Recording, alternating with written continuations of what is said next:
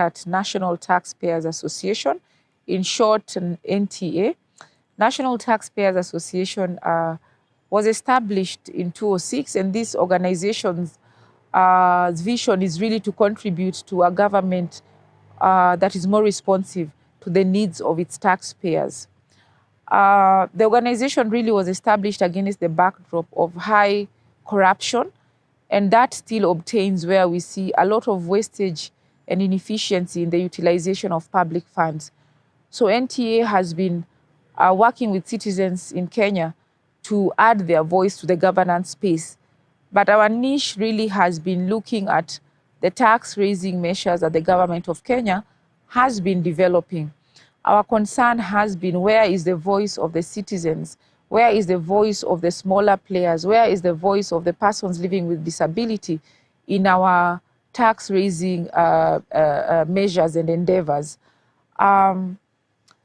As a team and as an organization, of course, we have had the privilege of engaging with a lot of government documents, looking at the Auditor General reports, looking at the reports from the Controller of Budget, looking at the reports from the Salaries and Remuneration Commission, and we've been able to see the wastage that these institutions have pointed out, the inefficiencies and the areas where we lose critical resources for a country that is plagued with the debt, high debt that we must pay, and equally balancing that with the provision of essential public services. So that is what we concern ourselves with, and we are very proud of the fact that over the years, we have built a critical mass of citizens, around 15,000 citizens spread across the country of Kenya, and in key areas where a lot of our budget goes to. This is the education sector, the water sector, and the health sector. So we've been building capacity of these citizens to engage with budget documents where they can see the correlation between the tax they pay and the essential services that should be provided to them. And we are happy that we have also contributed to tools, the scorecard tools that citizens have been used to collect citizen data, which they have used to engage with their duty bearers. And we are very excited that really we have seen progress. The other program that we at NTA are very proud of is the program on strengthening government services. This is an area and a program that acknowledges that there are some shortfalls in capacity in our government, and so we come together to co-create solutions with them. And we would like to give an example of the work that we had done in select reports that these counties had, and these were some of the counties that had the worst audit reports. But having worked with them, we have seen a change, the audit reports moving from disclaimers and negative reports to better reports, and we feel that this can contribute significantly to the tax morale in Kenya, which is at a low, evidenced by the happenings within the Finance Bill 2024 conversation. So this is an area that NTA has been working significantly by sharing reports, sharing different research pieces that really share what is happening in other jurisdictions. And I also cannot fail to talk about the tax justice program, which for us as a team, we are always excited about, because this is a program that acknowledges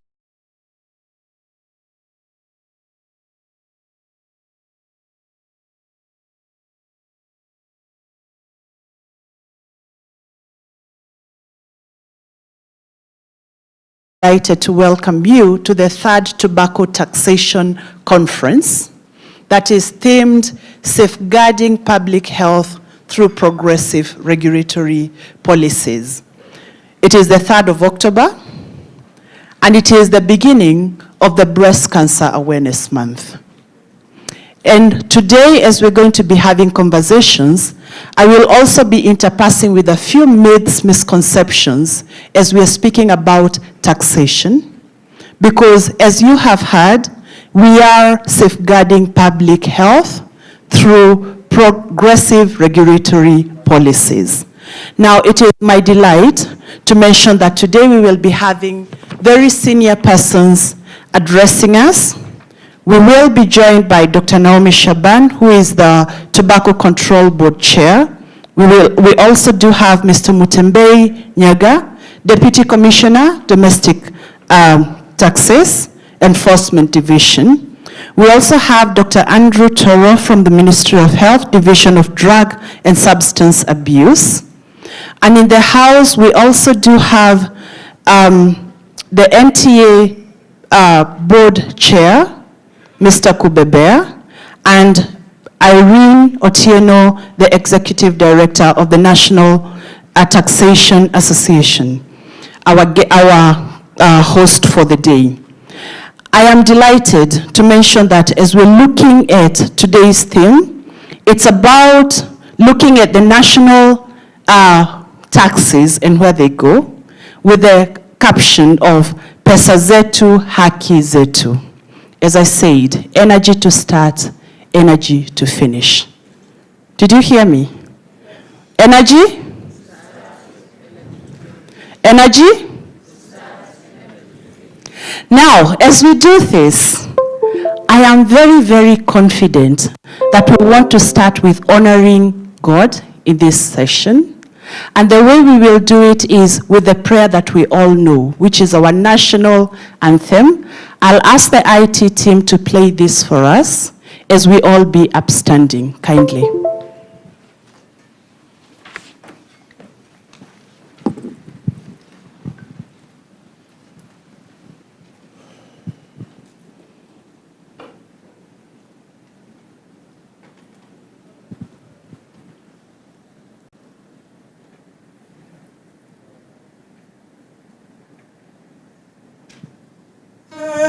Mungu nguvu yetu,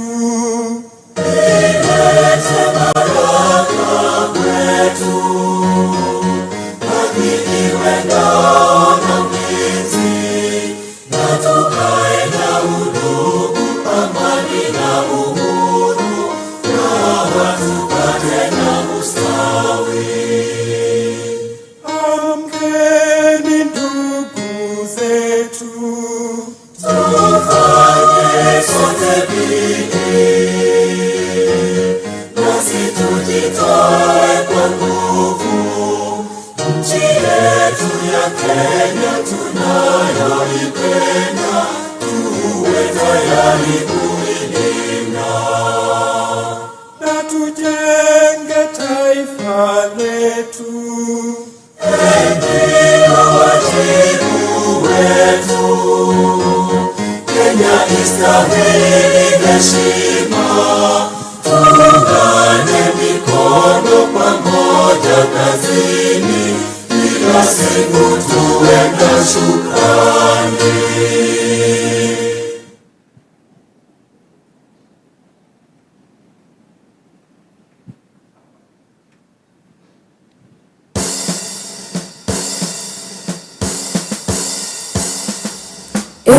Mungu twaomba ulinde Jumuiya Afrika Mashariki, tuwezeshe kuishi kwa amani, tutimize na malengo yetu. Jumuiya yetu sote tuilinde, tuwajibike, tuimarike, umoja wetu nguzo yetu, idumu jumuiya yetu. Uzalendo pia mshikamano iwe msingi wa umoja wetu, na tulinde uhuru na amani, mila zetu na desturi zetu. Jumuiya yetu sote tuilinde, tuwajibike, tuimarike, umoja wetu nguzo yetu, idumu jumuiya yetu. Viwandani na hata mashambani, tufanye kazi sote kwa makini, tujitoe kwa hali na mali, tuijenge jumuiya bora. sote tuilinde, tuwajibike, tuimarike, umoja wetu ni nguzo yetu, iinuwe jumuiya yetu.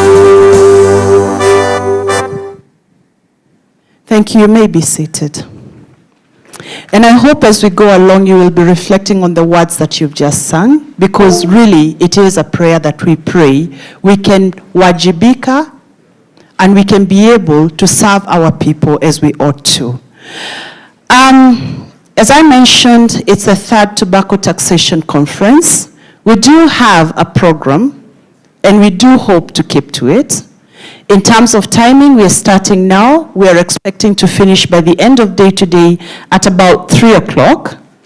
And for that matter, that's why I keep saying energy to start and energy to finish, because we are here the whole day to discuss about tobacco taxation, the third Tobacco Taxation Conference.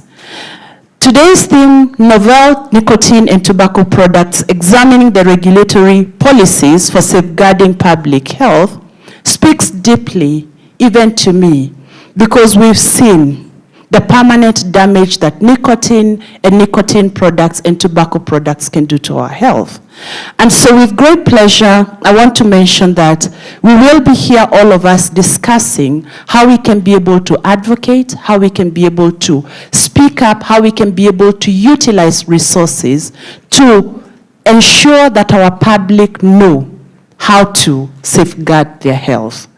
I'm going to invite John Thomey, the project officer for NTA, who will set the stage for us and tell us more about the conference that we are attending today. John, you're here? Thank you.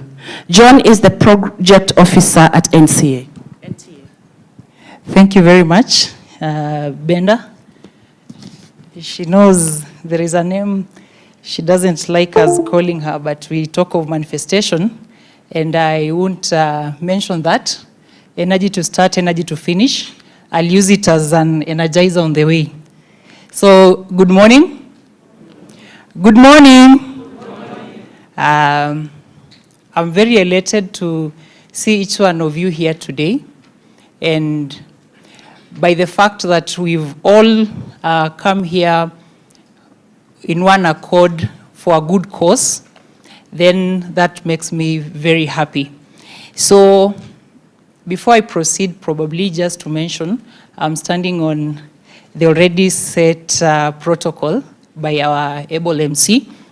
And in terms of our today's engagement, I won't go into detail because a good number of you have been able to go through the concept note, conceptualized it, and probably you are here to engage, which is very, very great. So just to start and to mention, because I know issues related to tobacco control and nicotine control is very sensitive. This project that we are running as NTA is funded by the Tax Justice Network Africa and Tobacco Tax Advocacy in Africa. And just to recognize our partners in the room, we have members from Zambia, CTPD, as well as CISLAC, Nigeria, who are just part of the colleagues that we run the same project across Africa. The project in itself looks into using tax as a control tool for consumption of tobacco. Kenyans are well aware that when we mention tax, we touch into their pockets, we touch on affordability. However, the same concept applies to tobacco and nicotine products. So our general objective under this project is to see that the excise tax on tobacco is increased in order to reduce affordability, switchability, and any other form that might come with your ability to procure.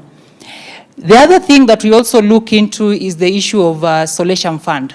The discussions have been there on universal health coverage, how to fund it, how to support it. We know we have a provision of 2% on the turnover of tobacco industries.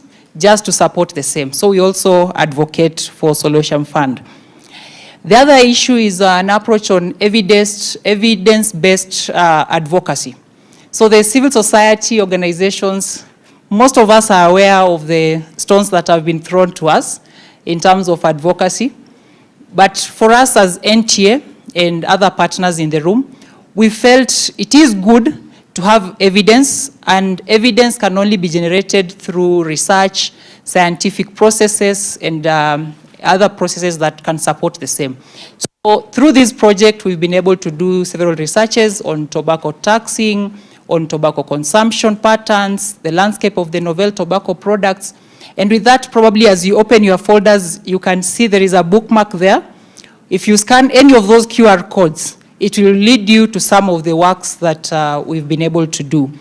So for today, we won't go through all that I've mentioned, but starting on what is expected of you or what is expected of us, and I also appreciate that you might be having an extra expectation from this meeting, but I'll just highlight a few. And before I move to that, I can remember at the beginning of this year, there is a conference that we attended, a Pan-African conference, themed that from words to action. And it was very great having people coming to analyze what we've been discussing, the policies that we've been having on paper, but again, moving it from paper to action. So we know that Kenya ratified WHO FCTC, but where are we in terms of implementing those recommendations, implementing what has been outlined there as guideline for a safe public environment? So today, we want to review the existing policies, comment, get opinions, and see how are we doing. How good have we enforced? How good are the policies that are already in place?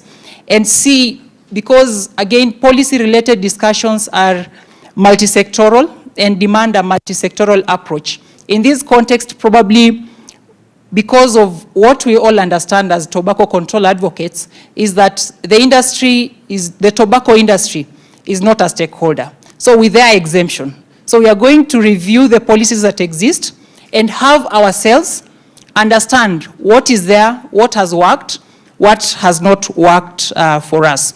The other discussion is on novel products. So as you can see, the theme talks of novel nicotine and tobacco products, safeguarding public health through progressive regulatory policies. Numbers that we probably we quoted actually in our recent report is that as of 2018, the novel industry was at a value of $11.5 billion globally. Then as of 2023, that is 5 years, the value actually doubled. And we are talking of $26.84 billion. And what makes me even unhappy or a bit mad is that we are the consumers of these products. And we know that tobacco and nicotine products has no single positive effect onto us.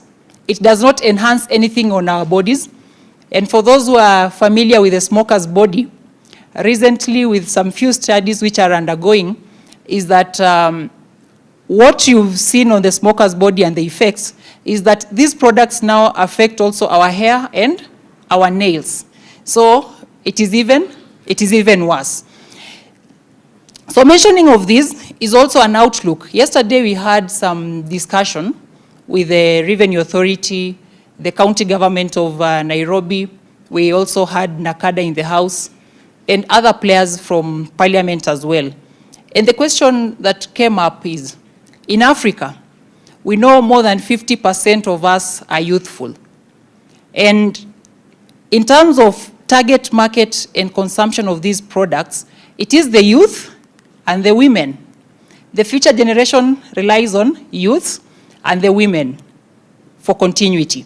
So again, this comes up as another issue of concern. The other thing that we will be able to probably highlight and discuss is the ongoing discussion. This is now back home on tobacco, the Tobacco Control Act. Discussions are there. Amendment process are ongoing at the Senate level, but we also understand that MOH has an opinion into this, being our main stakeholder. So probably this is also another space to engage, and I really appreciate that MOH is well represented here, as well as the Revenue Authority. The last one, which now touches on Africa as a whole, is the approach. Just a thought and a discussion on this level. I have the benefit of knowing probably what is to be discussed at the panel level and some of the presentations. So don't think I'm a prophet. So it's just that I have the privilege of knowing what is to come. So we would like to understand, we have West Africa, ECOWAS, having a regional approach in terms of regulating tobacco and nicotine products. We have EAC having some provisions on unification of some of the taxes at EAC level. We also have the Continental Protocol. Does it really encompass this? Has it envisioned this? And if at all we decide to go through this route of having a regional control, like probably the EU and the others, how are we going to do it the African way? Because sometimes copy-pasting has been a great issue of concern when it comes to policy. So those are some of the areas that we'll be tackling, but it doesn't mean that we are limited to that. We are thinking as if the box does not exist. Otherwise, thank you very much. Back to you, Benda. Thank you. Makofi kwake. We are thinking as if the box does not exist. Do we agree to that? Do we agree to that? He's mentioned a number of things. Part of it is what we can do with advocacy from a policy perspective, all the policies that exist, some of the statutes that Kenya has signed to. He's also mentioned the need for us to review policies today and see what's working and what's not working. He's also mentioned about the novel products and that they're a recruitment platform for women and girls so that in future the tobacco industry is guaranteed of a consumer. And he's also mentioned about the approach towards a unified approach, both in Kenya, Africa, as well as globally. What also I ought to anchor this conversation on is our constitution. Health is a right, basic human right. It is anchored in our constitution 2010. And also on the SDGs. And so as we are thinking about all this, let's be aware that what we're doing is safeguarding human rights. I'd like to welcome Dr. Shaban, who has just joined us. Welcome. We are proceeding with the program, and now I would like to invite Irene Otieno. Irene Otieno is the ED for National Taxpayers Association, our host for today. And as I'm welcoming her, I will request the IT team to also project her profile, kindly. I will read briefly about Irene as we are getting it projected up for you to also be able to see. Irene is a renowned advocate in Kenya. She is the ED for National Taxpayers Association. And, oh my goodness, technology is failing me as well. With over 10 years experience in governance, public sector management reform, she is a dedicated advocate for good governance and tax justice in Kenya. Her work focuses on empowering citizens through access to information and encouraging them to demand accountability from leaders. She is also committed to being the voice of taxpayers, striving for a better Kenya now and into the future. And it is my great delight to welcome Irene, who will now formally welcome us into the house. Irene. Makofi. Makofi.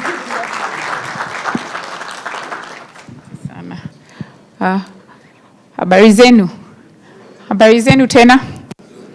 I'll also follow suit from what my colleague has said.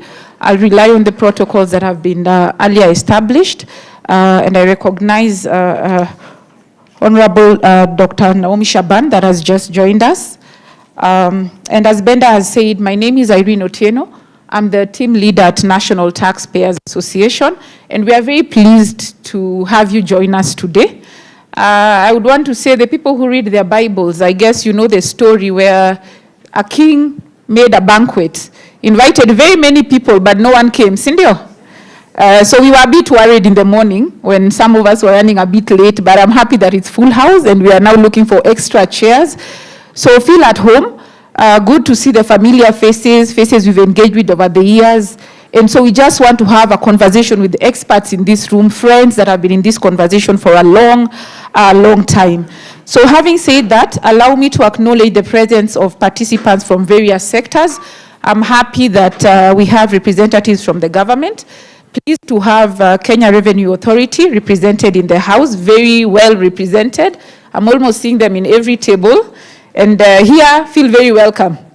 Our friends from civil society, spread across the room, friends from media, academia, we are seeing several universities here with us, our friends and partners from our international partners and friends, and of course, let me not say the last one, but we are really pleased to have everyone here. As Tommy has said, and Tommy, thank you for working tirelessly to ensure that today we are here and everything is going smoothly, is to say that we are indeed here to discuss an important topic. The reason I say it's important, and I think this conference comes at a good time, is that we are looking at social health. So I don't know how many of us have registered. There's a drive by the government.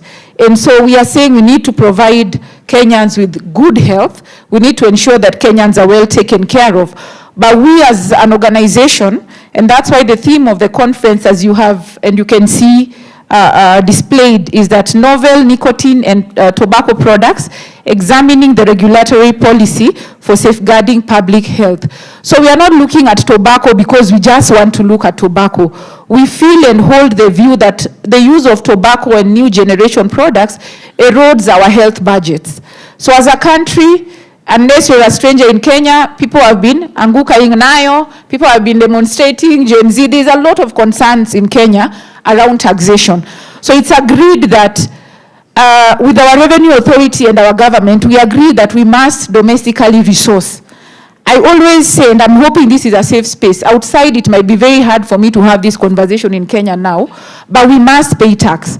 Even if we were to get rid of corruption, there is population growth, there is inflation, things, and the price of things keep going high. So we always say, and as NTA, I will belabor a bit of that, is that NTA has over the years been advocating for prudent utilization of taxpayers' money. That is what we stand for, and my chair will underscore that. So we have been the people very busy and telling Kenyans, look at your control of budgets report, look at the Auditor General's report, look at such things. So we agree that we must look at accountability issues, but we also have to be open and agree to the fact that even if we were to address all of those accountability issues, we still must pay that tax because of population growth, the expectations of things, there is climate change, there are a lot of external shocks that our government and all other governments in the region and in the whole world have to deal with. Therefore, we look at how do we balance these things, even as we say that Kenyans must pay tax. The question is, when this tax is not coming as fast as we expect, because it might not come as fast as we expect because a business is getting the profit, the cost of running business is also a bit high. So the amount of money or the tax that the Kenyan has paid, how do we ensure that that tax is used efficiently? So that's the reason we are here, because we have identified a product that erodes the efficiency of health budgets. So even if you did not add the health budget for this year, Dr. Toro from Ministry of Health, but the NCDs and the ailments that come as a result of using these products will make us draw a lot of our health budgets to treat and sort these issues. So the question is, how will we balance the concerns about industry and public health? And as an organization, and I think as everyone here, personally, I always say industries can grow. If they die, you can, what do we call it? You can adapt and move to a different sector. But what of our lives? You cannot have another Kenyan. So if I get, no, let me not use I no power of words.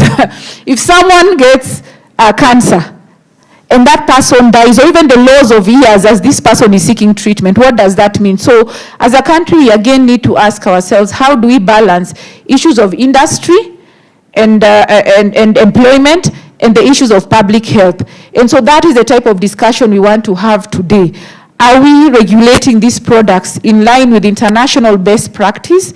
Are we regulating these products in line with what the Kenyans have said? Because the Constitution, and as Benda has said, provides for social economic rights, and health is one key aspect there. So when we are taxing, are we looking at the provision of social economic rights? How does the effect of taxation of this product influence the right to health? Also brought out by my colleague Thom is that the landscape has kept changing. The industry adapts, as I've said. So the products they used to have last year or several years ago are not the same products they are having now. So they are looking at the future market. The question therefore is our legal regime and regulatory framework aligning and adapting as fast?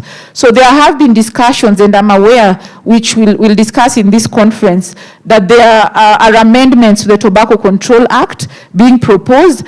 Are those proposals as far-reaching? Are they looking that far? The way the industry has 30-year plans. Where is their market? Their market is the youth. Their market is the children. And the report that was done, the professor in the House together with NTA, will show that the age at which people are starting to use the electronic nicotine devices is at a very low age.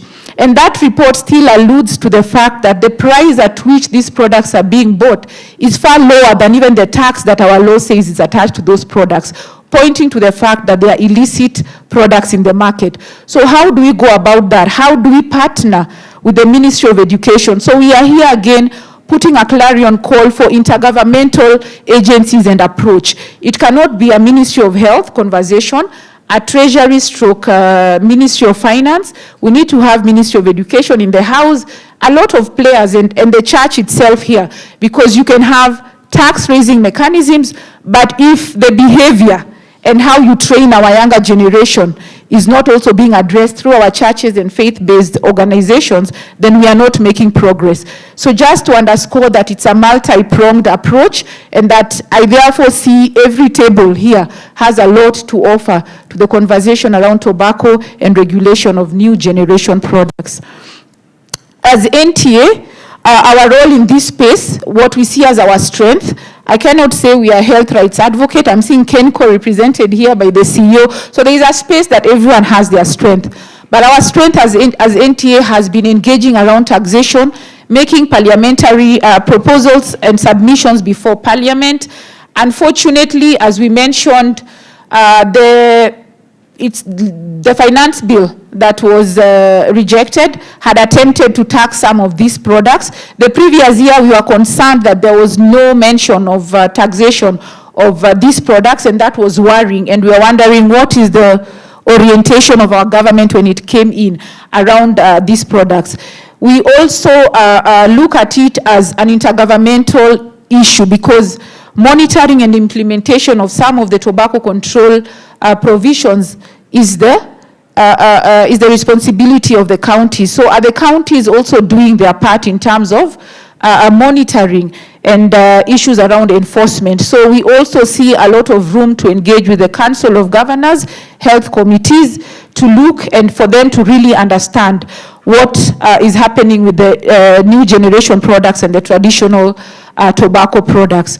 So our key focus areas as National Taxpayers Association in this space has been effective regulation of new generation products. I'm happy that we'll be sharing findings from the report that I've mentioned, having been co-authored by NTA and the team from Aga Khan University, Brain and Mind Institute. They'll be able to share evidence, because this has been something that has been missing. We can say the impact, how deep the problem is, but do we have evidence? Do we also understand why are people using these products? Is the taxing regime working? From the users, do they feel like this tax increase really can control their consumption? So that piece of research is what I'm really looking forward to, because I know that policymakers and other people that need to make the key decisions need actual evidence. I'm also excited that in the House we have partners. We have mentioned that this project is being supported by Tax Justice Network Africa, together with Bill and Melinda Gates Foundation. And we are not the only country implementing this. So this problem is not unique to Kenya. The industry is looking at Africa as a new market, a market that has potential customers, so to speak. So it would be very interesting to hear perspectives from our friends from Nigeria, who are also part of this project. They'll give insights, you can see from the program. And we also have the team from Zambia, so that we can also borrow what is happening in other contexts, who has gone before us and has best practice that our policymakers can adopt. There are very many things that we are doing, but we also understand that there is industry interference. So that remains a key risk that we are concerned about as tobacco advocates. We have seen the role of industry in interfering with legislation. So at the point that we are looking at amendments, we are also very aware of industry interference and how do we mitigate that. So we welcome ideas on how do we go around this, how do we ensure this is a key concern to our legislators. Of course, we invited them, you can see from the program, but I'm sure we don't have them here because there's a huge political thing happening in Kenya. And so tomorrow there's public participation at the counties. I don't know who knows what's happening. And so we also see what is important to some of our elected leaders. So the politics of the day of the health of Kenyans. So I think this is a timely conversation. People have gone out of their way to collect research, but some of our policymakers feel that there are more important things. And so that just tells us that we also need to mature in terms of our politics. As I come to a close of my remarks, is just to encourage participants to contribute to discussions that we are having today. We invited you, and I think when Tommy was sending these invites on behalf of the NTA team, we invited people that we know have a lot of expertise, have experiences they've collected over the years. So we hope that this will be a space for you to contribute those ideas in terms of best practice, policy solutions, and innovative approaches to address regulation of tobacco and new generation products. We also reaffirm NTA's commitment to promoting public health, economic equity, and good governance in Kenya, together with you, our partners. So asanteni sana, and I'd want to wish us all very fruitful deliberations. I'm not used to the task that was given to me. That's why I was already closing up. And I saw the look. So at this point, I would want to invite Mr. Peter Kubebea.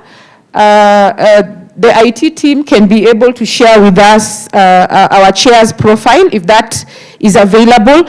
But it gives me great pleasure to invite Mr. Kubebea, who has worked with us as the NTA Secretariat, shared his expertise over the years, and I'm very sure that the remarks he will give will also guide and shape the conversation as we move. So, Chair, karibu sana. We can give him makofi, sindio? Makofi.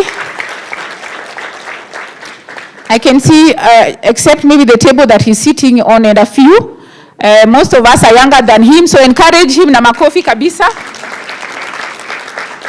We hear the wisdom of the older generation. Thank you, Chair. Asante, Irene. Good morning, everyone. It's a great pleasure to see the whole Africa here. We feel so privileged as Kenyans to host this international event, and NTA, National Taxpayers Association, as a host, will greatly wish to welcome you today.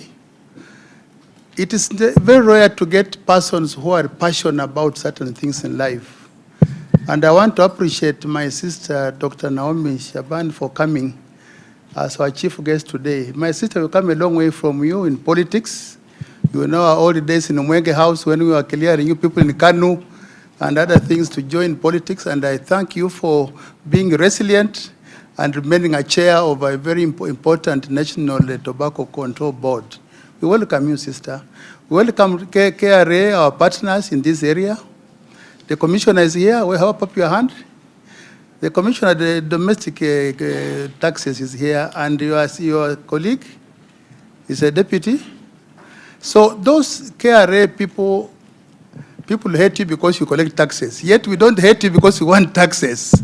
Kenya requires taxes, and every country requires taxes to be able to develop and grow.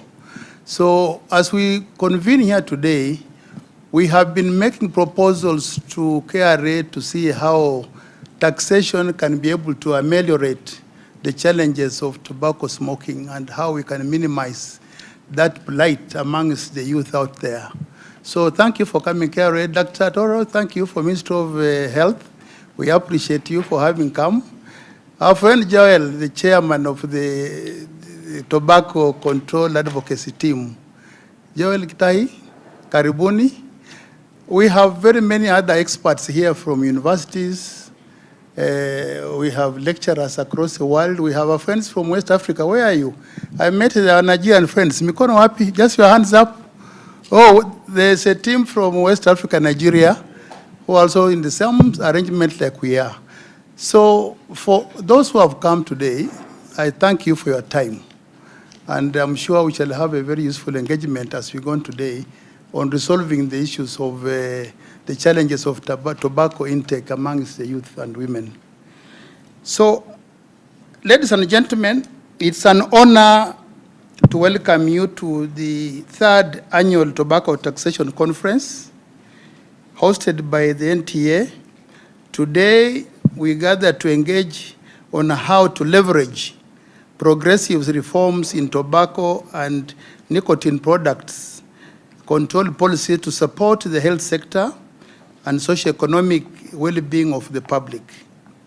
The theme of our conference today, novel nicotine and tobacco products, examining the regulatory policies for safeguarding public health,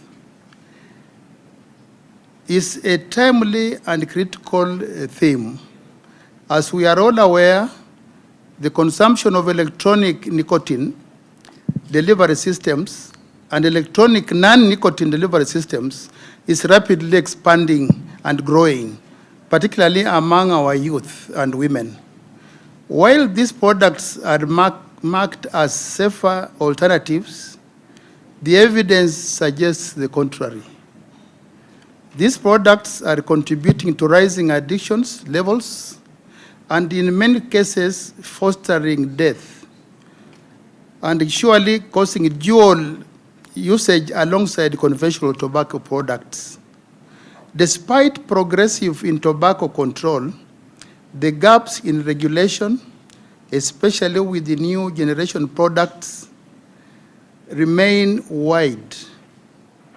This conference presents an opportunity to deliver into these regulatory gaps and identify solutions that will protect public health. The NTA, as an independent, non-partisan organization, has long advocated for progressive policies that promote public accountability.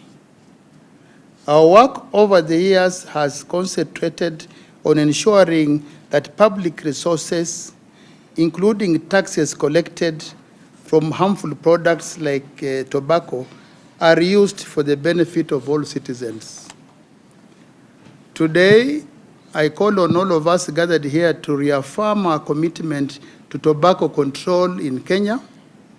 We must recognize that effective tobacco taxation is a powerful tool, not only in curbing consumption, but also ensuring that our governments have the resources to fund health systems and other essential services. In closing, let me say that this conference will not just be a day of discussion, but a continuation for actionable policy recommendations. Our shared goal is to develop strong health policies that will save millions of lives And together we can all achieve that. Thank you, and I look forward to a fruitful discussion and tangible outcomes from this conference. Lastly, and not least, members, we have 3 challenges. We meet as countries to develop robust policies, frameworks, and legislation that help to curb this area of tobacco. But unfortunately, the implementation of these policies has been lacking and weak. Kenya has established very robust systems, institutions, from tobacco control to tobacco mechanisms to NACADA, National Tobacco Control Council, to others that are really strong. But yet the challenge remains rampant and a challenge to our society's health. Today, with the chairman here, I want to hear what then can we do beyond our policy reforms and frameworks that we have established? What else then? Because the challenge is still remaining a rampant issue of death. The TB cases that are growing, the deaths from tobacco, the issue of addiction of our youth in schools is a major challenge. NACADA has tried their best. So how then do we harmonize these various institutions that have resources and the capacity to address this enormous problem that challenges the existence of our young men to come? The second one is our members of parliament. Unless the members of parliament are involved and actively passionate about the health outcomes of tobacco control, we shall not achieve much. Parliamentarians should have been here today, but we appreciate they're out there trying to see how impeachment motions can be passed by. That is not our priority today. The Kenyans are going to die because you're impeaching motion. That is concern in our country. So I'm calling upon parliamentarians that they are part and parcel of our problem and part and parcel of the solution. Because what I see here is that even the industry, the tobacco industry, what Madam Irene talked about, that they have capacity to be able to lobby our legislators not to pass certain bills because they are going to lose in business. So what do you decide then as a country? Do you progress international tobacco manufacturers to the detriment of your country's citizens' death? So that is a challenge we have, that we must also rein in the international tobacco industries to keep their business to the extent of making sure they participate in the promotion of health of those products. Because the ultimate aim is we want to see more Kenyans alive. Sindio? We want to see more Africans alive. But industries that come to destroy our very essence of youth survival, those industries we shall reject. To reject, yeah. So we shall reject because that is where we can't go. Finally, KRA, I know Kenyans are overburdened by tax. Whenever we mention about taxation now, nobody wants to hear about tax. So when we say we increase more tax, KRA has to come up with very innovative ways of how to ameliorate the tax collections that are not too high, but also contributing to the tobacco fund so that they can help in terms of support. So those are my contributions to this motion. But I want researchers to elucidate further on the serious challenges tobacco has on the health of Kenyans. Because we have experts here, they have reports, and this information needs to get out to the public. Because other than Joel, my friend, who is doing the advocacy at the community level, I think there's much more work for us to do in terms of advocacy and control at the community level rather than a national level. In fact, if any funding was to be given to NTA, we want to request that they support us in terms of engaging the advocacy at community level. That is where the problem is. That's where the change will come from. With those remarks, I want to thank you and most welcome and be happy at home. Welcome, Kenyans. Thank you. Thank you so much. Thank you so much, Chairman. And I'm wondering, is that the best we can do for our chairman? Energy to start. Energy to start, energy to finish. Did we forget that? Anyway, it gives me delight to actually mention one or two things that the chairman has highlighted. And this is because we need to anchor ourselves on what we want out of today. Chairman has mentioned about the politics of the day and where they are. But the question he asked us is, what can we do today to safeguard public health, especially because we have many policies that make our shelves look good and they need to be implemented? Are we together? So one of the outcomes is, what can we do today, as guided by the chairman, to safeguard public health? Ladies and gentlemen, as we're moving along with the program, I want to appreciate that we have many of us here who have a lot of expertise towards dealing with the issue of tobacco taxation, and tobacco cessation in this country. One such person is Joel Gitari. Mr. Joel Gitari is going to be our next speaker. He's the chairperson of the Kenya Tobacco Control Alliance, that is KETCA. Joel is a dedicated advocate against tobacco use and addiction, particularly amongst the youth.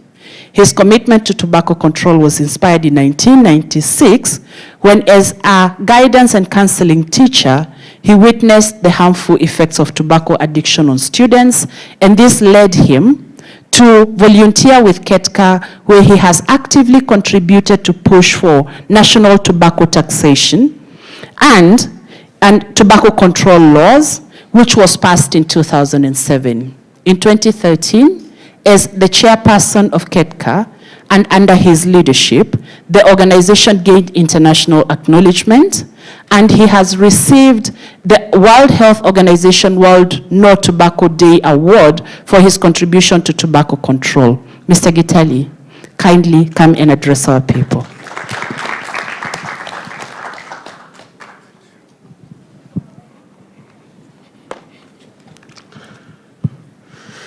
Good morning, everybody.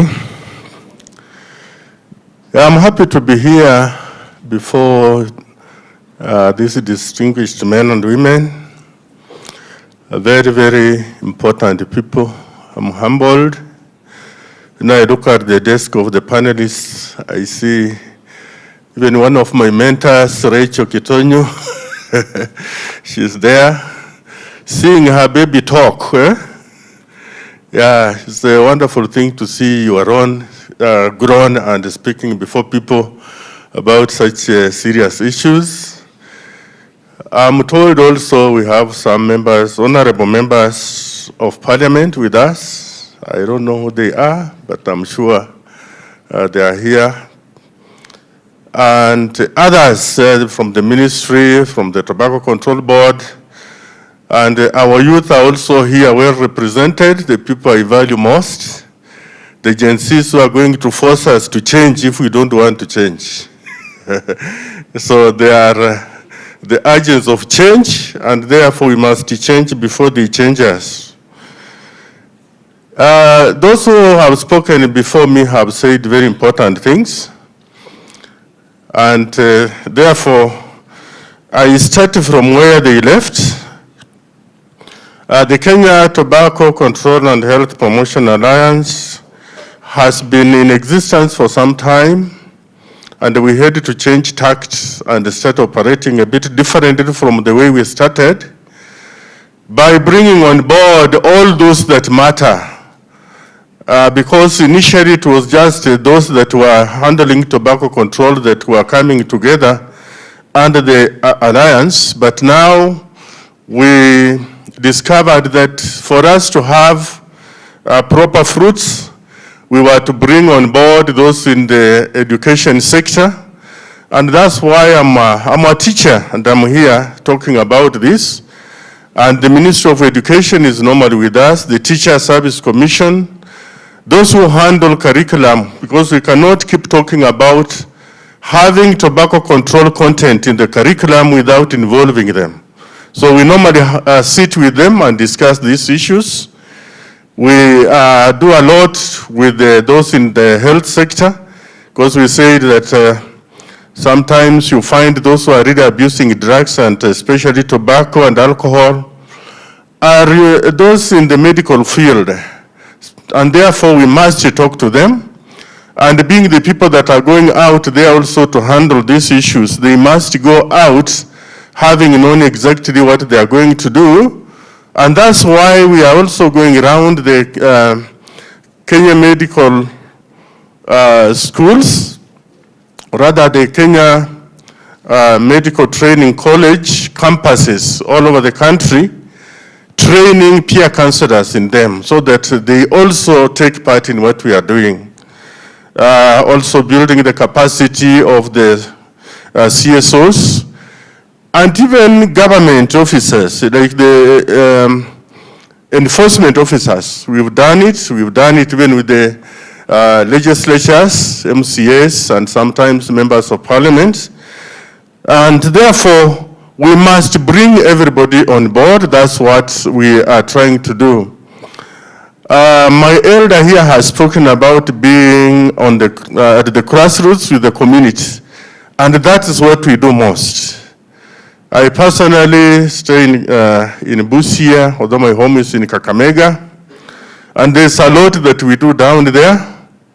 And I'm happy that an elder like this one is able to recognize that and tell us. You know, there are some people who only know that Nairobi is Kenya and Kenya is Nairobi. And they are Kenyans, so all that they do and glitter is within Nairobi. And then they feel that they've served the country called Kenya. We must think better and reach outside there to those at the grassroots.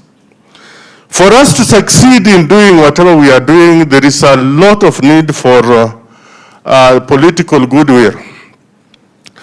If our leadership doesn't support whatever we do, we can't go far. And that's why even WHO really looks at the relationship between the CSOs and the government. And if there is a very little going on, then sometimes even WHO withdraws. Like in Tanzania, where they have not even signed the FCTC, whatever, you know, there is very little going on.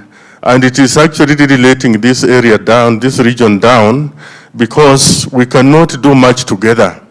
So what we are saying is that we are calling upon the government of Kenya, and especially the Minister of Health, to participate in whatever we are doing fully, because that has been a bit of a problem. And I'm not afraid to say that this could be going on in other countries, as we've been sharing on the social media platforms, that there is a lot of confusion within the government, there is no coordination, and when that happens, then it becomes hard for us also to do what we are supposed to do. Because we are to be guided, to be given directional guidance by the government. So anytime the government doesn't play its part well, then there is a problem. Tobacco industry is very good at derailing what is happening, delaying whatever legislation that is in place, and even ensuring that it destroys whatever we are doing. So as we talk about even reviewing tobacco control policies in the country, it is my sincere prayer that we do a lot of monitoring and countering what the tobacco industry is doing. There is a lot of interference. And that's why we have gone through the process of coming up with graphic health warnings, changing whatever was there into a better thing, and then after that everything goes quiet. You go through a legislative process, come up with whatever you want, and then silence takes over. Whatever you have done is put under the carpet because of industry interference. So I'm praying that all of us will monitor. We are going to talk. There are some CSOs which even no longer behave like CSOs. When you become a bit hard, they withdraw and even say, we are not part of that, because they want to look good. I want to tell you that we must stand up to be counted. That we tell the government this is not the direction to take, we are taking this direction.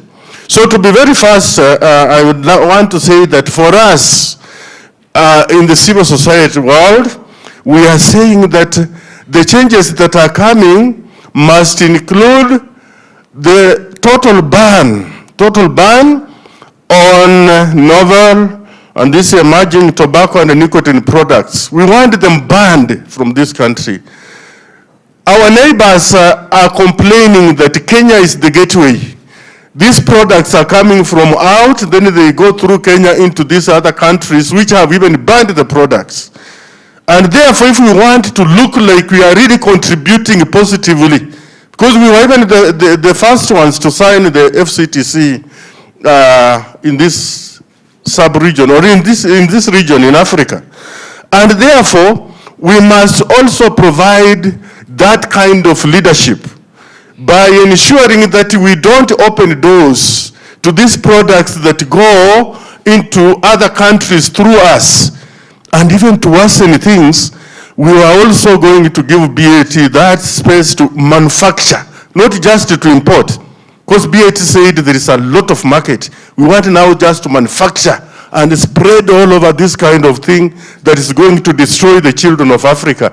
And Kenya will be our launching pad. We are going to spring from Kenya and destroy Africa. And then they have continued to pressurize the government to give them that space, trying to twist the government because we are so desperate for investors. We want manufacturing to grow in the country, and therefore they tell the government, if you don't accept, we are going to withdraw our investments from the country, so as to ensure that the government allows them to produce these products that are meant to kill the children of Africa, to have our children reduced into zombies and die earlier than they are supposed to. So we are saying that our parliamentarians, some of them, especially in the Senate, have come up very strongly to speak about this. I salute Honorable Sabina Chege for speaking very boldly about this.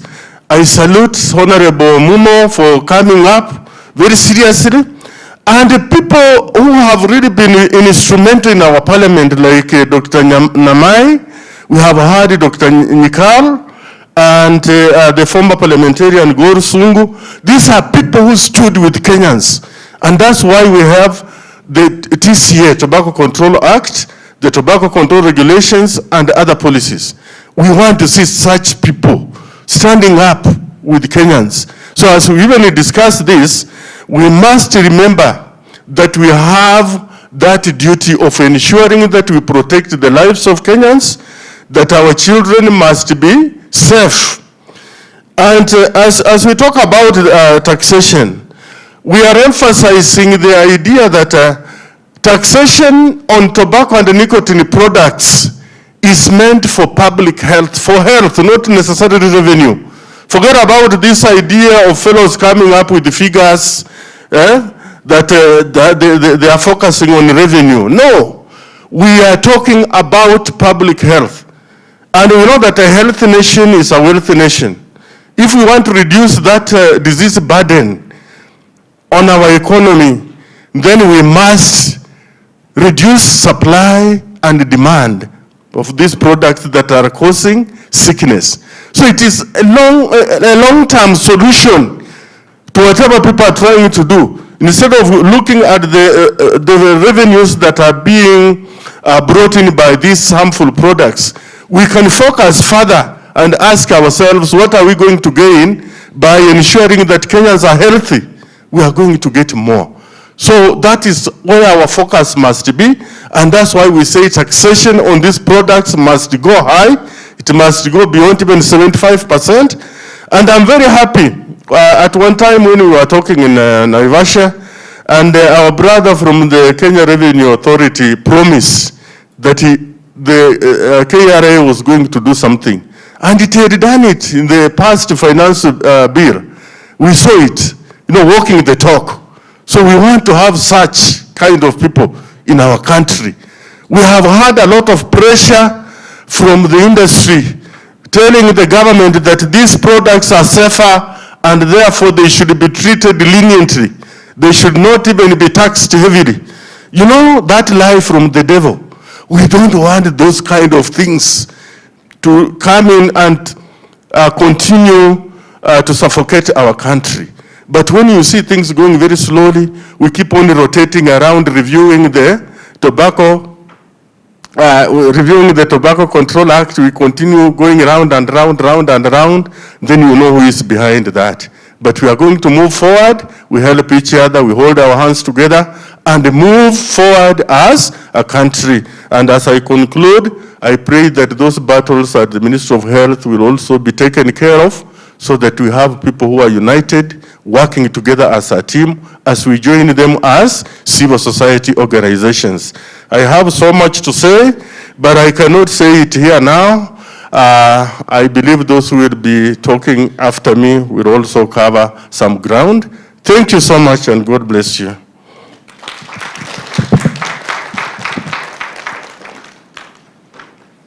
You can tell when you give a civil society activist a microphone, they use it. Makofi kwake. He said some critical things. One of the things that he said is that we have to be on guard against industry interference, and we need to stand up to be counted. At this point, I'm going to say, we will not stand up right now, because we still have more people who are addressing us. But I would want for you to remember, you own this room. So if you're feeling it's a bit chilly, please raise your hand, we'll take care of it. If you would like to use some of the rooms outside, you cannot hear me? It's a bit chilly. Oh, he raised his hand. Tumpigie makofi. Yes, we will take care of that to ensure that it's not so chilly, because we want you to stay and stand up and be counted. He has also said we want total ban on novel tobacco products. And I'll tell you, I support you in that, because it has been proven. Vaping, although the industry would want to tell you it's healthier, actually leads to the likelihood of the person who has done so to be 10 times more likely to utilize cigarettes and other products in the future. So that addictiveness is not just about now, it's also recruiting the market for the future. We need to be on guard and stand up to be counted.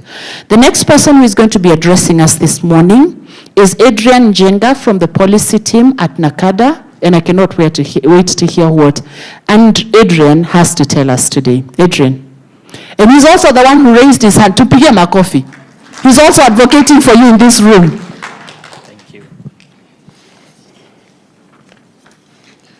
All protocols observed.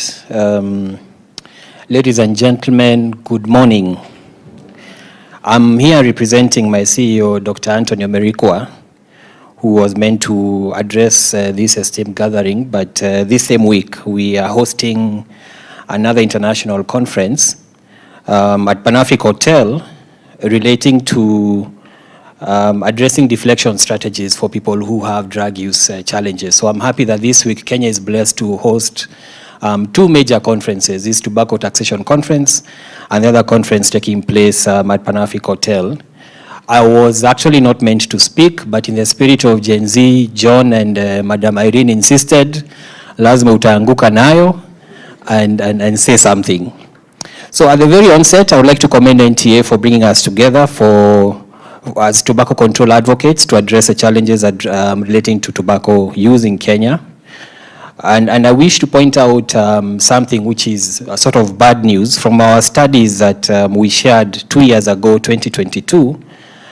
Unfortunately, tobacco prevalence rose by 0.2% from the year 2017, from 8.3% to 8.5%. So of all the drugs that we assessed in 2022, only 2 drugs were affected in terms of prevalence, cannabis and tobacco. With regards to alcohol, consumption has gone down. With regards to heroin and cocaine use, consumption has gone down. But as far as tobacco is concerned, the prevalence seems to be going up. So this clearly tells us that we have our work cut out as tobacco control advocates. For us at NACADA, part of the reason why we are really interested in tobacco issues is because we know it's a gateway drug. And young people end up using hard drugs once they have started to use soft substances such as alcohol and tobacco. So for us, this is a high priority issue. And we've adopted a whole of society approach in addressing this problem. So within our board, for example, and I was sharing this with Madam Odero from NTA, we have a representative of the youth, we have a representative from the faith-based organizations, both the Muslim faith and Christian faith. We have representatives from various institutions in government, and this is in the spirit of addressing this issue as a whole of society rather than one institution addressing the same. With regards to the novel nicotine products, it's essential that we strengthen the regulatory framework for the same. And within government particularly, and I was very scared to speak after Mr. Gitali, because every time we have in these forums, he always knows where to step with regards to government and some of the areas that we need to pull up our socks. So within government, we are strongly advocating for policy coherence as far as addressing the novel nicotine products as are concerned. And as we tackle this emerging concern, it's crucial for us to remember that we need to address this from a public health concern rather than addressing it from a social interest perspective. So as an institution, we are here to learn from you. We are here to get feedback on some of the areas that we also need to improve on. And we look forward to the productive discussions ahead and wish everyone the very best throughout the conference. Nimeanguka nayo? Makofi tafadhali. No, he's not going away. Stand up for a minute. See, he said, ameanguka nayo? Atuonyeshe vile tunaanguka nayo? Hebu simama utuonyeshe tunaanguka nayo aje? Part of my DNA, niko na 2 left feet. Sasa hapo nitakuangusha. Nitakuangusha, but thank you. Atuangusha, asituangushe? Atuangushe. I have news for you. We have a Gen Z for real, mwenye hana 2 feet, mwenye atatuonyesha how we will anguka nayo today. Mtanashati, you will be ready for that. Thank you. Now, as I mentioned, we have quite a number of people who are senior, seasoned, and very knowledgeable about the issues that we're discussing today. And you've listened. Even with the youth, we are saying we need to be able to stop gateway drugs because this is recruitment. And by doing so, we are strengthening the regulatory framework to ensure that we can stop before it starts. I am delighted to invite Pamela Ahago. Pamela is representing the PS Treasury, and she's going to give us some remarks from the Treasury. Pamela, kindly.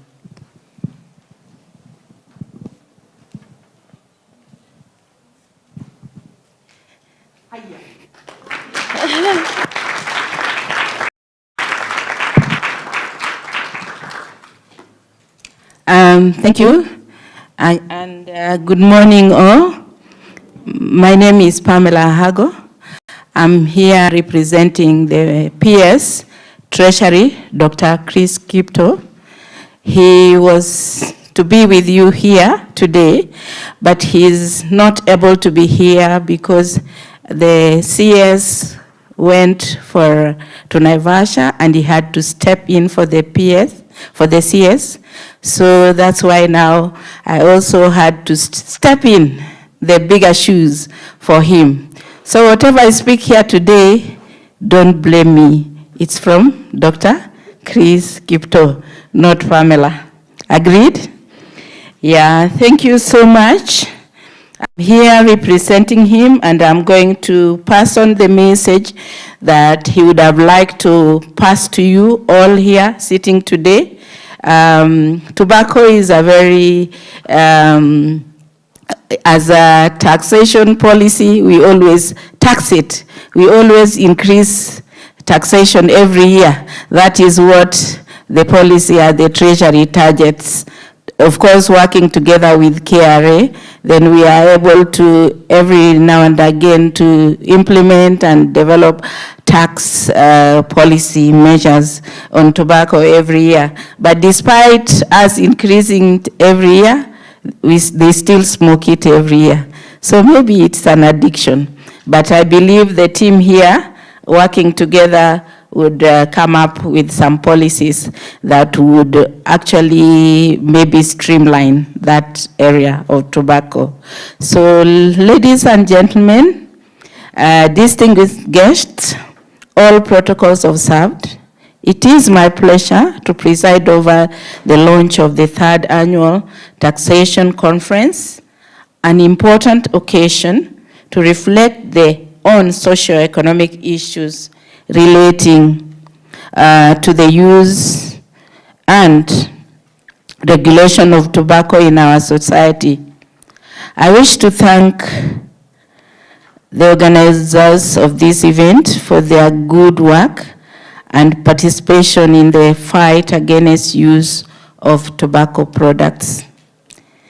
Ladies and gentlemen, studies suggest that the use of tobacco started around the 1st century when Maya people of Central America used tobacco leaves for smoking in sacred and religious ceremonies.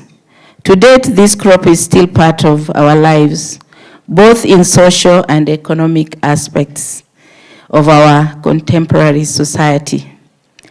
The harmful effects of tobacco use in the society, of course, cannot be overemphasized.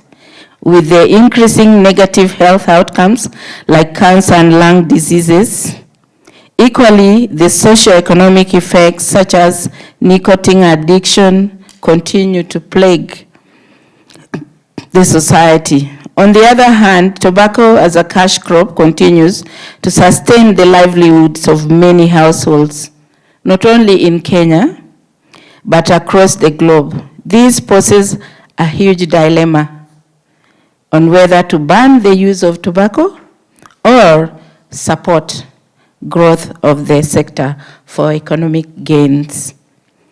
Ladies and gentlemen, according to a report by the World Health Organization, Kenya is among the top 10 tobacco leaf producing countries in Africa and came second after South Africa in cigarette exports in 2018.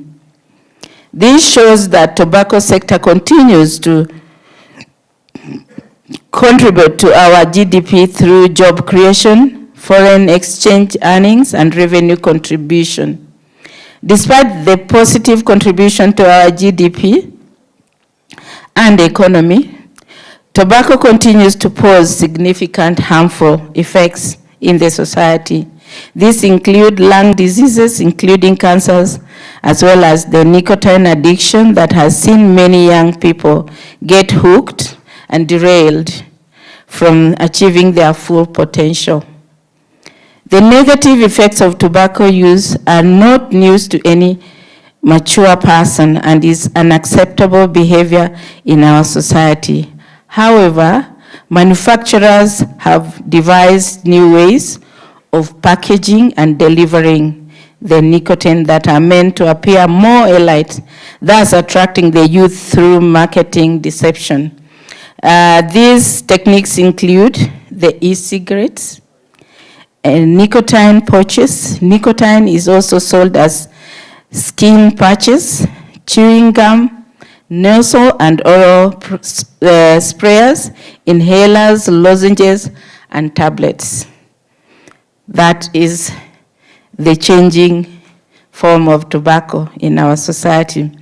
In Kenya, electronic nicotine delivery system and electronic non-nicotine delivery system has been on the rise, which has led to increased use among teenagers.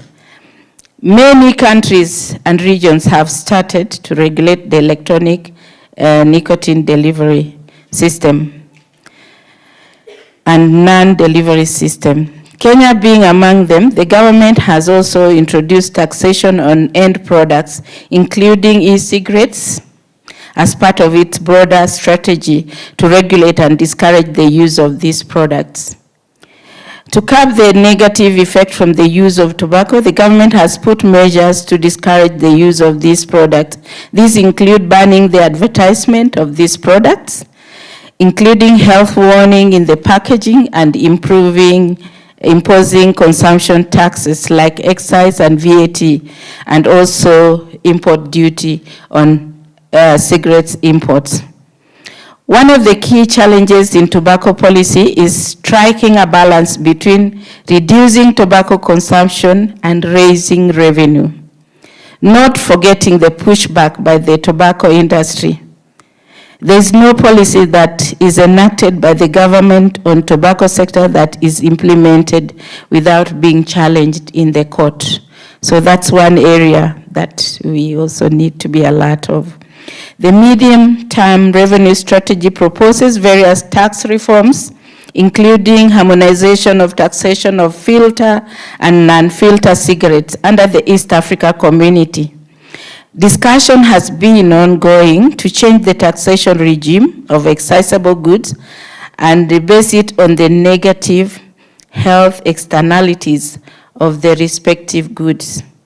Kenya delegation has been participating in these meetings and they have been going on. We hope something fruitful will come out of those meetings. The government has also, under the Ministry of Health, put policies for tobacco controls through enactment of Tobacco Control Act in compliance with World Health Organization Framework Convention on Tobacco Control. The ministry has imposed a levy on the tobacco payable by the producers as well as importers of the tobacco for use in the implementation of tobacco control measures. The success of these measures requires enforcement, public awareness, and such forums as this in addressing challenges associated with the use of tobacco products. We encourage stakeholders and members of the public to support the government and be part of the change required to change the behavior of citizens in tobacco use by sensitization, participation in sharing views and giving policy proposals during policy formulation, including taxation of tobacco products. Ladies and gentlemen, the outcome of this annual conference will be very important and will be taken into account during review of tax regime in taxation of tobacco products. So we wish you well, we wish you a fruitful discussion, and remember, we are waiting for the outcome so that we can also integrate it in the policy to come. Thank you very much. Asanteni sana.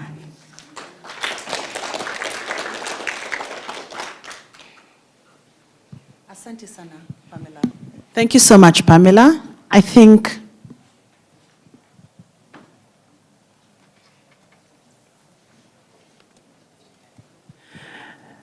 she's whispering to me that you've been seated too long, and that could be the future drug of the future. So please stand up. And at this point, I'm going to ask Mtanashati. Mtanashati. And the can we anguka nayo? Eh? Mtanashati, I have heard that there is a style called anguka nayo. I've never practiced it. And I'm pretty sure chairman has never practiced it. I'm pretty sure. Atujui? Tufundishwe? Tufundishwe? Do you know how to anguka nayo? Iya anafanyaga spoken word, lakini mimi najua anaendaka kuanguka nayo. So over to you. Tuonyeshe. Good morning. My name once again is Kijana Mtanashati. I'm a spoken word artist. Normally I don't do dancehall and anguka na, but me anguka nayo na maneno. So, so I do spoken word for social change. But before I start performing my piece, I will speak about something small. That was not the... I'm gonna perform. It is part of the performance. That was not... It is performance. It is spoken word.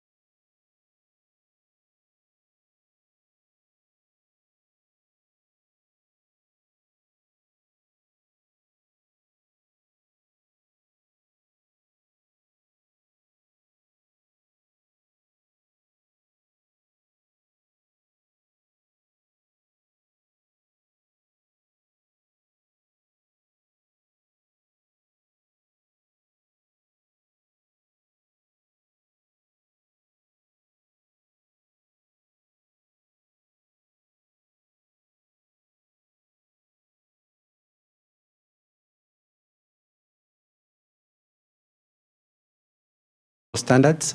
I'm privileged to be the head of drug and substance abuse, and therefore it's a great delight to be part of this conference, the third conference on taxation for tobacco.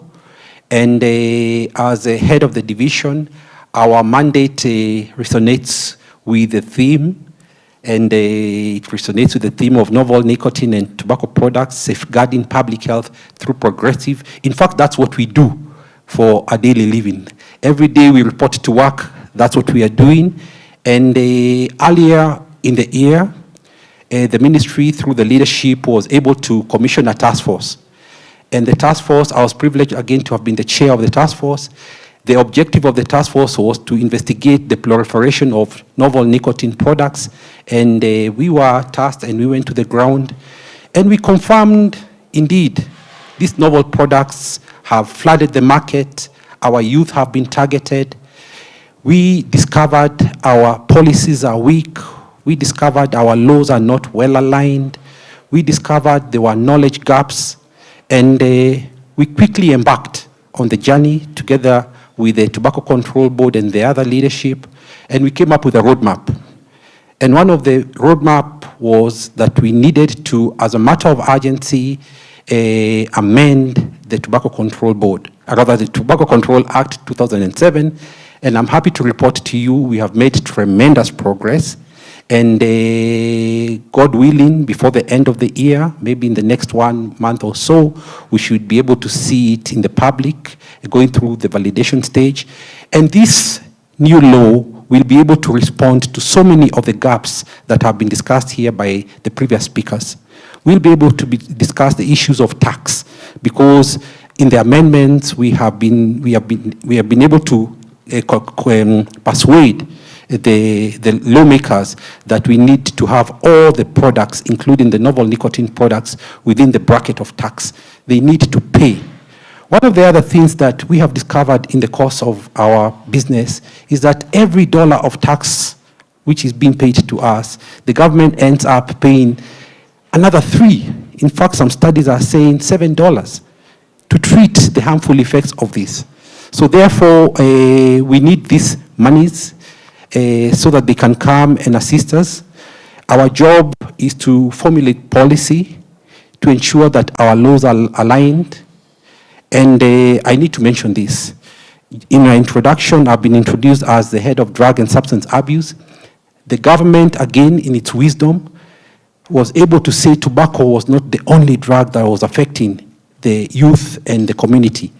And therefore, they brought in all other drugs together, and so that we can have a unified approach to alcohol, drugs, including nicotine and tobacco. But tobacco remains our biggest pillar, and I'm here to reiterate and confirm to you that we will work with all of you and ensure that we bring this menace down. The prevalence has continued to increase, and we are very concerned, but working with all of you, including the CSOs, we will be able to make progress. The other issue which is very important that I mentioned as I come to the issue of taxation is that we have been able to demonstrate a very close correlation between tobacco users and alcohol users and other narcotics. So that if you went to an alcohol consumer, chances are they are also consuming tobacco. If you went to tobacco and alcohol consumers, chances that they are consuming narcotics. And that's why we have this unified approach. There's a task force, a presidential task force, which we are privileged to sit in even with some of the people here. And I am sure the leadership is equal to the task and will continue in this journey. My colleagues from NTA, thank you so much for inviting us. It's always a privilege to come and learn. The issue of sustainable financing options. You all appreciate we have a huge mandate. We need resources. In the next 1 year, we are supposed to go to 47 counties, ensure that we sensitize on all stakeholders, including the judiciary, including our parents and teachers association, including students, including the Ngao, the chiefs and everybody. And all this requires resource. At the same time, we are required to build capacity of our healthcare workers, our community health promoters, so that they are able to educate the public on the harmful effects of these drugs. All this requires resource. During the task force, we were able to demonstrate a very big gap. We don't have cessation clinics for tobacco in this country. But I'm happy to report in the next 3 months or so, again under the able leadership of the Tobacco Control Board, we'll be rolling out 10 cessation clinics in 10 high prevalence counties. And we believe that will be able to demonstrate the government's commitment towards counseling, towards rehabilitating, even as we continue with the journey of prevention and promotion and educating our people. At the same time, we have discovered we don't have enough data.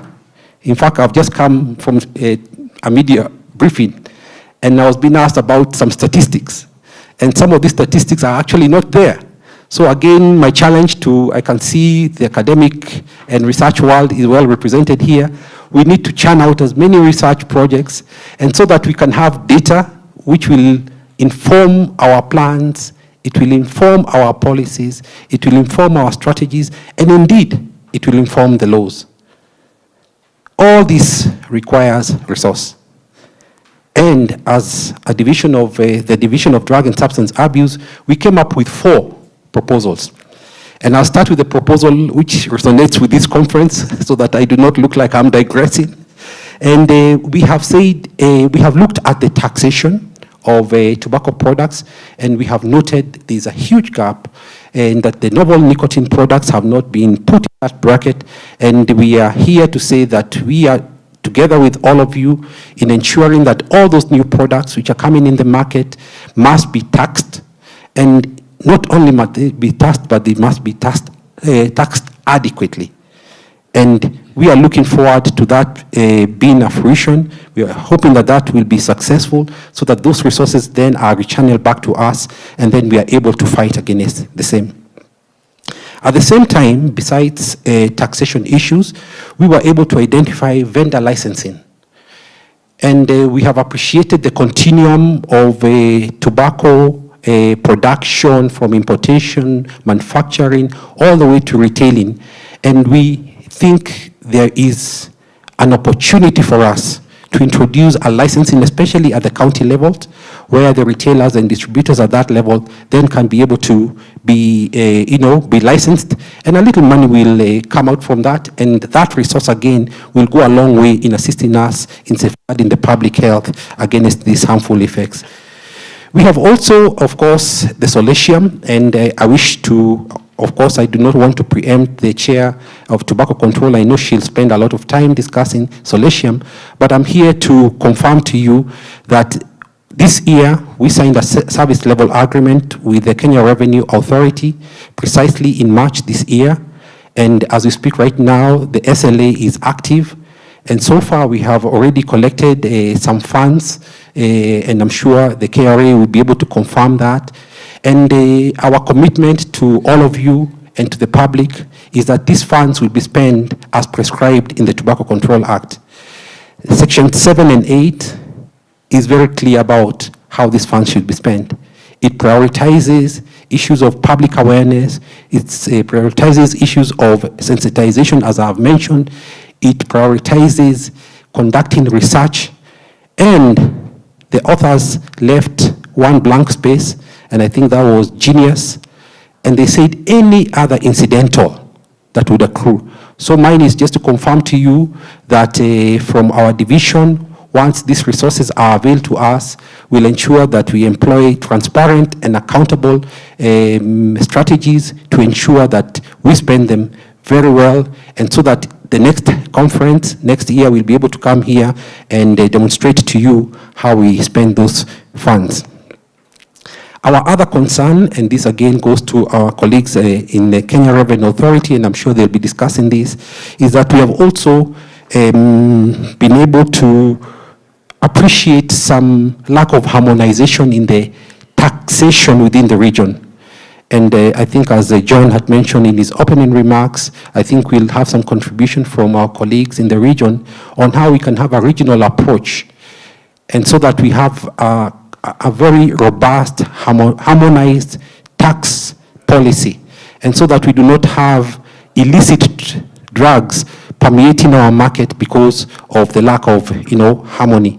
And I hope that will also be discussed at length as we continue. So in coming to the conclusion of my remarks, mine is just to confirm and to reiterate that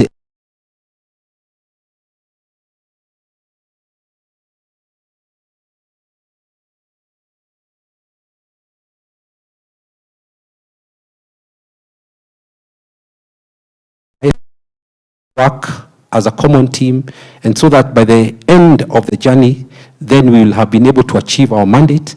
The mandate is huge, and allow me just to give you my personal experiences. I've been in this space for the last 10 months, and I can tell you when I got into office, I assumed it would be very easy until I appreciated the many facets and the many faces that drug and substance abuse has, and that the only solution, the only weapon is for us to bring our minds together, to work as a team, because if we do not do that, the tobacco industry is always ahead. They have a lot of resource. They are always doing research. They have the best lab in town. They churn out billions of profit, I think somebody has mentioned here, and therefore it is imperative as stakeholders that we ensure that the resources, the little resources that we have, we use them prudently and optimally, and so that we are able to face the enemy. So I think mine is to again express our delight to be here, and I'm sure as the day progresses, then we'll be able to share more with you, but to be assured that the Ministry of Health, State Department, Public Health, Professional Standards, Division of Drug and Substance Abuse is fully committed to working with you, and I'm sure we'll continue cooperating and collaborating. Thank you so much, and God bless you.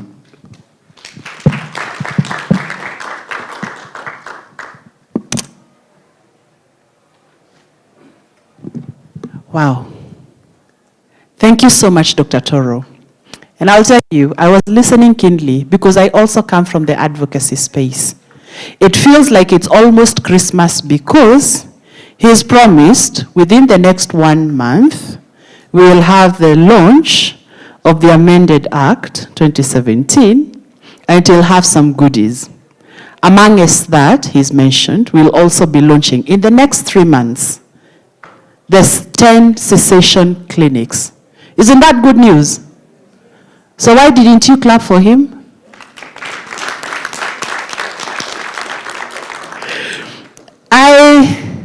I recognize we're running late on the program, but also I want to appreciate NTA for the very heavy lifting and very seasoned speakers that we have, that have made sure that we are setting the scene for the discussions that will happen today. And therefore, time is in our control because the conversations we're having are really, really critical. True or false? Energy to start? And only 2 people say true.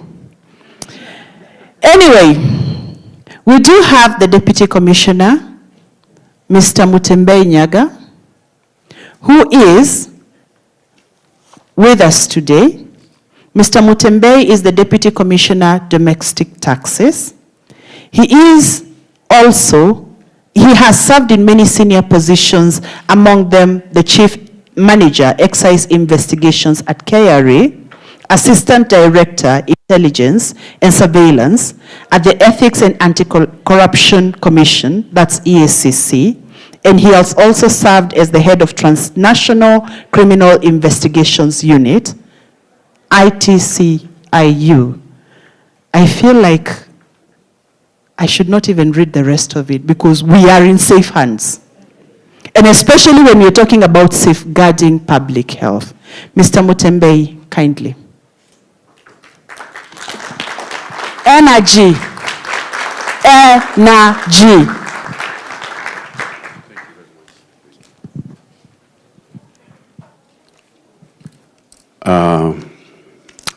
Distinguished guests, ladies and gentlemen, good, is it still morning? Good morning. First of all, allow me to pass warm regards from the Commissioner for Domestic Taxes, Madam Rispa Semiu, who was supposed to be with us here today. But as it has been mentioned, Kerry is very well represented here. We have our very own Pamela Hago, who was here making remarks just a couple of minutes ago. We have representatives from our enforcement department, led by Elena Lukoba. We also have representatives from our policy department, led by Dr. Festus Were. So we are all here today. And I wish to welcome you to this important forum on tobacco taxation in Kenya.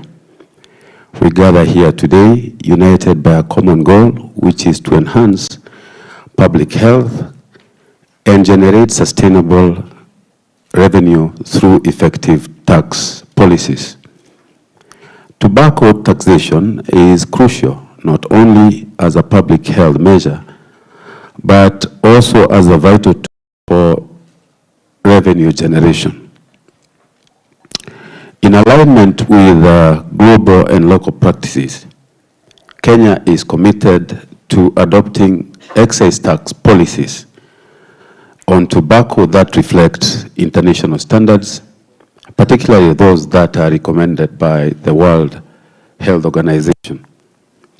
Ladies and gentlemen, the World Health Organization has consistently advocated for tobacco taxation as an effective strategy to reduce consumption and prevent tobacco-related diseases. According to the World Health Organization's Framework Convention on Tobacco Control, raising taxes on tobacco products is one of the most impactful ways to lower smoking rates, especially among young people and low-income groups. In Kenya, our taxation framework supports this initiative by progressively increasing excise taxes on tobacco products, making them less affordable in accordance with the World Health Organization recommendations.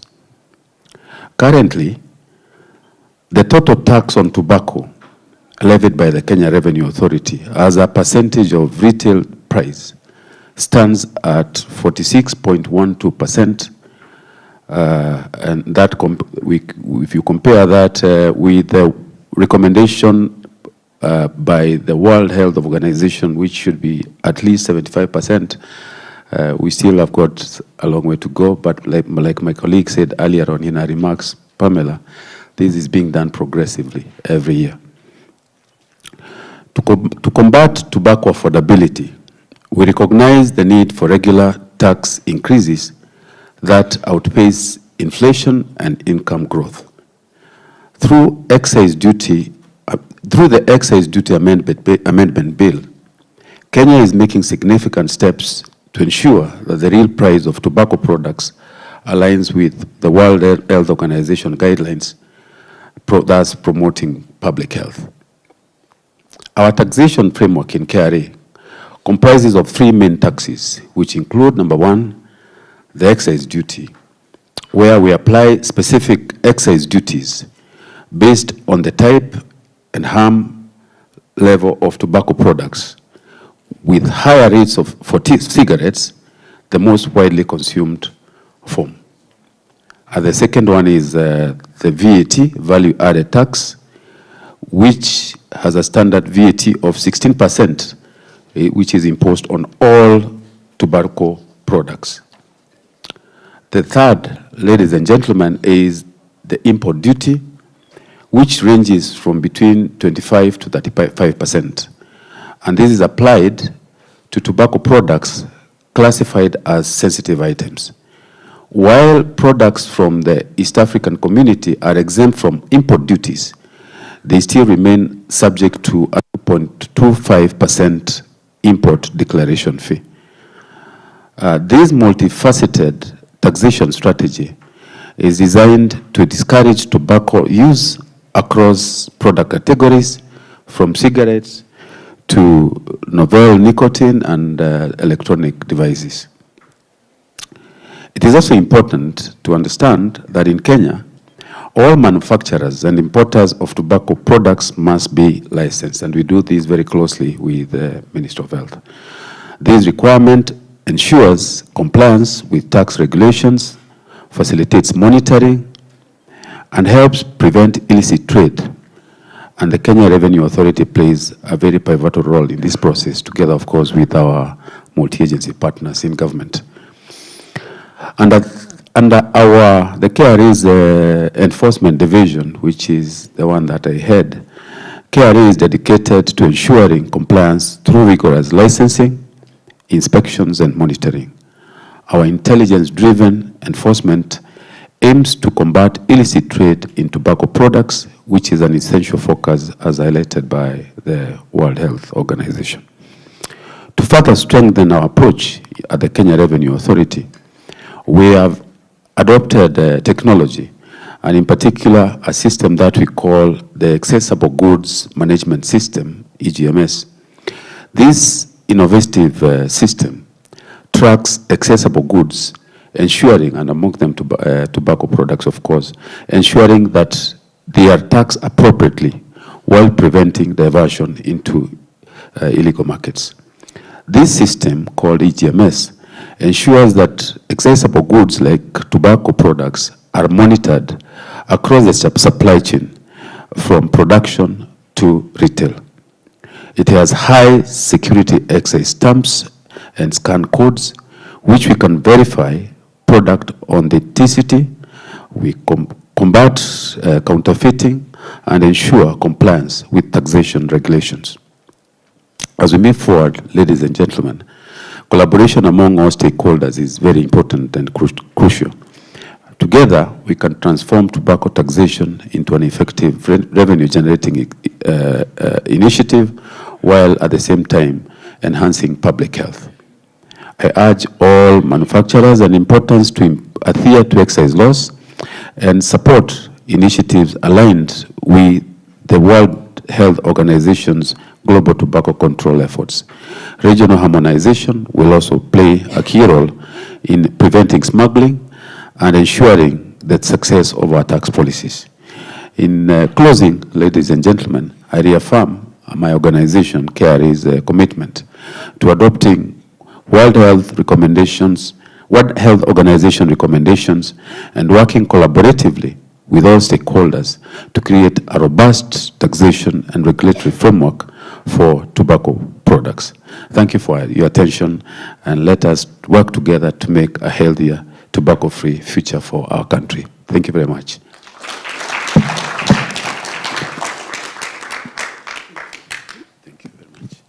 Thank you so much. Did I promise you that we were safe? Did you listen? Did you hear the commitments? Can I ask some questions? And everybody went quiet.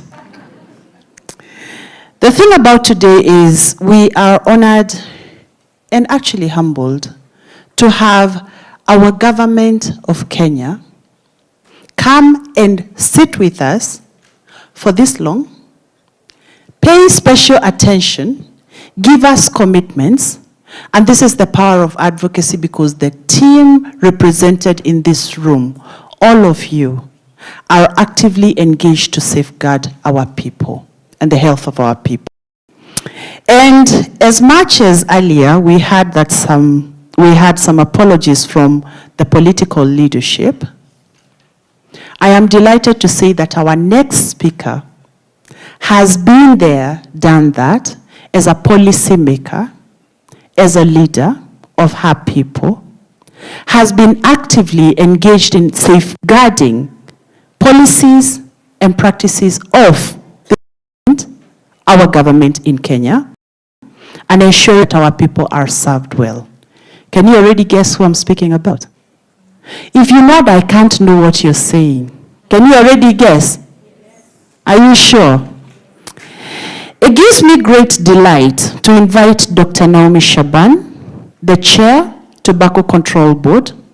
The Tobacco Control Board mission is to provide leadership in efforts to reduce continually and substantially the prevalence of tobacco use and exposure to tobacco smoke in Kenya through policy, partnerships, resource mobilization. She became the first woman elected to represent Taita Taveta County constituency in 2002 under the Kanu ticket. That's why I said she's a seasoned policymaker. She's also been instrumental in as the Minister of State for Special Programs and Minister of Gender and Children Affairs. Dr. Naomi Shaban is a Kenyan leader who has proven her mettle in leadership and is going to be giving us a keynote official opening remarks today. Let's be upstanding for Dr. Naomi. Now mkaribisha na makofi. Haya. Dr. Naomi.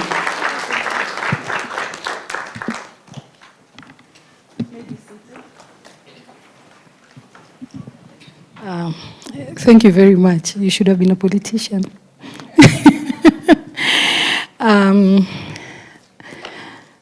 First and foremost, I just want to acknowledge that this is a very important conference, and I stand here today and I bring greetings from our Cabinet Secretary, Dr. Deborah Baraza, and our Principal Secretary in charge of Public Health and Professional Standards, Madam Mary Muriuki, and the rest of my board members will not be here, but I think we are here with Yola. I was supposed to have been joined in by our two board members, and I can see Captain Munanie Mbatha is here with us, and there is John Gugi, who is also here with us today. We also have Ministry of Health players, officers who are led by Dr. Toro, who is the head of the division which deals with drug and substance abuse in the Ministry of Health. I just want to mention that Mr. Kubeabea, I do not take this for granted that we've been invited here to as the main people who are dealing with public health and tobacco control in our country, and we do not take for granted that you and your staff were able to put together this very important conference that by the end of today, I am sure we would have learned a lot and would come out with more ideas to be able to strengthen the government policies, and so that the Ministry of Health, which is the leader in matters public health, can be able to, with this today's conference, can be able to add value to what the Ministry of Health is already doing, and also input on what the county governments are able to do, because health is a devolved function. Today here, as we are gathered, I would want to acknowledge the presence of multi-agency team, and more so, KRA Deputy Commissioner in charge of domestic taxes, and your team, and the civil society, the international guests who are here, all the invited guests, ladies and gentlemen. Today, this conference is a very important conference because it addresses the novel rather the new and emerging products, the novel nicotine and tobacco products. And the theme is safeguarding public health through progressive regulatory policies. Ladies and gentlemen, it gives me great pleasure to join you today at the 3rd Annual Tobacco Taxation Conference. This gathering signifies our collective commitment to addressing one of the most pressing public health challenges of our time, that is tobacco use. In this space, the tobacco space, we have several key players. We have the Ministry of Health, together with the Tobacco Control Board. We have the civil society. We have the industry player as a key player in this. Otherwise, we would not be here today discussing tobacco and tobacco products. And we also have the multi-agency teams of the government that we work together very, very closely to make sure that the Ministry of Health, as mandated in the Tobacco Control Act, to regulate and control tobacco and its products in our nation, to make sure that there is a balance between the traders, the manufacturers, the traders, and also the public health of our people. And that is the key, the public health of our people in this country. As we all know, tobacco consumption is not just a personal choice. It has profound implications for our healthcare systems, economies, and communities. In Kenya, the statistics are alarming. 9% of Kenyans are currently using tobacco and nicotine products as per the National Status Report on Tobacco Use in Kenya in 2022. This contributes significantly to the burden of non-communicable diseases and accounts for a staggering number of preventable deaths. These are lives that could be saved, families that could be whole, and a healthcare system that could be more effective in serving its citizens. Today, we are here to reaffirm our commitment to advocating for robust tobacco taxation policies as a vital tool for reducing consumption and generating critical revenue for public health initiatives. The World Health Organization Framework Convention on Tobacco Control underscores the importance of price and taxation measures are one of the most effective strategies for reducing tobacco use. This is not merely a recommendation, it is a call to action. We must advocate for tobacco tax that align with the WHO recommendations of 70% of the retail selling price. This measure is not just about generating revenue, it is about making tobacco products less affordable and consequently less appealing to our youth and vulnerable populations. I think where we come from all the communities we come from, we've seen an increase in use of these new and emerging products, especially by our youths. Even our very young children at the age of 9 and 10 are actually using these products because some of them are quite cheap. When they are given their little pocket money to go to school, to buy mandazi, they would choose sometimes to buy these products because they are quite cheap. A coherent and simplified taxation structure will eliminate loopholes and ensure that multinational tobacco companies can no longer evade their responsibilities. We create a level playing field where every player contributes fairly. We must also recognize and address the deceptive tactics employed by these industry players. You have seen in the market some flavored products which are appealing even to children because they have different flavors.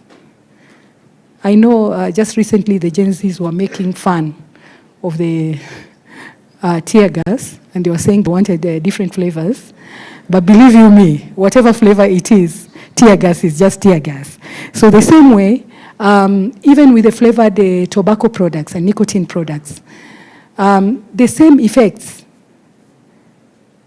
and dangerous effects would not be reduced because they are flavored. But again, when you look at them, at those products, they are very appealing to our children and the youths, because they look at it, if a product smells good, like a sweet, then it makes it easier for the children to get attracted to it. These corporations often position themselves as stakeholders in policy discussions, but their primary objective is to maximize on profits. Oh yes, when people trade, they look at profit margins, often at the expense of public health. It is our duty to challenge this narrative and ensure that the voices of the communities most affected by tobacco use are prioritized in our discussions. As we move forward, let us unite in our efforts to advocate for comprehensive tobacco taxation reforms. The path ahead may be challenging, but together we possess the knowledge, expertise, and passion to drive meaningful change. I urge each of you and each of us to engage with our communities, the policymakers, and stakeholders to create a unified front against tobacco use. Let us remember that every step we take today contributes to a healthier future for our children and generations to come. Together, we can reduce the burden of tobacco in our society, enhance public health, and ensure that our government is accountable to its citizens. On behalf of the Tobacco Control Board and the Ministry of Health, I affirm our commitment in tobacco control to ensure a healthier society for all. To all partners and stakeholders, thank you for your commitment, your passion, and your unwavering dedication to this cause. Let us make this conference a catalyst for change. And I would also just want to point out that the Ministry of Health and the government of Kenya are keen on making sure that our people stay healthy. And we will work together with the county governments to make sure that sensitization programs and information is out there at the county and the sub-county levels. With these remarks, I then open this conference. I officially open this conference. I want to thank you, and may God bless Kenya and keep our people healthy. Thank you very much.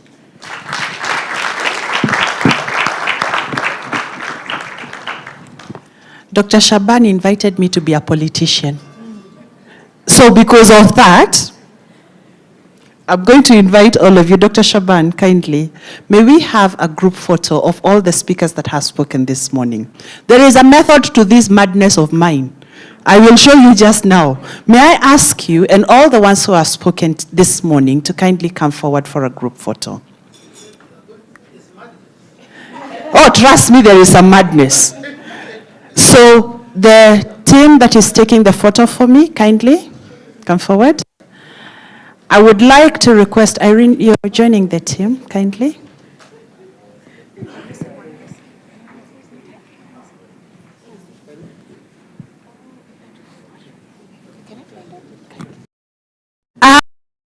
You see, I told you there is a method to the madness, right?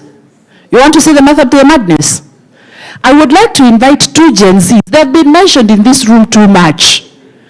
The Gen Zs, I would like to invite two, Kevin and Millicent, both from Technical University of Kenya, and they are tobacco control champions.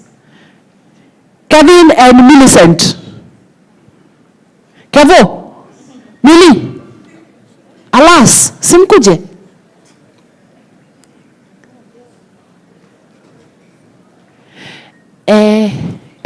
Msimame upande huo na upande huo.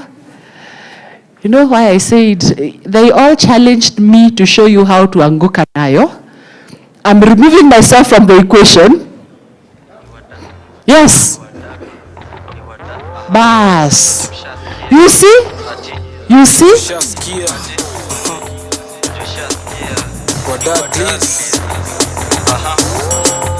I'm also missing Mutembei Nyaga. Where is? Okay, so I hear we are going to be shown how to anguka nayo. Simsimambe. Aya, kwanza wafanye demonstration. Demonstration. Tunafanya aje? Hi everyone.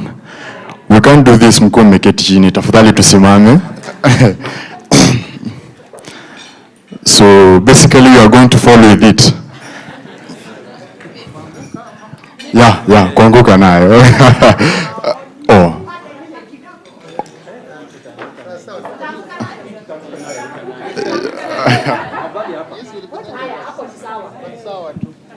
Mili karibia.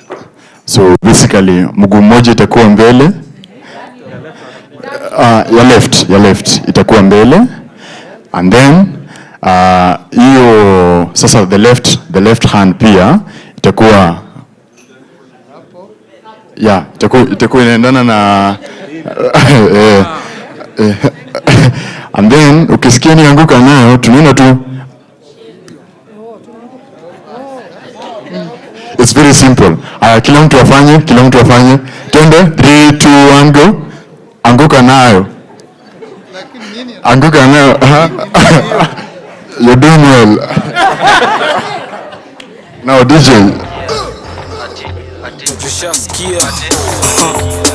Hapo sasa hatujafika.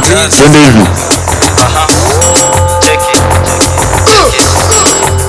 Kila mtu tushasikia kikiingia ni kublast huko ngabado unachukua madam so anguka nao itabaki flow na vibe anguka nao kako single for now mdagris mteja patikani tekni saa sita ndo tani wai nikupini location na nkofana na hii ukate call niko chombaye mina jua utakuwa irizo riris acha ni kushow kwanza form ya didon kila mtu kampoa na twende chini kwa chini akiwa adi na mini retro nasikiza Shin City tuna feel free teka video na post pale NGC jina ni Kantel kurapsi ni tamu kila mtu anguka nao cheki anguka nao twende down low now stand up to your feet mikono juu alafu click uliza pesa alafu one leg anguka nao one leg tuwapigie makofi. I have to protect myself because if chairman is anguka nayo tumejaribu. Now there is an announcement. We recognize time is running and therefore also we need to take care of our health. So I'm going to request we take a 5-minute health break, at which point you can grab a cup of tea and come back with it. The high table will be served. There are some snacks as well, so that we move quickly to the next level. Are we together? Juu mmesimama, anguka nayo. Tuanguke na chai. Thank you.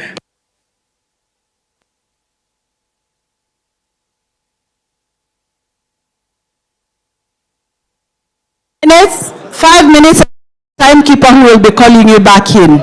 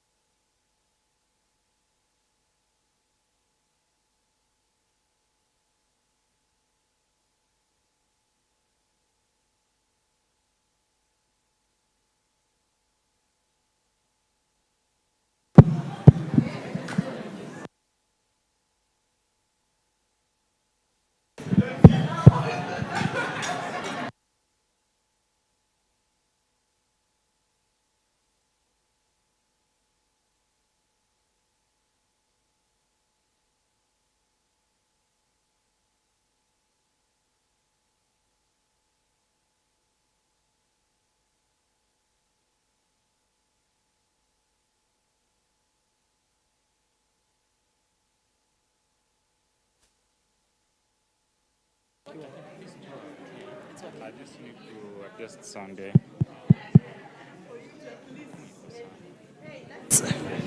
Let's come back so that we can continue. Time is not on our side. Hello, everybody, let's come back.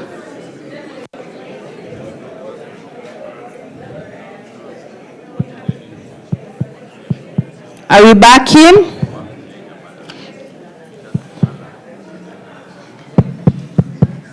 One, two, mic test. Testing. Are we back in? Back, come back.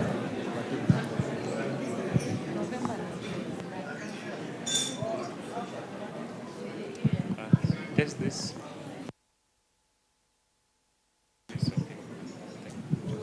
This is working. Listen.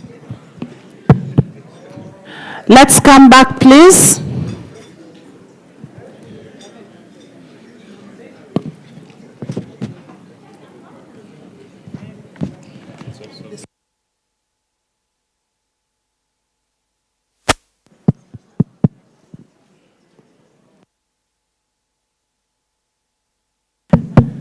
Okay, so we are kicking in for the next one. Oh, sorry, we are angukaing next for the next one. And at this point in time, we're going to move on to the roundtable discussion. Do you have everybody back in?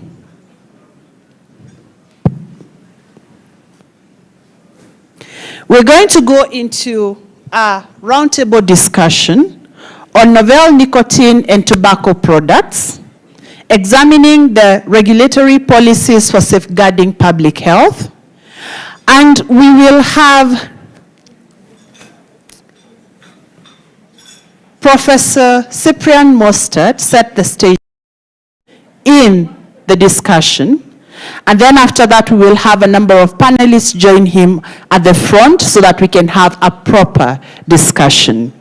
Now, you're asking yourself what it is about, and I believe everyone has the program that outlines that this panel discussion is examining the significant advances countries have made in assessing the changing dynamics of tax policies, and at national, regional, and international levels, and confront persistent challenges with a focus on consumption of new generation tobacco and nicotine products.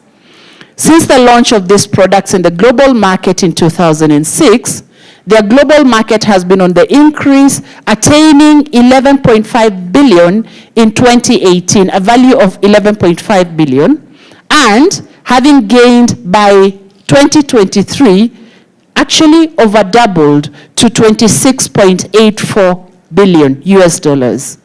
The increase in consumption level provides grounds for concern, especially if one considers the evidence that links ENDS or ENDS to rising addiction levels, and in young populations, groups, as well as initiation to consumption of traditional tobacco products.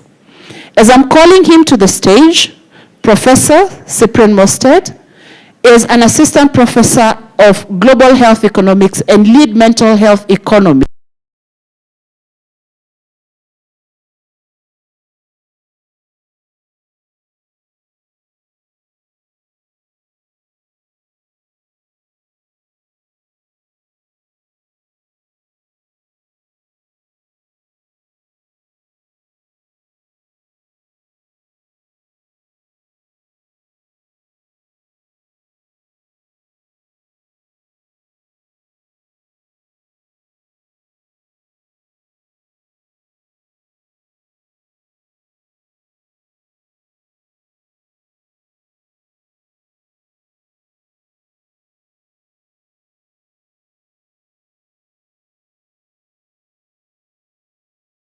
May you come forward. Thank you. Coffee. Energy.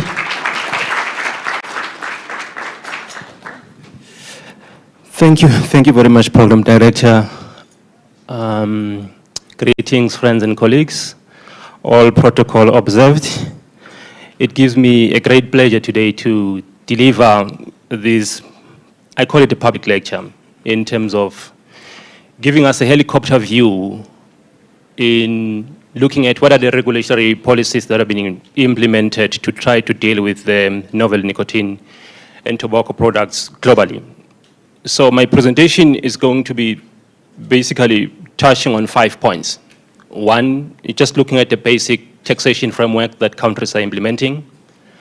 And I want to highlight 2 case studies about policy mismatch, which will basically highlight some of the speakers that have already given us indication that we do need to harmonize our policies, because having one country implementing one policy while other countries are not aligned with that may undermine our taxation framework.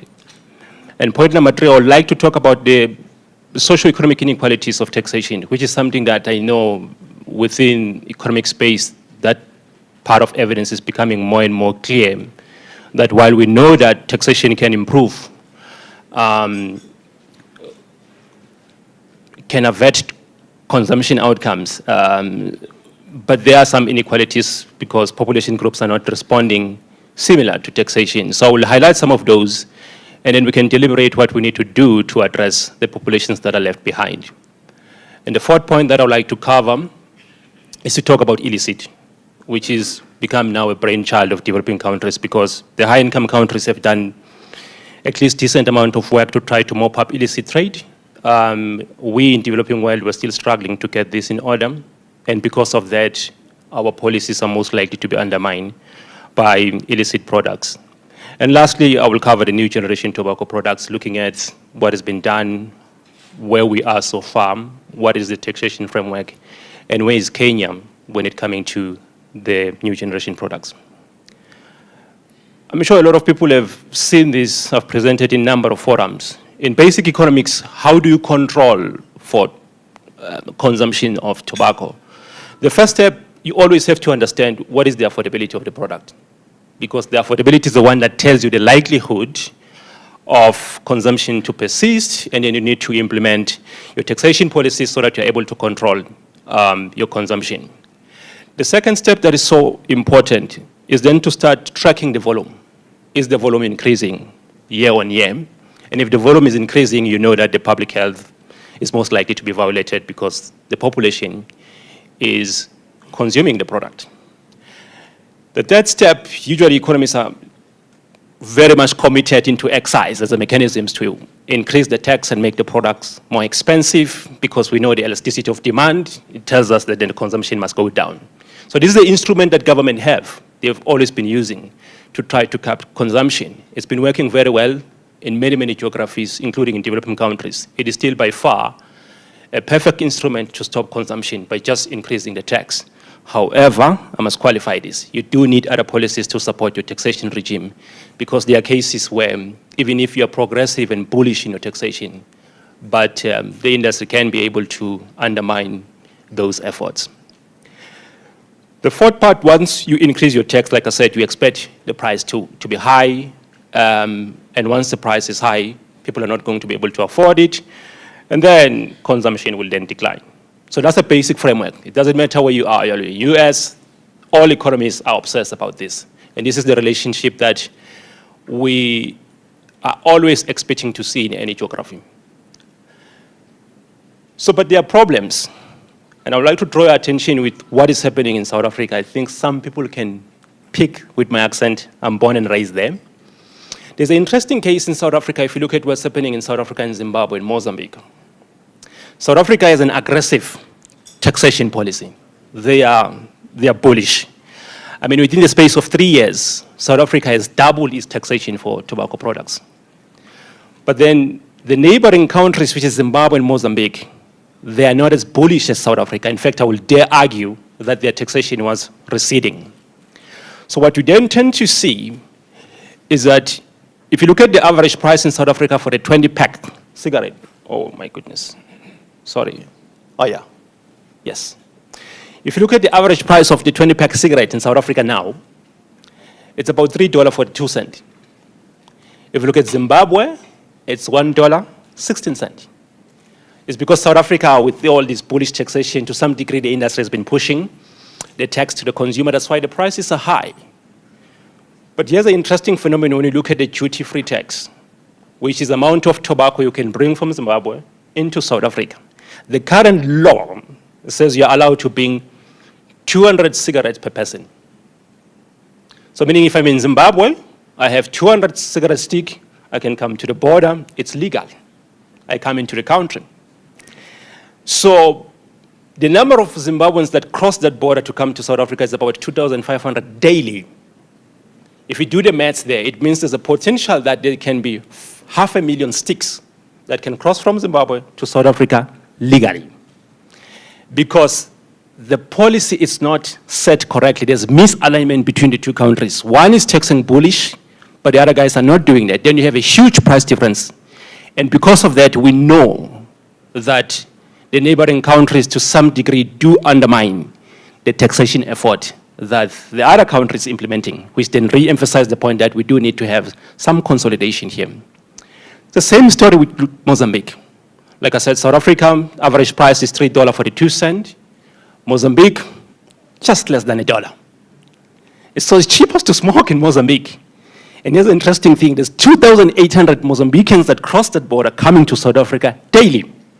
And we've got a policy that says you can bring about 200 sticks to come to the country. This roughly translates that there's about 560,000 potentially cigarettes that can move from Mozambique to come to South Africa legally, because the law allows that. So one of the biggest push in my advice to the South African government is that that needs to be reformed, because it will severely undermine the tobacco control activities that the country is trying to achieve. In fact, that's the reason why South Africa has the highest illicit now into the continent. It's mainly because it comes from the borders. Because the law are not set correctly, then it begins to violate all the efforts that the government has been trying to achieve. I think there's valuable lessons here, especially for Kenya, because we also have our neighbors, and some of the time the borders are not working correctly. There's a potential for this case to also be witnessed here. So what are the socio-economic inequalities associated with taxation? We spend a lot of time arguing in many, many forums about some of the population groups that are not responding from taxation. In fact, from most discussion, even in WHO now, there's an admission that if you tax higher, it usually bites on women, not on men, especially in the African context. There's a study that was done in 2019 that shows that. And all of this is pure economics. Africa still remains by far a patriarchal society. Men have the money. So if you have the money, you can be able to withstand that tax shock. Then they can still buy tobacco. But most women don't have the money. If you increase taxation, it tends to benefit the women more. So because we are in this room, there's a need to think what we're going to do with the population groups that are left behind. If you look at from international space, a 10% increase in tax in high-income countries and in low-income countries give us different consumption declines. In high-income countries, it usually results in about 4% decline in tobacco consumption. But the current evidence is that here, because the income is still a bit lower, we are in a better position to even get better outcome. The World Bank is projecting that with a 10% increase, you'll be able to get about 6% average fall into the demand, which means we are in the perfect space. If we just bullish enough, we can be able to reduce the consumption more aggressively. If you look into the youth population group, if you increase your tax, most evidence, in fact, the study was done here in Tanzania, they show that the youth are more responsive to tax increase compared to the older people. And again, it's basic economics. They don't have the money. That's why it bites them. So these are the things that we need to always think when we always need to be mindful when we're taxing, that in most cases, it does not really have these homogeneous outcomes that we intend. I love the presentation that we have yesterday. When you look at the quit ratio globally, one of the best studies that has ever been produced, in my view, to look at when do people aggressively want to stop quitting consumption of tobacco products. The average age now is between 45 and 59. The danger in a country like us here in Kenya is that more and more youngsters start smoking early, meaning that they will be able to smoke at least for about 20 years before they start putting much effort to want to stop. And that's very late. And I love you, Dr. Toro, with the idea of putting cessation clinic. I do believe that this is the cohort that needs to be targeted so that you prevent a situation where people want to stop smoking while they're already on their dying bed. Because we know, epidemiologically speaking, for a smoker, it will take roughly in Africa 15 to 17 years to develop cancer. But the brain health outcomes are the ones that get eroded instantly. So we do need to prevent this situation so that we want to see people quitting a bit earlier. This was a global study. That's the average that they've got. When I was running the numbers yesterday, I think in Kenya, I'm getting an average of about 47, which is pretty much aligning with most of the African countries. And that's a picture we need to change. In terms of socioeconomic status and how it influences behavior once you tax a bit higher, it's a very interesting study. It's published in 2023. It shows that theoretically, we expect that the poor should be the people who are more responsive to taxation increase. But the evidence was not significant. And that became a very clearing picture for anyone who studied these issues more correctly, because we were expecting that if you're taxing a bit high, because the poor do not have the money, are the ones that are most likely to benefit from the taxation, but it seems as if things are not working that way. And my hypothesis here is that it's because developing countries have been filtrated by illicit tobacco. Even if you're taxing aggressively, because the existence of illicit tobacco on the ground, which in most of the cases is cheaper, that's why you're not getting your intended outcome. So currently, going to 2050, the current forecast is that all African countries that are more aggressive in taxations will be able to improve tobacco or smoking-related debts. And that's South Africa, DRC, Madagascar, and Ethiopia. Those remains the classical example of what we need to do in terms of aligning our policies going to the future. So this is not me, these are just all the references that back my perspective here. I've been speaking about illicit, which is a big problem now of developing countries. And so what's happening there? European Union commissioned a study to try to develop what I call the stylized facts of illicit consumption. They came up with a very beautiful paper in 2021, where they saw that if you have a country with high inequality, if you've got a country with high population density, if you've got a country that is closer to a neighbor that's got porous border, the likelihood of your illicits to be high will be there. And I think we fit exactly those features. And one of the first things that I've been discussing with a lot of scholars when I came here was we need to do a tax gap analysis in Kenya, independent of what the industry is telling us. It has never been done. Because every time you try to speak illicit, it's usually industry give you their figures. And the experience that we have is that they always not telling the truth. So we do need to get independent tax gap analysis to try to estimate how is the illicit dynamics in the country and in the continent at large, because we still don't see a lot of countries doing that type of work. If you look at individuals who consume illicit, what is the profile? It's mostly the youth, the people who don't have much resources, and those who are on the lower segment of the population group, because illicit in developing countries, it's still easy to pick by just looking at the price difference. Unlike in Europe, where it's more complicated, because it's still a very branded product, but just smuggled from the borders. So price does not give you a clear indication. But in our geographies, illicit is still by far associated with just price. The lower the price, the easier the people consume it. And that's why the paper from 2023 that shows that even though when you're taxing high, the lower segment of the population were not responsive to it. My hypothesis is that it's because of the filtration of the illicit on the ground. We do also know that, like in South Africa, Connie has published a paper in 2020 shows that the unemployed are more likely to use illicit compared to those who can afford. Those who afford, they're still loyal into their branded products.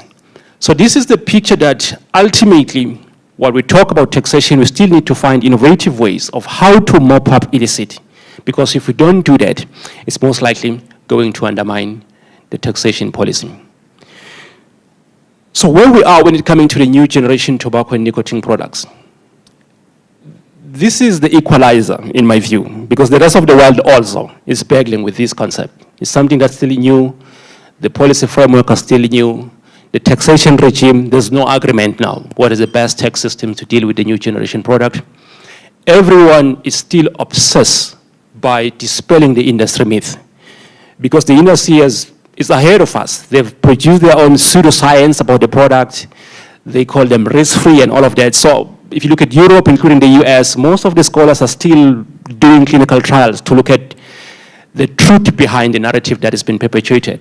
But happily, publications are beginning to come in. We see studies basically that begins to contradict what the industry has been telling us. If you look, for example, in Lebanon, the industry is always arguing that Juul does not have the highest concentration of nicotine. If you puff it, it has less risk. But there are studies published by good journals that contradicts that the amount of nicotine in Juul is really, really high. And some studies we've done in rats to look at the exposure to smoke coming from traditional cigarette versus the electronic cigarette to see if there's any differences in terms of lung injury, and there's none. Meaning that the damage that the product does is pretty much similar towards the tobacco product, the traditional tobacco. If you look into the studies come from Poland, they show that the people who are using, especially the vapes, they are highly addictive because of the concentration of nicotine, which in most cases is not declared correctly. So you consume the vapes, the first thing that happens is addiction. And there's something that I was thinking about it yesterday, and when I'm looking at the taxation framework, there is no framework to look at concentration of nicotine, and the industry now is putting alkaline salt on top of the nicotine. And we know clinically, once you put alkaline salt in nicotine, it increases the speed of nicotine and how it's going to move into your brain. Because traditionally, if you take nicotine, you will develop addiction, but it's a bit slower. You put the alkaline salt, it accelerates, it hits the hypothalamus of the brain quicker, and the addictions level comes more instantly. So the taxation regime needs to understand the products more thoroughly, and then we can be able to propose what should be the progressive tax that's speaking to what the industry has done so that we're able to correct that. So, so far, like I said, when you see World Bank in 2019 shows that there are about 7,700 products that are coming from this segment. I know Kenya Revenue Authority might not like this. It's a nightmare to try to regulate this amount of flavors. So then from the taxation space, you need to think more innovative in terms of how do you deal with so much volume, because I think this is done deliberately. They're trying to flood the markets with all these flavors. So from the taxation point of view, you're going to be drowned trying to create taxation for so many products. So that's why it's not so far when you see internationally, there's no constant voice in terms of what is the best tax regime to deal with this, because we're still trying to figure it out. So in terms of studies that come from the US, we see that those who are using the vapes are 6 times more likely to start smoking traditional cigarette, especially in the space of 6 to 1 year. So that then basically contradicts what the industry has been saying, that this is risk-free. It's a gateway product to hook people and get them addicted to nicotine, then they have to migrate and start smoking traditional cigarettes. These are the global taxation regime that are existing. Kenya is part of the countries that has opted to regulate, because currently the school of thought is 2. There are countries that go for universal ban. And there's countries that says, no, let's regulate and impose taxation and use the taxation arm to stop consumption. In Africa, I think it's, I think Madagascar was thinking about putting a ban, but also Mauritius, they've put a ban. Those countries' ban tend to work best, simply because they're a small island. Everything that comes from the county, it has to come from the sea. We put a lot of personnel to deal with whatever is coming in. It becomes difficult if you've got neighbors, if you're sharing border. Bans do not work much effective because it can always come from the neighbor, and the borders in Africa are porous. That's why the ban story, in my view, it tends to work best, especially in countries that are more isolated. But like I said, I don't have the perfect story when it comes to how to deal with this. I'm still trying to review it to see which countries are most likely to get the consumption declining more aggressively of the new generation product based on the taxation arm. I'm following Israel quite closely because they've imposed a very aggressive taxation. You can see the percentage of tax that they're putting, especially in Israel. It's as high as like 120% of the price. So we expect that the consumption there will decline. We're still waiting for data I'm still trying to analyze that. But in time, we do need to think about these things because it's got huge implication in terms of the public health. Ultimately, WHO, this responsibility lies with them. They need to communicate and tell the world which is the best tax regime to assist you in stopping the new generation product. I'm still remaining active to assist in that space. In terms of where we are with this product, they're still consumed by high-income countries because they are relatively expensive. US, Europe, they're by far biggest consumer. The market share comes from China because of the population, US, Europe also. Africa, we've just done an optimization study. I think the prevalence is sitting at about 9%. Kenya, our own study shows that about 5.2%. So it's not something we should celebrate that our prevalence is a bit lower. It simply means that the industry is beginning to penetrate. But in Europe and in the US, they've started their vandalism long ago. That's why most of the government, they are putting a lot of ban. I know a number of states in the US, they've banned a lot of this product. I think China has also put a ban. So we also have to get into that space to see what is that we need to do to protect our population. This is just the last summary of the story in terms of Kenya. I've talked a lot about this in terms of our taxation. It's a bit regressive. If you look at 2023, when we remove the inflation adjustment, the tax basically regressed a lot. It's not around 42%. It's about 32% now because you've removed the inflation adjustment. So we've taken a wrong direction by not adjusting the tax component with inflation. We need to correct that. And WHO has always prescribed that our tax needs to be bullish. We need to tax between 70 and 75%. There's a scope to do that. In terms of the vapes, again, we're not taxing progressively there, simply because of the way the products are, well, we're still not imposing excise, let me put like that, on the vapes. And what we need to do, we need to start imposing that. And the small tax that is imposed there is just minuscule to stop the consumption. We need to revise that, and I'm happy, Dr. Toro, you hear from the next report that's come, these things need to be reflected. It oral nicotine pouch, the same. The tax is just too low to make meaningful contribution. Ultimately, we do need to scale a bit high. And I've been hearing a lot of discussion with some of the colleagues here saying that, but no, you can't be too bullish when it's coming to taxation. And I beg to differ when it's coming to that. South Africa, in a space of 3 years, like I said, it increased its taxes by 100%. The industry didn't run away. It is possible to do that. You just need to get the proper political will. You will get it right. I think, yeah, these are my key takeouts. Tobacco taxation, it does have some inequality dynamics that we need to have. And point number 2, we need to monitor industry how it responds from taxation increase because there's so many tricks that they are employing. Unfortunately, in Africa, there's only one center that looks into that, the tobacco industry monitoring. It's based at University of Pretoria. I think we do need pockets of excellence in each and every country so that we're able to do a better job here. Illicit is still a problem. Like I said, the World Bank shows that it's more dominant in our region and it's got a potential to undermine our taxation effort. The taxation systems, like I said, we've removed inflation adjustment. We need to correct that.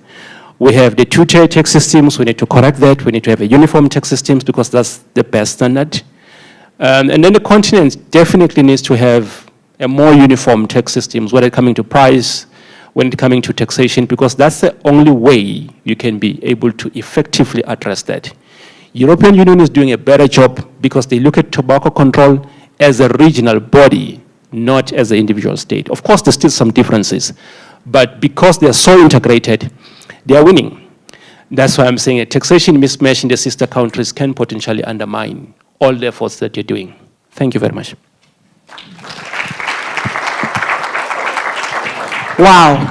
Now you can understand the 50 peer-reviewed publications, right?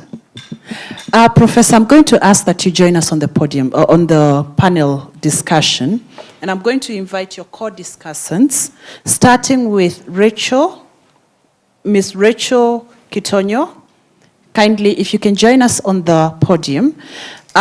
Rachel is a senior tobacco control advisor with Development Gateway. a dedicated professional with extensive experience in healthcare management, social development, and community empowerment, and has played a crucial role in advancing public health, particularly in the underserved populations. And her expertise is in health policy, program development, and budget oversight. I'm going to invite Peter Magati. Dr. Peter Magati, kindly join us. He is a development economist specializing in tobacco control economics and its implications for livelihoods and economic development in Africa, with extensive experience in research, policy consultancy, focusing on the intersection between tobacco control, taxation, and economic policy, and has significantly impacted tobacco control efforts in the region, including analyzing the economic impact of tobacco farming on smallholder farmers, and also assessing alternative livelihood strategies. Next, we're going to invite Festus Were from KRA. Festus? Festus was seated with me all along. Tuwapigie makofi. Alas. Festus is joining us from KRA, and we have Mwangi Kanagi from the Tobacco Control Board. Mwangi Kanagi, kindly join us. The team that I've just called out to come and join us today, and I think we're all represented, is going to be discussing on what Prof has just set as the stand for conversation. We're discussing novel tobacco and nicotine products and examining the regulatory policies for safeguarding public health. And so I will start with you, Prof. You've given us a very good setting for this discussion. In your opinion, can Africa rely on tax as a tool for consumption control, especially in the context of novel tobacco and nicotine products? Do you think Africa can rely? The microphone is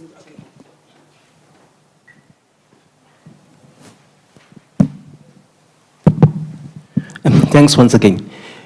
Certainly, there is no doubt that taxation still by far becomes a vehicle that we can exploit to try to control the consumption demand.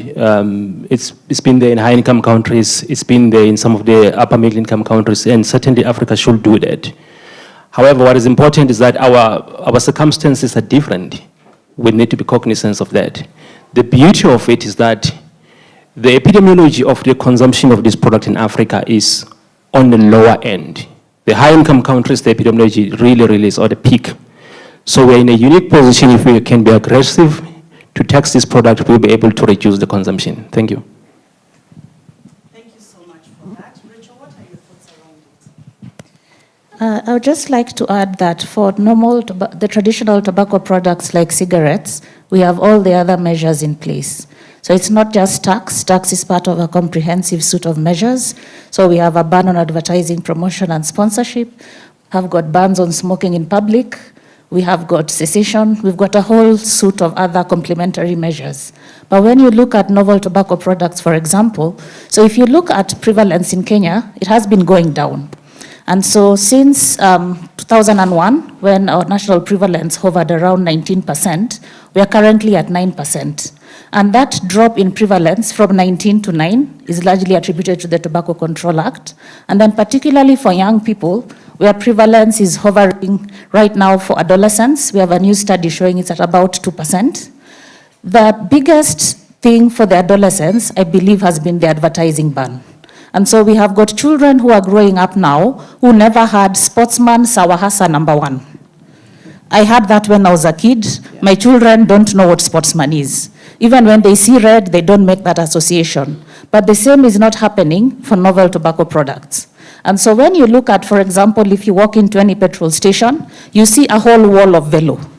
So my children will probably recognize Velo more than they'll recognize Sportsman.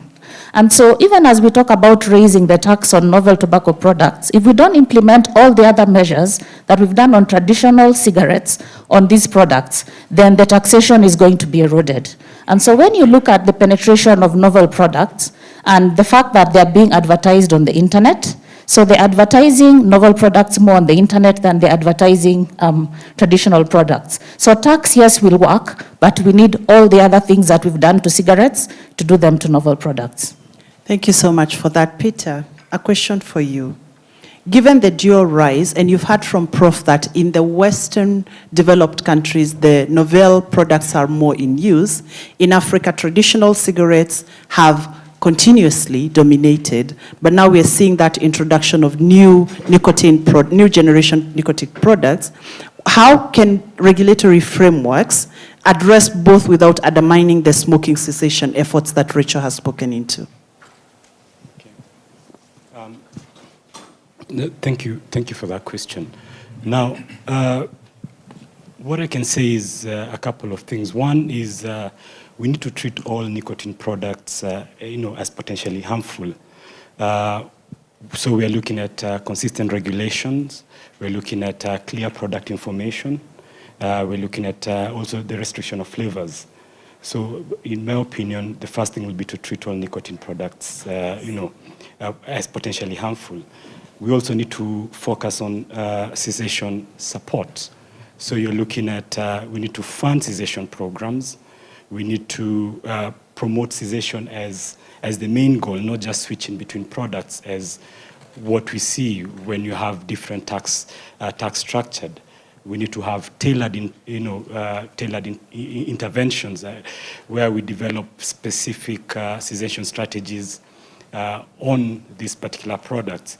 And of course, we need to monitor and to generally, we need to have a proper ongoing surveillance so we can know the consumption patterns, so that we can know what's happening when it comes to the use of these particular products. We need to invest in research so that we're able to have concrete information. And perhaps what I can mention is, even as you're looking at Kenya moving to a zero-based budget, and as we talk about, we keep on blankly saying we need to tax. Now we need to show what is the health cost as a result of consumption of nicotine-based products, so that when we are actually advising or discussing as a country, as a people, regardless of where we come from, we're able to actually point out what is the real cost, and therefore what is the investment we need to put to ensure that we have health benefits, and it goes on to generally dictate what is the increase in taxes as a result. Thank you. That's a very good segue to what I'm going to ask of you, Festus, because as a revenue agency, and when you hear we want to increase taxation and we want to limit the consumption of cigarettes and other tobacco products, as an agency, what are the challenges that you're facing in enforcing these taxes on novel nicotine and tobacco products? Thank you. My name is Dr. Festus Were. Just a point of correction. Thank you. Now, as an agency, we are more focused in supporting and also promoting good health, public health in the country. We engage our stakeholders, we welcome recommendations, and we take all those particular recommendations in ensuring that they are included in the policies, especially to ensure that we curb this particular consumption of these particular nicotine products and also tobacco products. Now, going to the question that has been raised, the biggest challenge as an authority, it's not an issue of policy, it's an issue of enforcement. Because if you look at our tax laws, especially the Excise Duty Act, we have taken cognizance of the new products in the market, and we really amended our law in, I think, 2012 to consider these new products that are coming in the market. But the biggest challenge here comes in that this particular product keep on changing, metamorphosizing, and this one requires that surveillance team on the ground, especially the Ministry of Health, the other civil society groups are able to continuously engage with us so that we can be able to see how we can incorporate these particular products in our tax laws. But the biggest challenge that we have as an authority is that these products keep on changing. Like now we are talking about, the other day we were talking about products like Velo, those ones that are put inside the mouth. Then now we are talking about other products coming in that people can just attach on their hands, then they are able to smell. I think there's the other one that I think they are market about insertion. Those are different products that are coming in, but we just require that for us to be able to ensure enforcement and ensure that we curb this particular product and reduce consumption is to engage with our stakeholders so that we get to know what are the changes that are now, the dynamics that have changed in the market, and we can be able to incorporate them. Thank you so much. And Mwangi, if you can build on that and just give us some of the successes that the board has had, and also some of the challenges and how advocacy can help address that. So successes, challenges, and advocacy. Thank you. Okay, thank you so much. I would rightly note that the last year we achieved the unified taxation of the products because we continually engage with KRA, and what we did, there was a forum we had, and I think that part of the team that was is presented here by Dr. Toro, we were able to convince KRA that the taxation, the ad valorem, the way the taxation has been done was being done previously, that we were missing out on taxation when we were banding the products as they were. So I would say, sorry, Dr. Toro would help me on how we were able to achieve that on taxation. Yeah. Yes. I think what we can do, and as Dr. Toro is also preparing on that one, I'm going to ask everyone, if you have a question, note it down, because our speakers are on this panel so that they can help us to also address some of the things that we may not ask here. So my role is not even to ask questions to them directly. My role is to make sure that we can also field questions from yourself. Dr. Toro, we'll come to you shortly.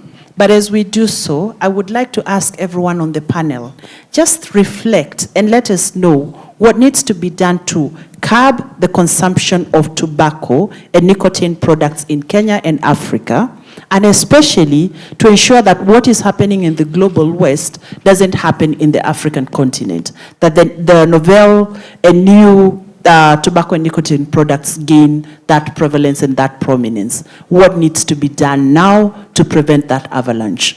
I will start with yourself as we go round, and then we'll come to Dr. Toro. Thank you.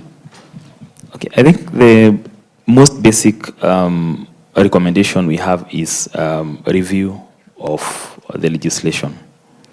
When we properly define the products that we have, we properly place them under the proper regulatory mechanisms, we are able to provide for their control and regulation. And that way, we'll be sure that the entities that are charged with that mandate will be able to achieve the success that is desired. Thank you. Dr. Berry? Thank you. First thing, smoking is a social issue that needs to be addressed. First of all, before we even think about issues of taxation and how we address it, First of all, we need to think about how does it start, where does it start, at what age, so that when we start an engagement from that point, then we'll be able to come and address issues now where it has reached an advanced stage. So first thing, I think what we need to do is we need to engage with ourselves.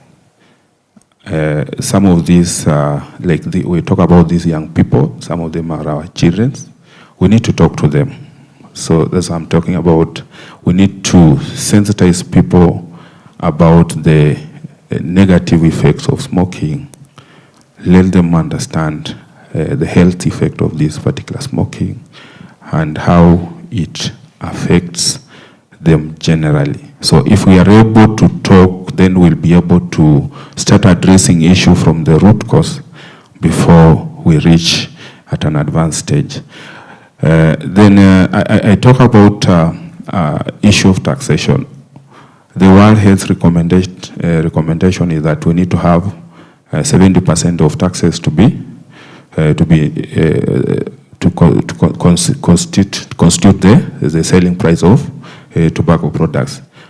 I think as African countries, we need to rethink about that line. How can we make smoking painful?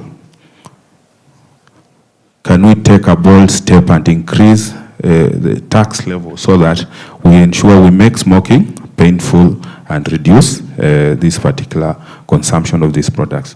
Then lastly, I'll talk about regionally. How do we need to go about it? We need to work as a region and try to harmonize our taxes so that we can be in a position to curb smoking not to curb smoking, but smuggling of this product from those countries that the products are affordable and bringing them to those countries that have ensured that they have taken measures to regulate and make these products a bit more expensive and to the reach of most of the people. Thank you. Thank you so much. Dr. Were, you've touched on the social determinants of health, that we need to start addressing even these products from a social perspective. Peter, I'm going to switch up your question a little bit. In terms of what can be done, you've done quite a bit of work in alternative revenue sources for farmers and addressing that question of both the economic stability of the farmers and also addressing the question of these novel products, what needs to be done in Africa now to prevent the future. Peter. Thank you. That's an interesting question. I will, one of the gaps I will say I'm observing at this point in time is when it comes to the Africa-wide discussions, we tend to concentrate a lot at country level, and that is important by all means. But when you look at the discussions that we're having at regional, at continental level, whether it's at the AU level, you're looking at the Africa continental free trade agreement, a lot of discussion that are happening. We have, within government. Question we need to ask ourselves is, what is the voice for public health within these particular discussions? And if you're having, heads of state agreeing towards specific trade treaties and movement of goods that can potentially impact on public health, and we are not in this particular conversation, it means that by the time all this is sealed and done, and we go back and try to reverse some of these agreements, it's going to be an onerous task. And in my opinion, that's something that we need to be concerned with. When it comes to my experience in alternative livelihood and the innovative strategies that have been, have been put in to help transition farmers, and looking at what can be done at present, whether there are certain aspects. You're having the economic incentives and disincentives that are important. Taxation being important, a robust tax regime on these novel products is important. Subsidizing cessation programs is important. Incentivizing retailers to generally reduce or not sell this particular product is also important. Different aspects. Harnessing technology is important, where we're able to monitor online sales of novel products.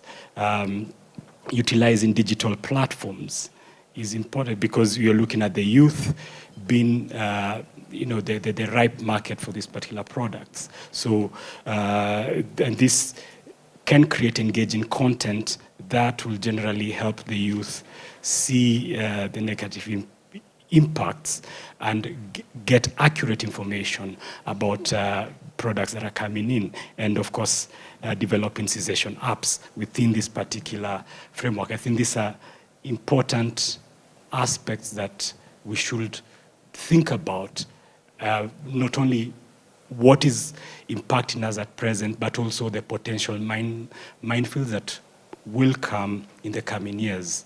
Thank you. Thank you, Peter. Rachel, a question for you. In what ways can countries improve transparency and accountability, especially because we know the industry is very quick to want to lobby? What can we do as countries to improve transparency, accountability in the processes that we are using to minimize that use of tobacco and tobacco products? Before I answer that, just my thoughts on your first one. The data that we have shows that novel products are more prevalent in urban areas than in rural areas. So they've not yet penetrated. That's both from an NTA study and a development gateway study that we have. And so it makes a good case for banning, because if they've not yet reached there, then there is no argument around, oh, the people who currently use them will not have access to them. They currently don't have access to them. So I support the Ministry of Health proposal to ban nicotine pouches, for example. And I would urge all of us, as we are talking to Honorable Senator Muma about her bill, she is not talking about a ban. I think we need to push for a ban on nicotine pouches. It is possible to ban them. They are not prevalent. Secondly is addressing flavors. And that's also one of the Ministry of Health proposals, I believe also in Senator Muma's bill.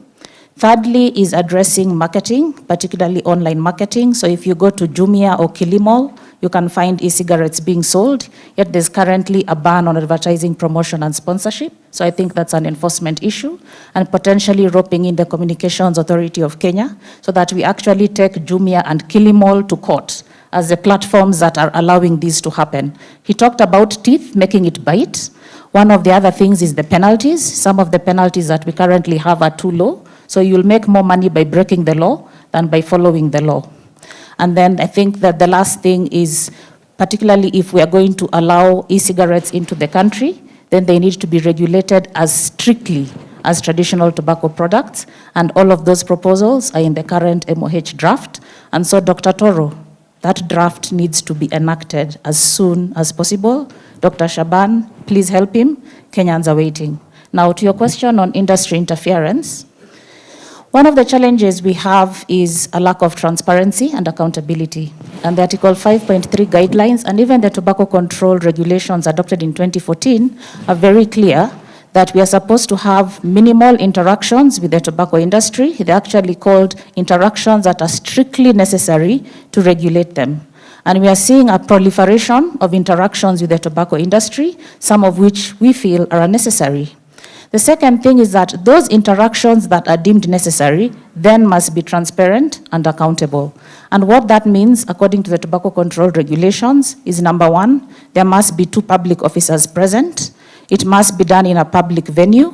And what we are missing in Kenya is that there must be notification to the public.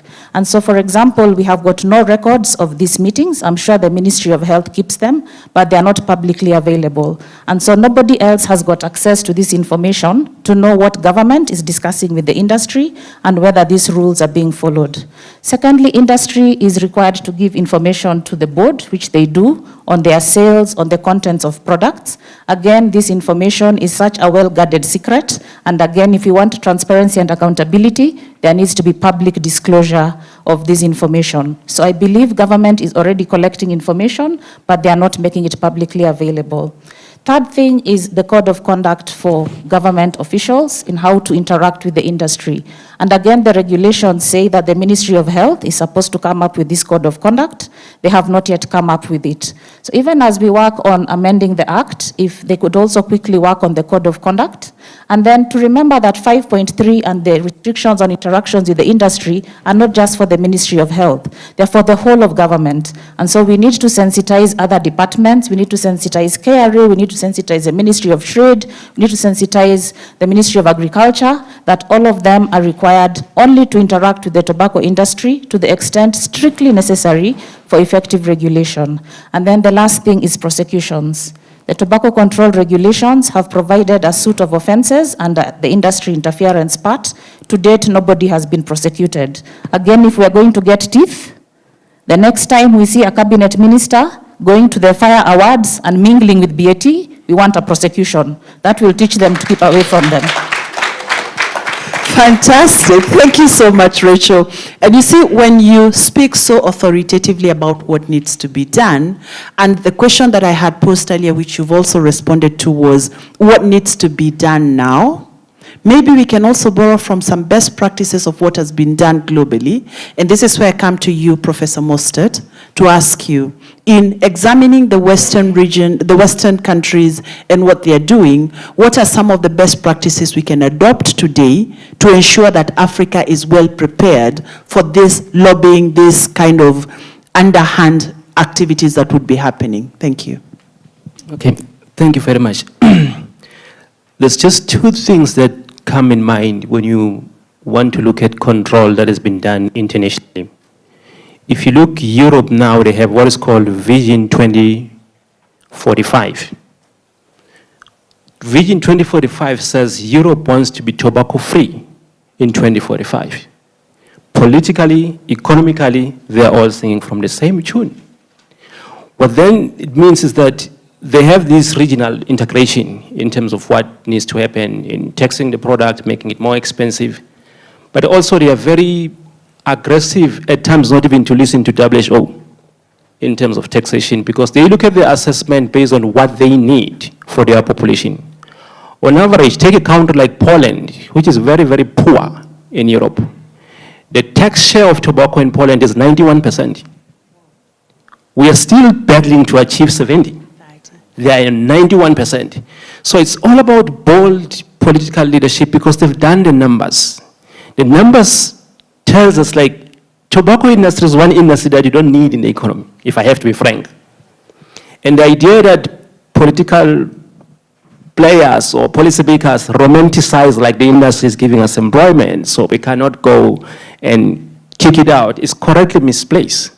Because a smoker that quit smoking, it does not mean that the money they were using to buy the cigarettes, once they stop smoking, they lock it under the mattress. State cannot collect tax. There's no such a thing.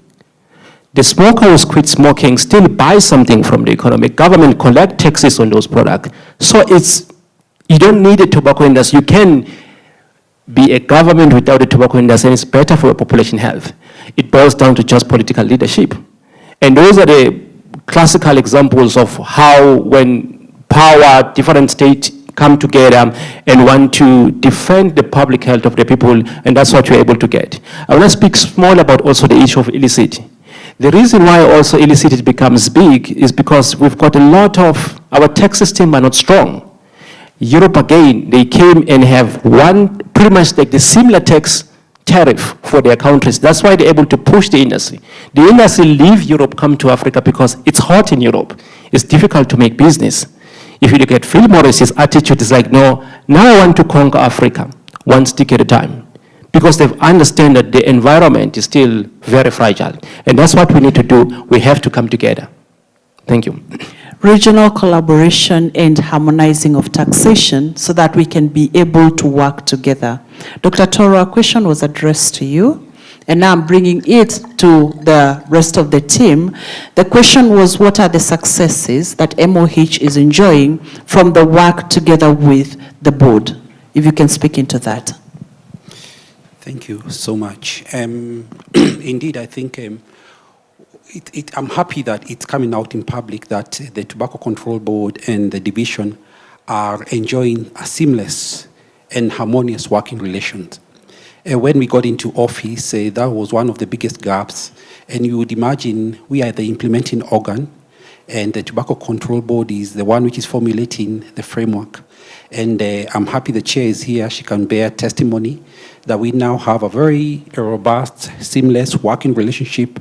And this has given rise to a lot of achievements, which my colleague has handed over to me.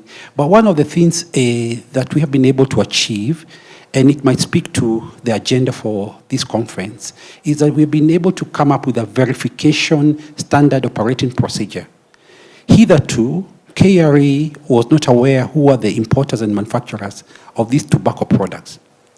And they came up with a policy that anyone who wants to import or manufacture tobacco products, including nicotine products, needed to first of all pay a visit to the Ministry of Health. And with the support of the Tobacco Control Board, we were able to formulate, develop a very strong framework of a standard operating procedure where we now have a way of verifying which are the products which are coming into the market. All the way from the KRA PIN, the certificate of conformity from KEBS. We want you to tell us the CR12, who are the directors, do you have a business permit? And on top of that, they provide to us samples which have clear labels and packaging. And of course, we use the regulations and the Act as a marking scheme. And I think that has been one of the biggest achievements. So far, we have been able to verify more than 50 importers and manufacturers. What is very important is that now we have a repository, we have a data of who are these people in the market. We have been able to pass some as compliant, and we have been able to pass another host of them as non-compliant. Secondly, is that we have been able to work very closely with Kenya Revenue Authority, again due to the leadership and the mentorship that we have from our leadership, and that harmonious relationship with KRA has been able to make us have conversations around taxation and how we can be able to scale up from the 30 to the 70 as required by WHO. At the same time, through the board, we have been able to have a very good working relations with the Committee of Health, and you appreciate the important role they play in terms of, talking to the Finance Committee, in terms of talking about the issues of tax. And we believe that, again, has gone a long way. Early this year, and I think I mentioned it in my opening remarks, is we were able to sign a service level agreement with the Kenya Revenue Authority. And this was as a result of us identifying some gaps and challenges hitherto. And we were able to sign a new SLA, which is now streamlined, is very accurate, is very objective. And in fact, as we speak right now, we have already collected in excess of 500 million shillings, which should be able to go to the Solatium account. Without saying so much, we have also, again, with the leadership of the board, we were able to come up with an omnibus bill, and I think someone has mentioned 8 here. And in that omnibus bill, we were able to make some piecemeal amendments, and that was to try and circumvent the long procedure of doing the main amendment. So, of course, in this process of accruing all those achievements, we have also had a share of challenges. And the biggest challenge, and I think I also alluded to it in my opening remarks, is that the industry is very innovative. They are very innovative, they have a lot of research, they have a lot of marketing gimmicks. In fact, just yesterday, we received a sample from the market, a robotic product. They already have a robotic product. We received it yesterday, and we had never come across one, and I'm sure we'll be able to share with you in due course. So we have a challenge of an industry that is ahead of us, very innovative. I think they do a lot of research, and somebody I think mentioned they are maybe 30 years ahead of us, and I think we need to do a quick catch-up so that then we are able to confront and control and regulate them. Something else, touching on code of conduct, we wanted to confirm to all members here that we are compliant with the 5.3, and we do not interact with the tobacco industry at whatever level. And whenever it has happened in conformity and in compliance with what has been provided for. Lastly is, and I need to acknowledge this, we have had poor surveillance, monitoring, and enforcement. Unfortunately, we have now launched a multi-agency approach, and I think moving forward, we'll be able to have a more achievements in that front. Thank you so much. Thank you so much. Multi-agency approach. Now, let's do a multi-room approach, because we've been all asking these questions to the people at the front. Maybe we can have some questions from this row, and that row. And I'm going to ask, if you get the mic, please be brief and to the point, so that we can make sure that I'm not standing in the way for your lunch. Tusianguke nayo namna that. Okay? So let's be brief. I'm going to ask anyone with a question, we'll pass the mic around for you. Yes, the gentleman at the back with a white t-shirt. Any other?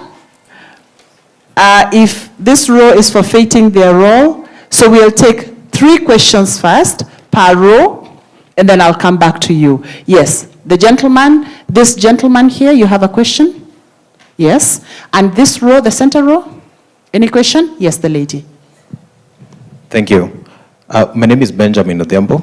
I work with Students Campaign Against Drugs. And my question is in regard to the recent developments around the Finance Bill 2024, which fell through. Then a couple of weeks later, we had a scare where the Finance Act of 2023 was almost also getting cancelled.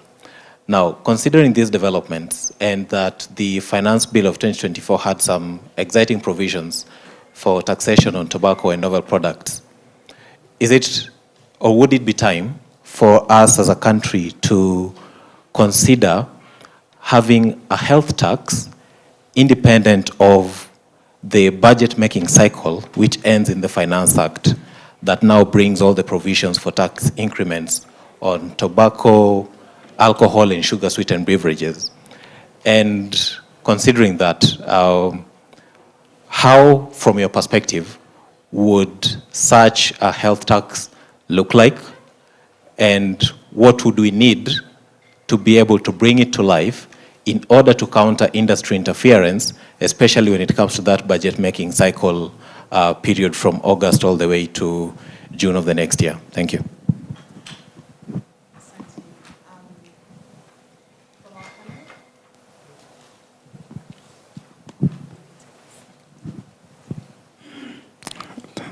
Thank you. I didn't get your name very well, but Benjamin, thank you for the question.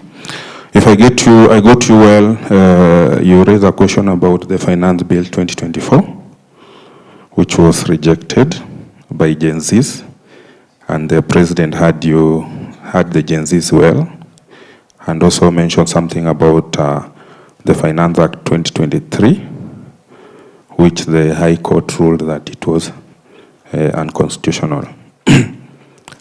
The Court of Appeal ruled that it was unconstitutional. So the question was, what next? And if there's a proposition of having a health tax, if I got you very well. So now I'll talk about the Finance Bill. It's true, the Finance Bill 2024 had some good measures that were addressing these issues of health tax, and especially touching on the tobacco sector. It was unfortunate that the bill was rejected in its entirety. However, that one doesn't kill our hope, because the process of amending the law is a continuous process. This is something that can be taken in Parliament for consideration, not necessarily the entire act the way it was. Can pick those good measures that were in that particular bill, and the Parliament can consider. And currently, I think the Parliament is considering the amendment bill, that maybe some of these particular measures might be considered. I don't want to talk much about it, but maybe I don't want to assure. Maybe they might be considered. On the Finance Act 2023, as much as the Act was, we need to remember what the Act brought. First of all, the Act repealed Section 10 of the Excise Duty Act. And that particular Section 10 was very, very much important, especially in dealing with these health taxes, where it gave the commissioner powers to adjust for inflation. But that particular Finance Act repealed that section. So the commissioner currently doesn't have powers to adjust for inflation. However, as much as the Court of Appeal ruled in favor of the decision that was made by the High Court, this was also appealed in the Supreme Court, and we're also waiting for the progress of that particular case. About having a health tax, I don't know if you meant having as a standalone act, because currently the way the health taxes are considered in the Excise Duty Act. So maybe, I don't know if the question is about having a health tax act on its own or something different, because these are already there. Independent of the Finance Act. We have a budget making process. Maybe the team here from the Treasury and also the maybe we can get Madam Abby to also respond to that. Yes. And as you're passing on the mic to Abby, on the same table is the lady who was going to ask a question. So maybe you can ask the question and then Abigail can help. Please be brief. We are standing in the Yes. way of lunch. Yes. So I'm not asking a question. I actually wanted to help Kanagi and Dr. Toro on how we came to having the excise, having a specific excise rate. So just for clarity, I'm a former tax person. I worked with KRA for about 18 years. Yeah. And I was an excise person there. So in 2015, I think a lot of us would know that in the late 90s, when we got the customs management separated to work as a community, and we had one act, the Customs and Excise Act. So we were left with an old act that we were just using the last sections. And of course, over time, there are so many changes that come in the act, and therefore something had to be done. So the Excise Duty Act was put in place, working with various agencies, of course, and considering that we are signatories to the WHO FCTC, and therefore the taxes were made specific, and also allowed us to be able to make use of technology. So that's what happened. In 2017, of course, we had a little interference. That's when we got the tiered structure of the filter and non-filter. On the issue of whether we can have a health tax law separate, I think I need to make it clear that excise is actually a health tax. So when we talk of excise taxes, we are talking about health taxes.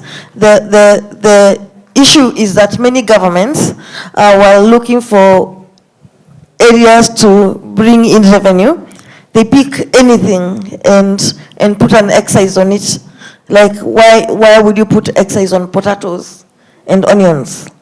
Yeah? If you want to protect Kenyan farmers, you don't use the domestic taxes. You use the customs taxes. So when you are putting excise taxes, sorry, on water, plain water, and onions, airtime, it's actually an abuse of what a health tax is. So When you talk of health taxes, we are not talking about, oh, there's income tax, there's VAT, there is import duty, there is excise, and take all that as a health tax. Excise duty is a health tax by itself. Thank you so much for that clarity. And now you can see how, yes, we can give her the mic as well. Yeah, thank you very much. You remember the 2024 finance bill had other good issues. Apart from the bad ones, there were also good ones. So what we have done at the Treasury, we removed all the contentious issues out of the bill. But the good ones, we have left it in the bill, and it's currently under discussion for implementation on what health tax, all that were covered in, will actually eventually come into being implemented. And we just ask you to be patient. It's currently under discussion for implementation. Thank you. Thank you so much, Pamela, representing PS Treasury. And we will come to this side now. One last question. Yes? The gentleman. Ladies and gentlemen, good afternoon. I'm Cosmas Karani, a student from Kenyatta University, taking economics and finance. My question is crystal clear. Over the long holiday, I got an opportunity to go to Mathare North. Yes, and we really find out that whatever was happening on ground is totally different. I heard you mention that there's a lot of innovation and advancement from the tobacco industry. I heard you mention that they are around like 30 years ahead. So there are other innovations even here from the informal settlements. For example, we realized that from the informal settlements, we have other tobacco products. So they combine bang plus cigarette to form a product called mchush. So my question specifically is, what are you doing with regards to research and development? Because we see that the tobacco industry is making so many strides. So are you committing today that something is going to be done with regards to research and development and also surveillance? Thank you. Thank you so much for that. Who from our panel or from the table? Yes. Thank you. I just wanted to point out that you cannot realize any taxation without going through the finance bill. So it's important for us to know that a finance bill is the instrument that goes in through Parliament for taxation to be a reality. So I'm glad that the issues which were there, as much as the Gen Zs had a problem, not only the Gen Zs, Kenyans, and what has been dropped and what can be kept is what is going to be useful to Kenyans. So it's important for us to know that. And then if you wanted to, anything is being done piecemeal. For example, when you're having the miscellaneous, you cannot bring in matters which really, matters which are heavy on where finances are concerned. So it can touch on other issues, but it cannot touch on taxation. So it's important for us to just be abreast with that. Thank you. Thank you, moderator. I wish to thank the panel for very excellent presentations. My concern is the issue of the tobacco industry, which looks like the biggest elephant in the house. I want to listen to you to get some recommendations on regulations that government can undertake to safeguard the lives of Kenyans against a menace of tobacco smoking. And this is one area that we can get away from here today as a resolution. How does government control, one, registration of private companies getting into manufacturing of tobacco? We have, as a government, the law and the procedures, knowing that there's a harmful product that you cannot license if it's going to be harmful. So what regulations are there on licensing, on production, on distribution, on marketing? Because we live here with a very clear focus on where we want to focus, where the problem is. It is the manufacturers, it's the producers, it's the importers. So I want to get from you, internationally, comparatively, what other governments are doing to be able to rein in on the dominance of one group called the industry producers.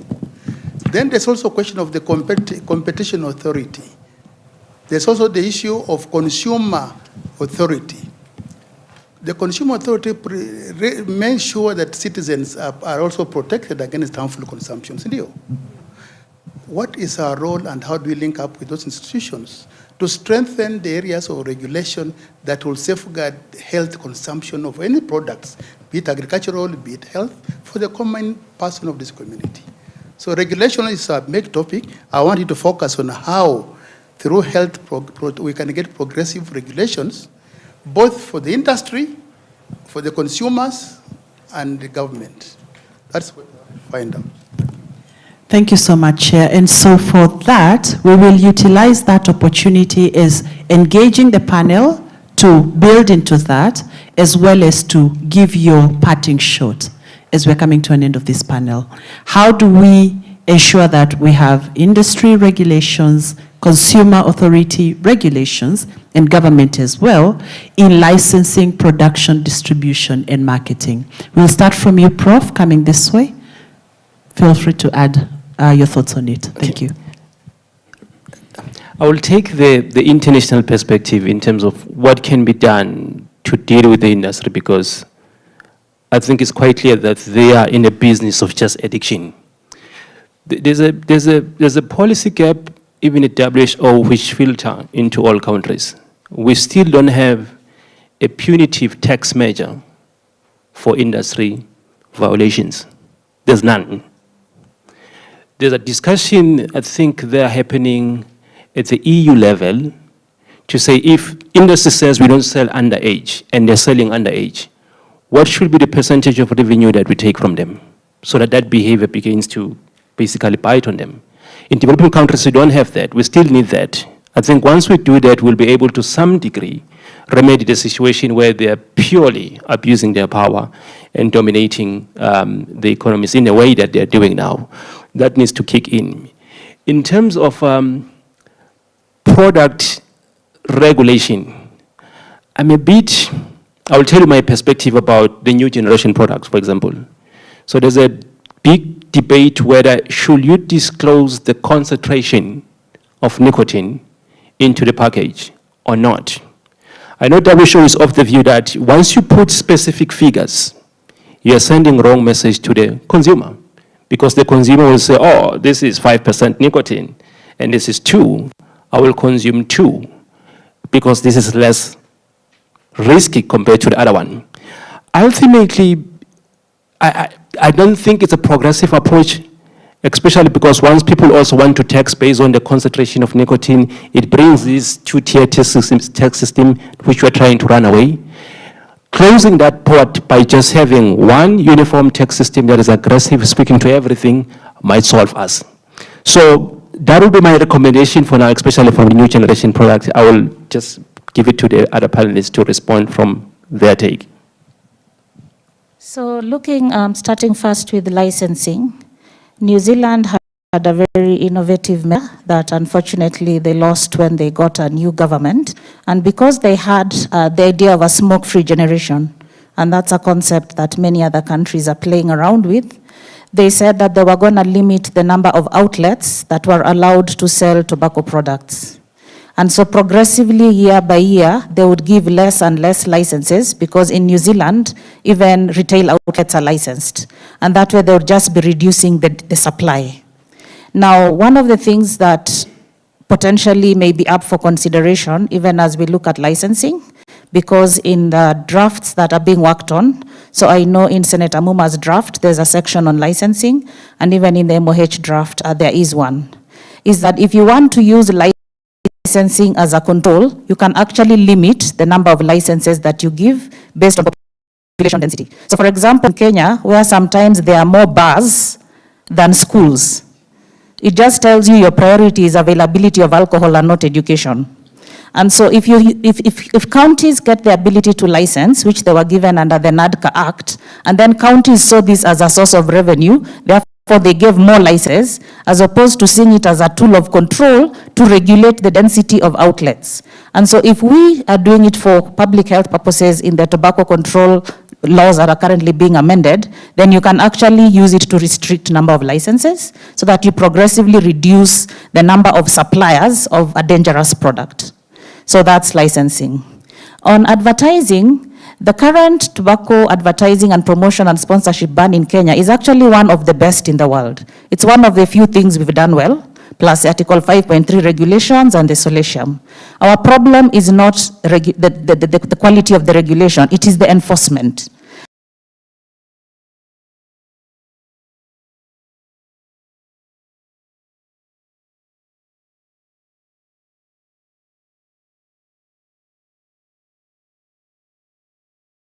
And so once we've managed to add nicotine products, so e-cigarettes, into the Tobacco Control Act, they'll be subject to the same suite of measures. So the problem right now, of a tobacco product does not currently cover them. That is what Dr. Toro and Dr. Shaban are trying to remedy by their amendment. Once they become tobacco products, everything in the Act will apply to them. Then now the focus is going to shift to enforcement. And so when we find an Instagrammer advertising tobacco products, I think the problem will be how we hold them accountable. It will be fairly easy to hold Jumia and Kilimall because their offices are here. And so it's really an enforcement problem. And then going to your question of the role of the Communications Authority, consumer agencies and so on, tobacco control has been seen as a Ministry of Health affair. And what we need to do is to change that thinking. Tobacco control is multi-sectoral. So luckily we have Ministry of Finance and KRA who've appreciated their role. A lot of the other government departments have not yet appreciated that they've got a tobacco control role.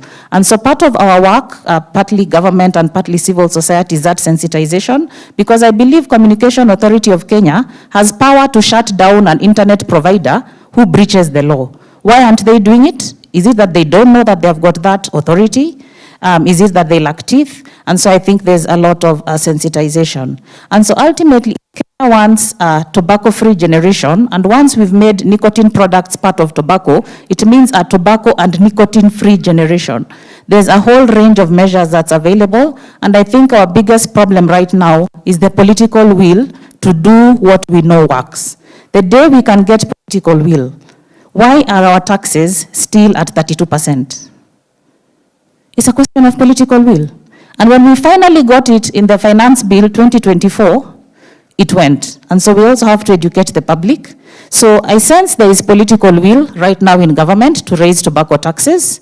Let's raise them aggressively.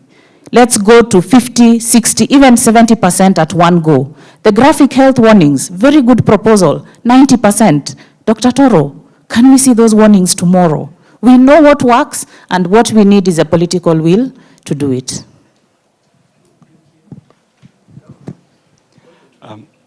Thank you. I think Rachel should have been the last one to speak.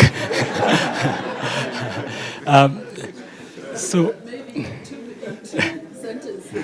You can sum up what so, I will use my experience over the last couple of years in the field of the economics of tobacco control, and also having interacted with both the public health, the Ministry of Health, and also Treasury, Ministry of Planning, the economic side. So first, we need to be cognizant that the effort has not been futile. If you look at the results from the KDHS between 2014 and 2022, there has been a 25% reduction in prevalence for male and about 14% reduction in female. When you look at the pricing in real terms of tobacco and cigarettes specifically, it has gone up.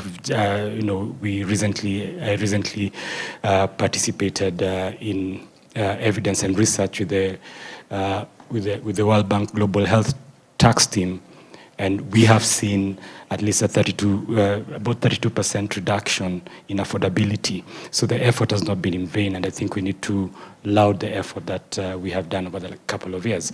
However, again, we shouldn't be lax when you look at inflation adjustment and the reduction. that has been has impacted on our tax score. University of Illinois, Chicago, has this annual report on the tax scores, and Kenya is actually regressing in some fronts. So on one hand, we are making good effort, but also we are actually regressing in others. Another thing I wish to mention is, I think as health advocates, we tend to also come at the tail end in some of these discussions. We think, at least that's the feeling I get, that the point where we need to interact with the finance bill is at the time when the budget committee is sitting down and where we are actually putting our our comments or our ideas, but it starts earlier. The best time for us to actually make impact is now when you're having these budget working groups within the ministry, the MDAs, the ministries, directorates, departments, because that's the time you interact with the technical people and make proper suggestion and actually provide evidence that is important for that's the time you have proper interaction, not the point only when you're interacting with the parliamentary committees. So I think we need to also think at what point are we interacting and are we making influences. The other thing is when it comes to advanced discussions within the trade, micro-costing, where we are able to provide evidence on the investment that is required for us to make progress. So I think we need to look at it in many fronts and not just assume that it's at the tail end of the budget making process where we can actually make impact. It's actually at the beginning. Thank you. So go upstream in the everything relating to taxation, to advocacy, to lobbying, go upstream as opposed to waiting downstream. Let's have your thoughts, Dr. Were, briefly. Thank you. First of all, I'm glad to hear from the contribution of the members here that KRA has been supportive to the Ministry of Health. There's been a lot of engagement, and still KRA is willing to engage and also support in ensuring that we address this issue of reducing tobacco consumption in Kenya. So one thing I need to mention that KRA or the government has put in place measures to ensure that we regulate the manufacture, distribution of this particular I can call the tobacco products, and also we have the alcoholic products. KRA has a system called the EGMS system that any manufacturer who intends to manufacture alcoholic products or tobacco products has to ensure that he or she installs that particular EGMS system. And I know that the team from the Ministry of Public Health will be able to appreciate that. That system helps to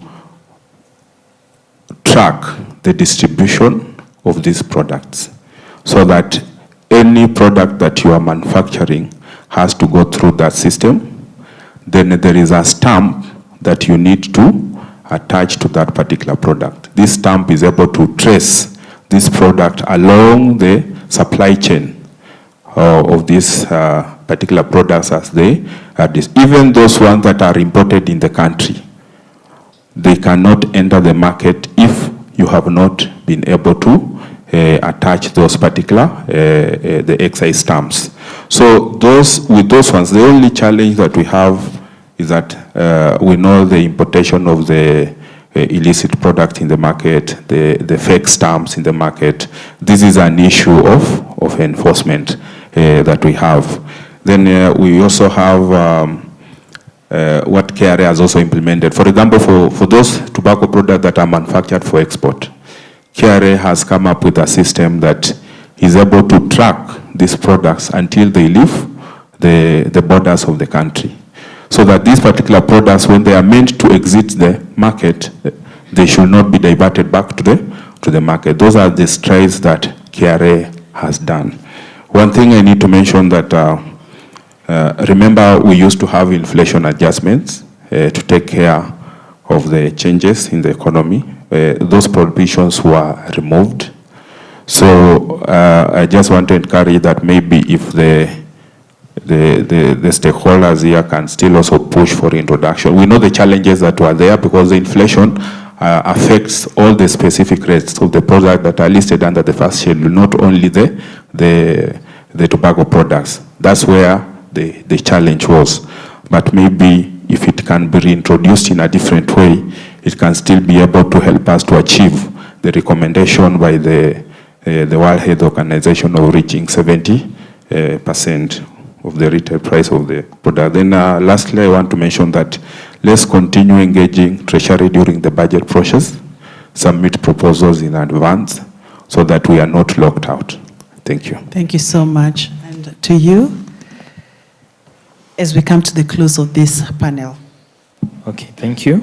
And for me, I would say the process of manufacturing, importation, distribution is well taken care of by the Tobacco Control Act. And there is a multi-sectoral group that has KRA, KEBS, Ministry of Health, that takes care of that entire process. And if only that this can be followed diligently, I know that that process will be foolproof. About the 30 years that we are saying the industry is ahead of us, the challenge I'm going to throw to all of us is how do we catch up? We need more science. We need, because that is the issue that we've always had.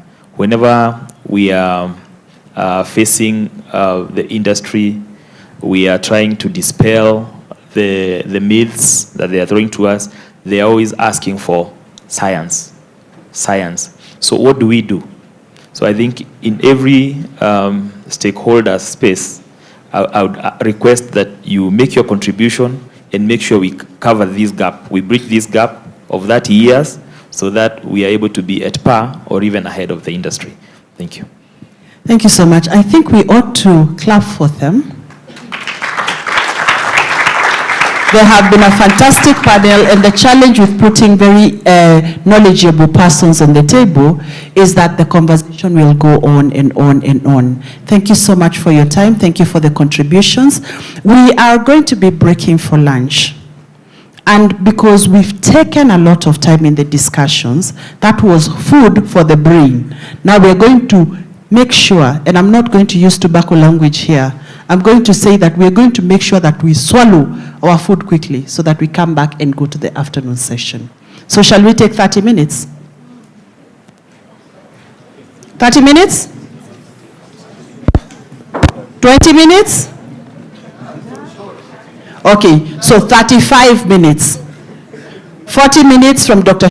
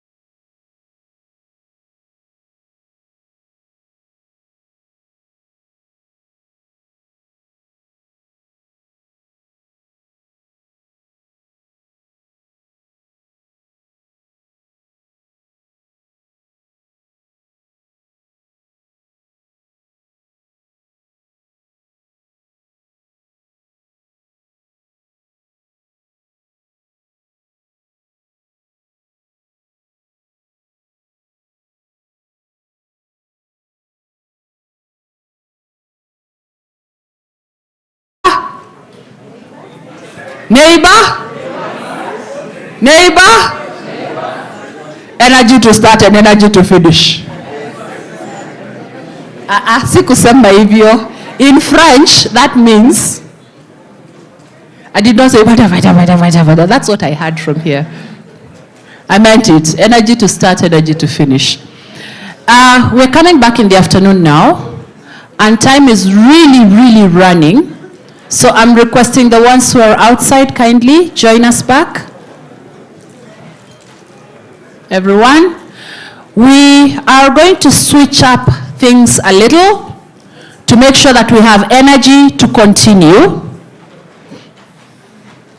As of this morning, we've covered quite a bit on policy, on regulation, on strategies that are working across different regions. We've also touched on things that we could carry forward to make sure that what we do is prevent people dying of preventable illnesses caused by preventable causative agents, which is tobacco and nicotine products.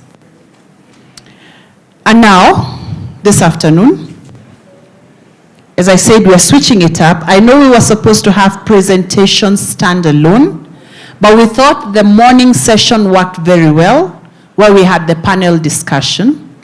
So we will also have a panel discussion this afternoon. And so I'm prepping you early to start putting your questions together so that we can be able to continue. Secondly, we will hear from people who have worked with NTA as stakeholders and partners. And this will lead us into the Q&A for everybody. We will also have a research that was done, and it was alluded to this morning by John Thomey. We will have that also presented to all of us by John as well as someone from TRF. And after that, we will be having the closing. Are we energized? Are we energized? Did I see nodding? If you nod, nobody can hear you. Please. Are we energized? Yes. Are we energized? So I am waiting for a cue, John. Shall we continue? Shall we? Okay, it gives me great delight to introduce our afternoon panel discussion. And our panel discussion this afternoon is focused on what is happening across Africa in relation to novel nicotine and tobacco taxation in Africa. We will hear from someone from Western Africa. We'll hear from someone from Southern Africa. We will hear from someone from Eastern Africa. And they are all bringing different perspectives and bringing different observations from the regions that they are serving in. To start us off, I would like to invite Celine. Celine Awuor is the CEO of the International Institute for Legislative Affairs, that is IILA. Celine leads efforts to advocate for public policies, particularly focused on non-communicable diseases and reducing the harm from alcohol consumption and tobacco consumption in Africa.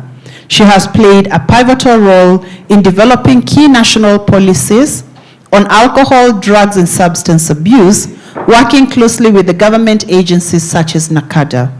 And Celine's work emphasizes on the importance of fiscal measures, that is budgetary and financial measures, marketing restrictions, and access control to reduce harmful effects of alcohol. She collaborates with international organizations such as the WHO and vital strategies to push for comprehensive health regulations reforms. Celine, please join us.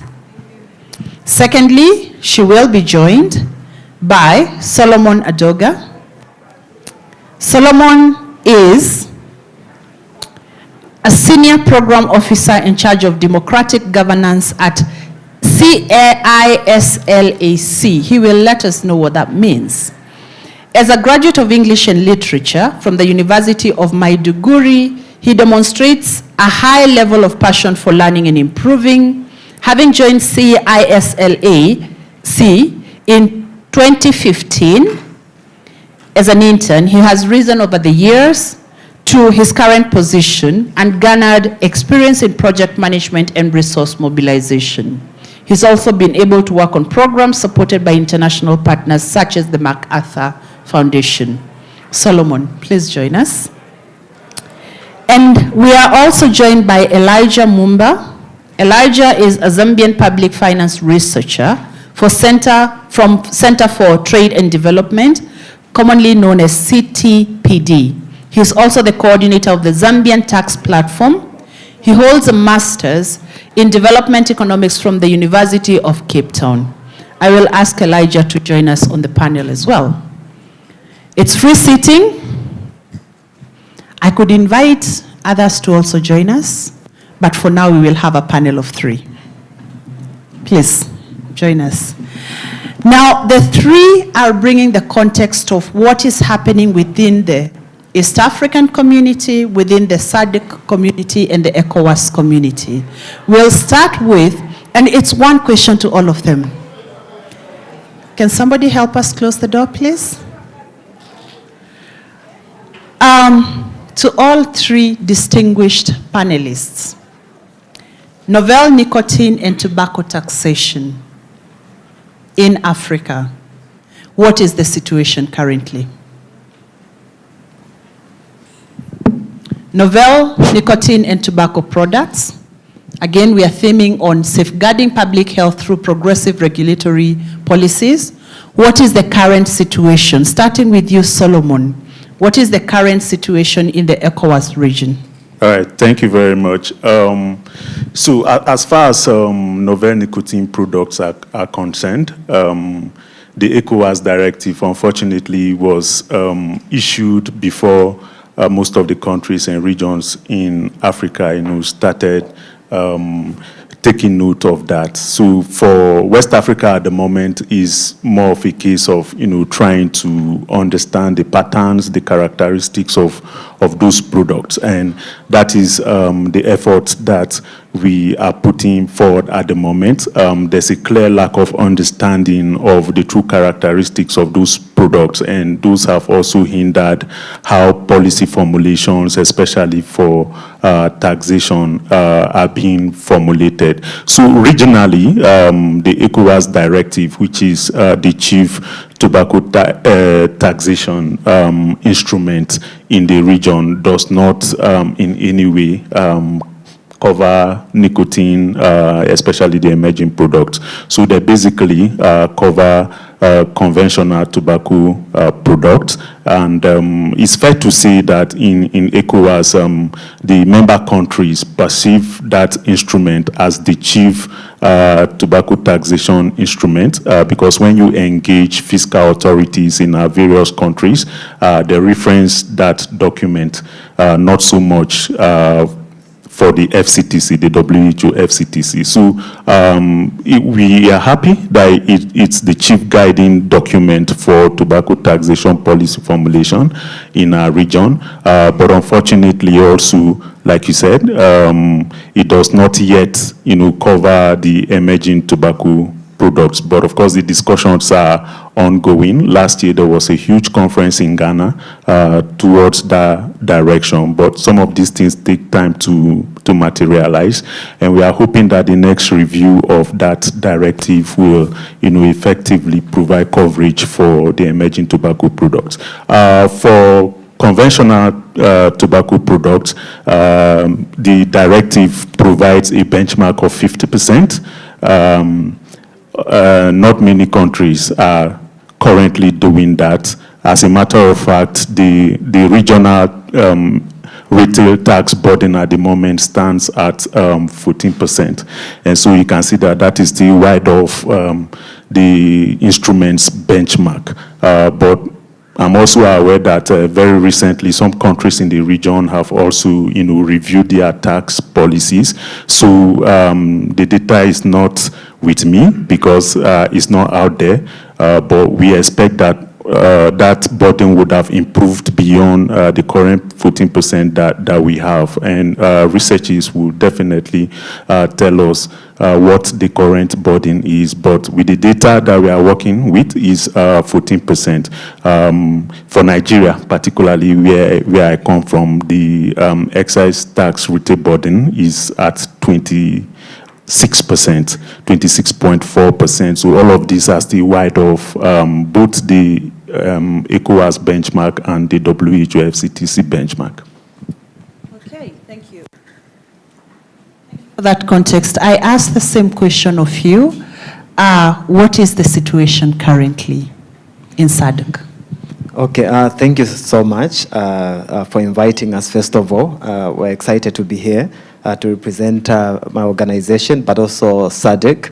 So first of all, from the SADC region, I think it's some of the things that we have already discussed, the lack of harmonization in terms of tax policy as it relates to tobacco. That has been a challenge.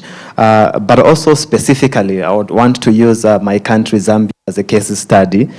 So where we lack a comprehensive law that speaks to tobacco, especially the emerging tobacco products. So unlike Kenya, for example, where you have the Tobacco Control Act, in Zambia we have had a bill that would speak to tobacco control, but it's still in bill format, mainly because of the industry interference. So that's a big thing in the region, but also especially in Zambia. So these are the people that have had to engage our members of parliament, where on the one hand we have organizations like ours advocating for tobacco control, but they're able to counter our actions by engaging the members of parliament, right? So we would go and appear before parliament, make our submissions.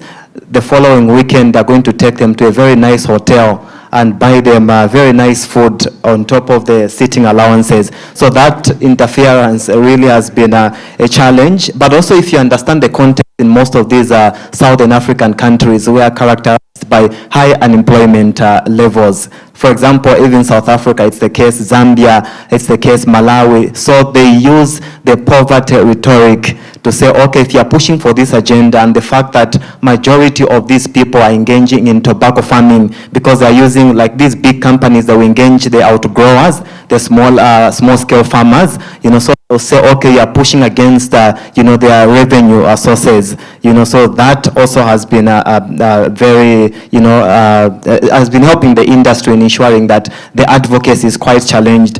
But also another thing is when you look at the revenue composition of our agriculture sectors.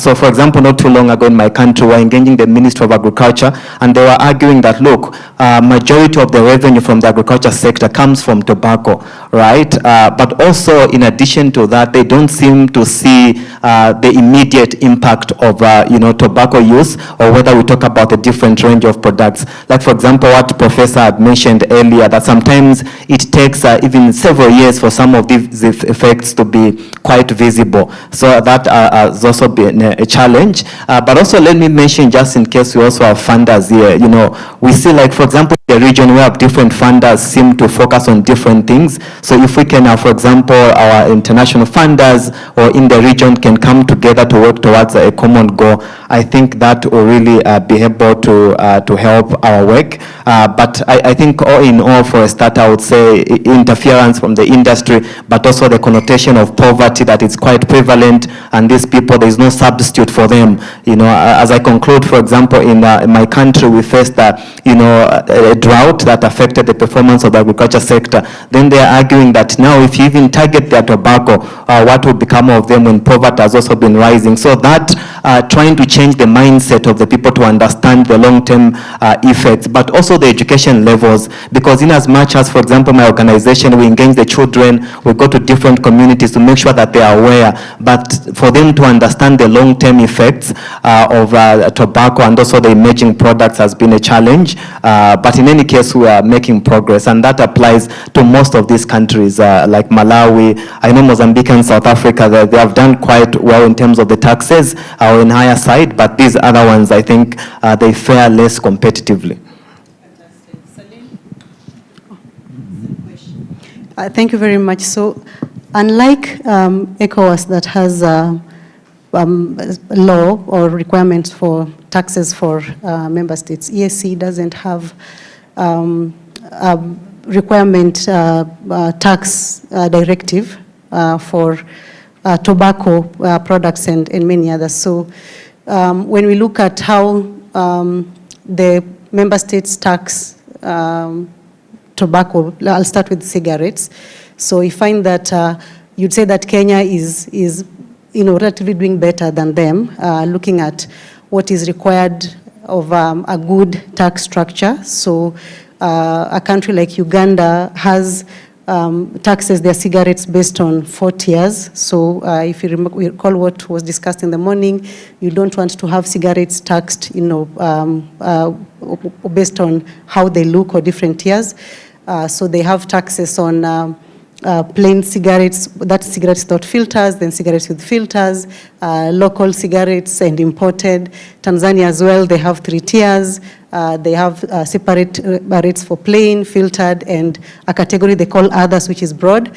So Kenya, yes, we have 2 tiers, plain and filtered cigarette, and we had the conversation in the morning that we once used to have a uniform tax for all these cigarettes. So in terms of now going into the novel products, because I think that's where the conversation is, Kenya seems to be the one that is doing something in the products. And I think that is because of the position that Kenya holds in the region, being the considered the hub for manufacturing most of the traditional tobacco products, and also fronted to that Kenya was supposed to be manufacturing the oral nicotine pouches, and a BAT's plant that was to be was to be established to manufacture these oral nicotine pouches to be marketed across the region. So the oral nicotine pouches were included in the excise tax regime in 2021 in Kenya, and we started off with a rate of, first the rate that was introduced or proposed was 2,500 Kenya shillings. I have not converted that to USD, apologies for the non-Kenyans, per kilogram, but eventually adopted 1,200 shillings per kilogram.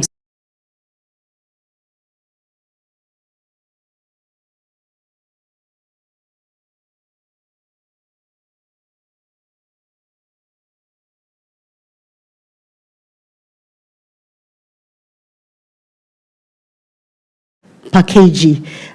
Had the Finance Act of Bill of 2024 passed, then the rate would have been 2,000 shillings per kg.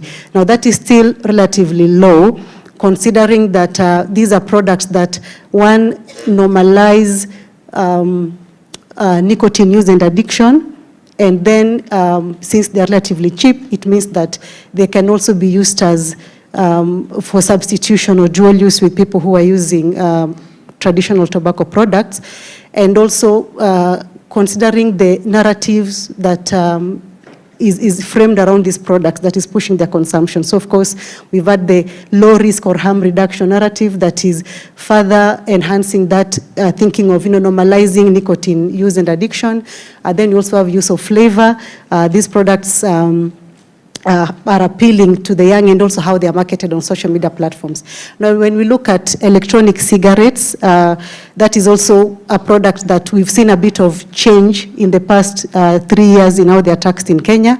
So prior to 2022, we had taxes based on specific excise on electronic cigarettes and other nicotine delivery systems, as well as the cartridges were taxed per unit excise specific. Then as of 2022, that was differentiated to a mixed system, where we now have the devices themselves taxed at an ad valorem basis at 40% based on the declared value of that product. And then a new category was introduced of excise specific on now the liquid that is used in the gadget. So with all this complexity that we have for these products, and we have to look at them holistically together with traditional cigarettes, because the issue is tobacco consumption. So when we have variation in terms of how these products are taxed, then provides those loopholes, one for the industry to manipulate and to play around, and of course to drive addiction and initiate young people, because then they start from these more appealing and newer products. I think I'll pause at that for now. Listening to each one of you, what I'm hearing is that in the African region, being that Africa is not one country, we have many, many countries, and all of them have different governments with different operational measures on taxation, on policies to control, manage, or even regulate these products. What I'm hearing is that there is a need for harmonization, not just of taxes, but also the policies towards this control. We are talking about general awareness to the public, as well as to the policy makers, that they may be able to know what is in their control and what they can do to better safeguard the health of their people. What I'm hearing is that the industry is not sitting still across the regions. There is a lot of activity in lobbying, in trying to get what we like to call in Kenya the woye factor, which is, oh, you know, our people are suffering from poverty, so if you start reducing their livelihoods, or if you start affecting, then what will that do? And I think the gentleman from Zambia, Elijah, mentioned that there is a need for funder harmonization as well. Now, thinking out loud, because it can sound like a lot of forbidding, like it's really an uphill task. Imagine the future. We heard about the Vision 2045, and we've heard about all the things that are happening globally. Think that you're here today to inform what the future could look like. And think, what if all our governments were to implement the 70%, for example, taxation? What if we had the policies that were harmonized? What if? Paint for us a picture of what the future could look like for our people if we go out there and advocate correctly to get this working. Let me hinge this picture on the ECOWAS directive, because a simulation exercise has been done, basically to show the region what the prospect will be if the ECOWAS directive is implemented optimally. Retail prices are expected to increase by an average of 51% from the current 14% that we have, especially in countries like Gambia, and to almost 100% in countries like Guinea. Cigarette sales are expected to decrease, because these are objectives of those directives. Yeah, so cigarette sales are expected to decrease by an average of 22% from 8% in the Gambia to 39% in Guinea. Excise revenue for government is supposed to increase by an average of 373% from 10% in Gambia to more than 1,000% in Guinea and Sierra Leone. And when you look at my own country, and you are seeing these kind of predictions, and then you wonder why government is not taking advantage of the situation, because we have a failing health financing system. Currently, the 2024 national budget, the breakdown shows that what is allocated for every Nigerian for the year in terms of healthcare financing stands at $2.50. So if I fall sick, what my government has provided for me as far as healthcare is concerned is $2.50. So that basically shows that we are financing healthcare from individual pockets, you know, but while we are not taking advantage of opportunities that lie for us to generate the required revenue and earmark such for healthcare financing. Tax burden is expected to increase from an average of 14% to 46% in Guinea and Nigeria. So by that, we'll be able to drastically reduce people's the affordability of those products in our country. So these are some of the prospects that are there for us to tap with. But of course, we all know why in this region our governments have not, had the political will to implement some of these measures. So tobacco industry interference is still unwavering. The case is worse in my country, where corruption is a very, very big thing. I know we don't have all the time, but I think it's important to tell this story. In Nigeria, a minister of finance had all the funds to reawaken Nigeria Air, because Nigeria is perceived to be, centrally located, to be, a hub for air travel. 6 hours from Lagos, Abuja to Heathrow, 5 hours Lagos, Abuja to Nairobi, same to South Africa. But then we have to fly through Ethiopia, through Nairobi, through Egypt, through Dubai to get to everywhere. And so there was that conversation, let's reawaken Nigeria, and all the finances were made available. And then one person, has that audacity to play this trick on over 200 million people.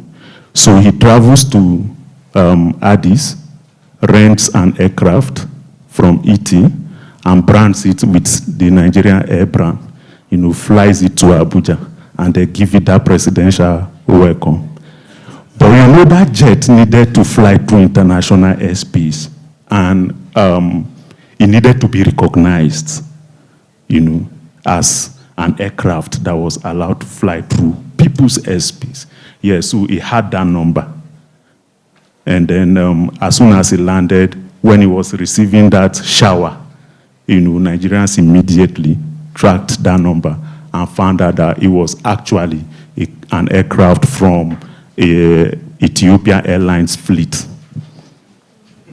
So, but he's working as a free person. This is, the extent to which we perpetrate corruption in Nigeria. So you can imagine what people in the corridors of powers will do when the tobacco industry come with all the kickbacks.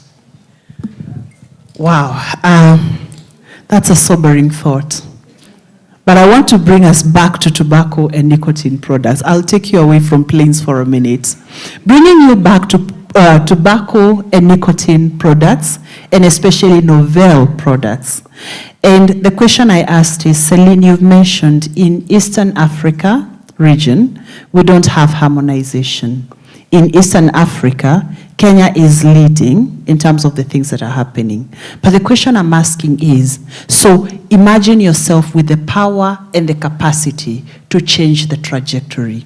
What would the future look like? He's painted a very good photo where government revenue could rise up to 333%.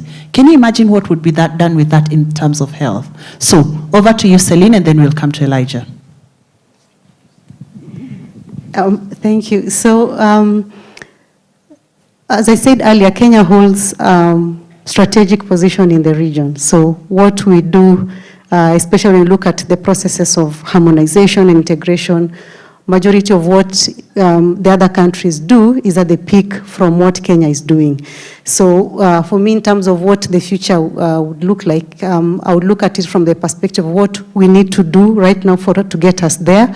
So first of all, the opportunities that are there to improve the situation. So we have the ongoing Tobacco Control Act amendment process that actually gives an opportunity to address this matter of these new products in a definitive way. So, I mean, for the case of oral nicotine pouches, we could as well just ban them. I mean, countries like Uganda do not have them in their jurisdiction. So, is this something we could do now? I mean, just a ban, considering that the prevalence in terms of use is still quite low, yet the target population is vulnerable. And so that gives us the opportunity to take such a step. We would also need to think around in the areas of tax. So first, before tax, now the overall just management of regulation of these products. For the categories of electronic cigarettes, there's a bigger problem with the disposable electronic cigarettes. Those ones we should just ban. And I mean, these are things that once we do, the other countries will follow suit. I mean, Uganda practically took our Tobacco Control Act and enhanced it, and that is what they passed. So even for these ones, they are waiting. When a few years ago, Kenya, through Kenya Bureau of Standards, I don't know whether they are here, started the process of developing standards for tobacco-free nicotine pouches. Imagine what that would do for the future of Kenya and the region. It's just that we are developing the standard, then the standard is harmonized and it becomes a regional standard. So we are at a place where we can make and should make significant pronouncements and actions on these products that then would spur the neighbors in the region to also do the same. Now, going to tax specifically for these products, I mean, if you are not able to ban them, and then we are to regulate them as tobacco products in the Tobacco Control Act, then we also need to strengthen the overall enforcement of overall no-tobacco control measures. So I'll give an example. Our act prohibits sale of cigarettes singularly. They're supposed to be sold in packets. That is section 18. But that one has never been enforced. And there's a penalty attached to it, that somebody who's found contravening that should actually pay a fine of, I think, up to 50,000 shillings or be imprisoned. No one has ever been imprisoned or paid a fee. Yet, cigarettes are sold in single sticks. And we are seeing the same with the nicotine pouches. Somebody buys the tin and then sells the pouches singularly. Now you see how this would not just translate to bigger problems for other products. So we need to strengthen overall tobacco control enforcement as well. And we also need to particularly also strengthen, because always the argument that the industry gives to defeat or to discredit tax is illicit trade. And I think from the conversation in the morning, we saw this is an issue of poor enforcement and compliance. So we also need to strengthen our implementation of the ITP, that is the Protocol to Eliminate Illicit Trade in Tobacco Products. And this is mostly also an issue of, cross-border and issues that happen across the border. So we have a good opportunity, and we can make that decision, and I'm looking at this, the big people on this table right here, to use this opportunity for the amendment of the Tobacco Control Act to strengthen these measures in the legislation. Thank you. Elijah. Okay, thank you so much. So I think one of the things I would do or recommend, for example, in the region is, I think we need to see tax as a control measure as opposed to just a revenue measure.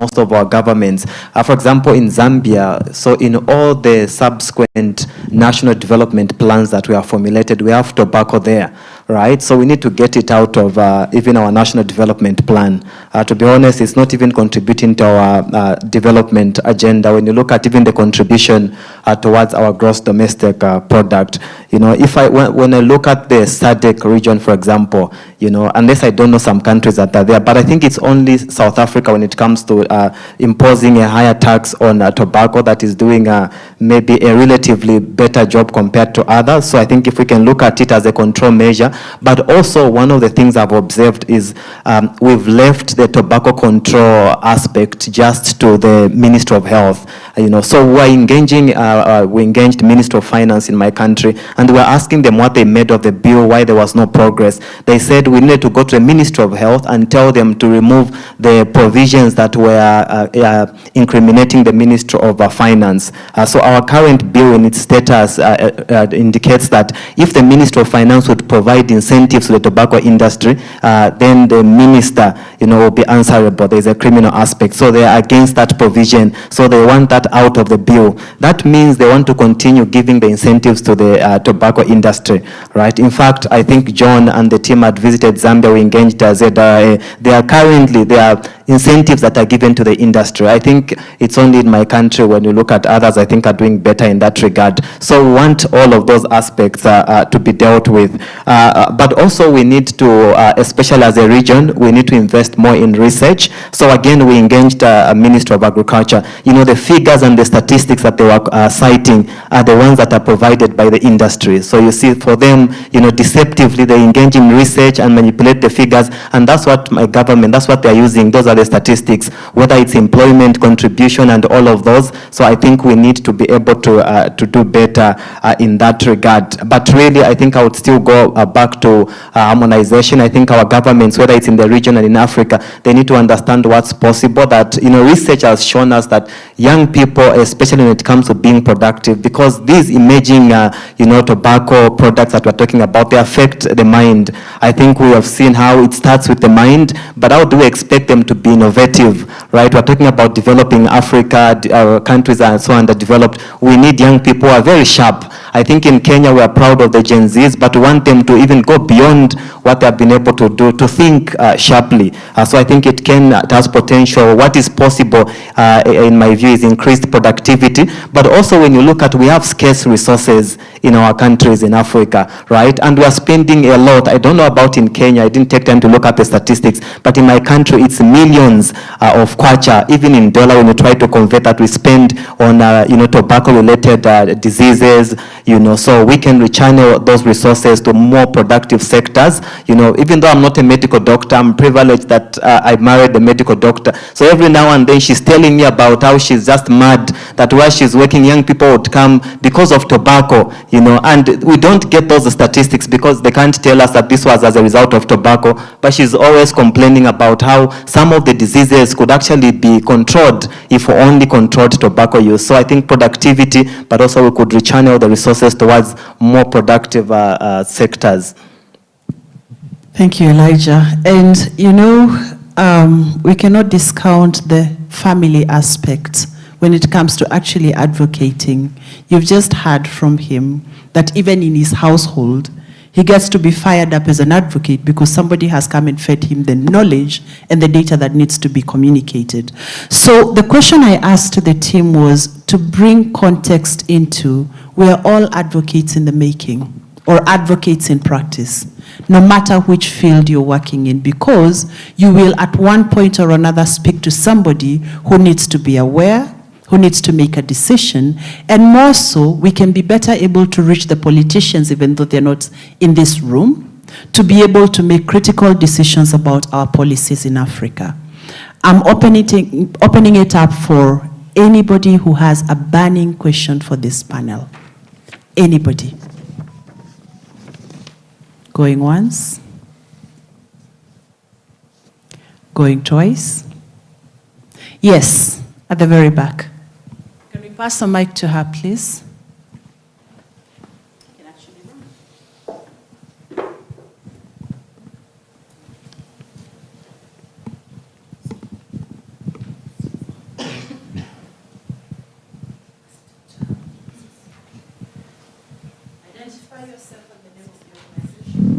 My name is Rose Nabwiri. I work with International Institute for Legislative Affairs. Our CEO is part of the panel. I have a question maybe for the three of you. We have someone from Nigeria, we have someone from Zambia, and someone from Kenya. What would it look like for us as a continent to strengthen tobacco tax conversations across the continent? What are points of collaboration you see? The three organizations that are up on stage and others, how can we strengthen tobacco tax advocacy for the continent?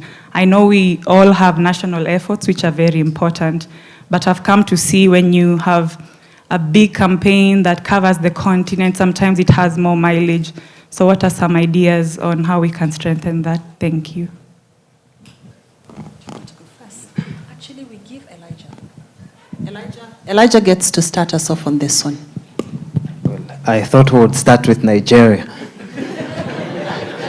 Just on a lighter note, I remember when I was doing my master's in South Africa, our professor said the extent to which Africa would develop would depend on what happens to Nigeria.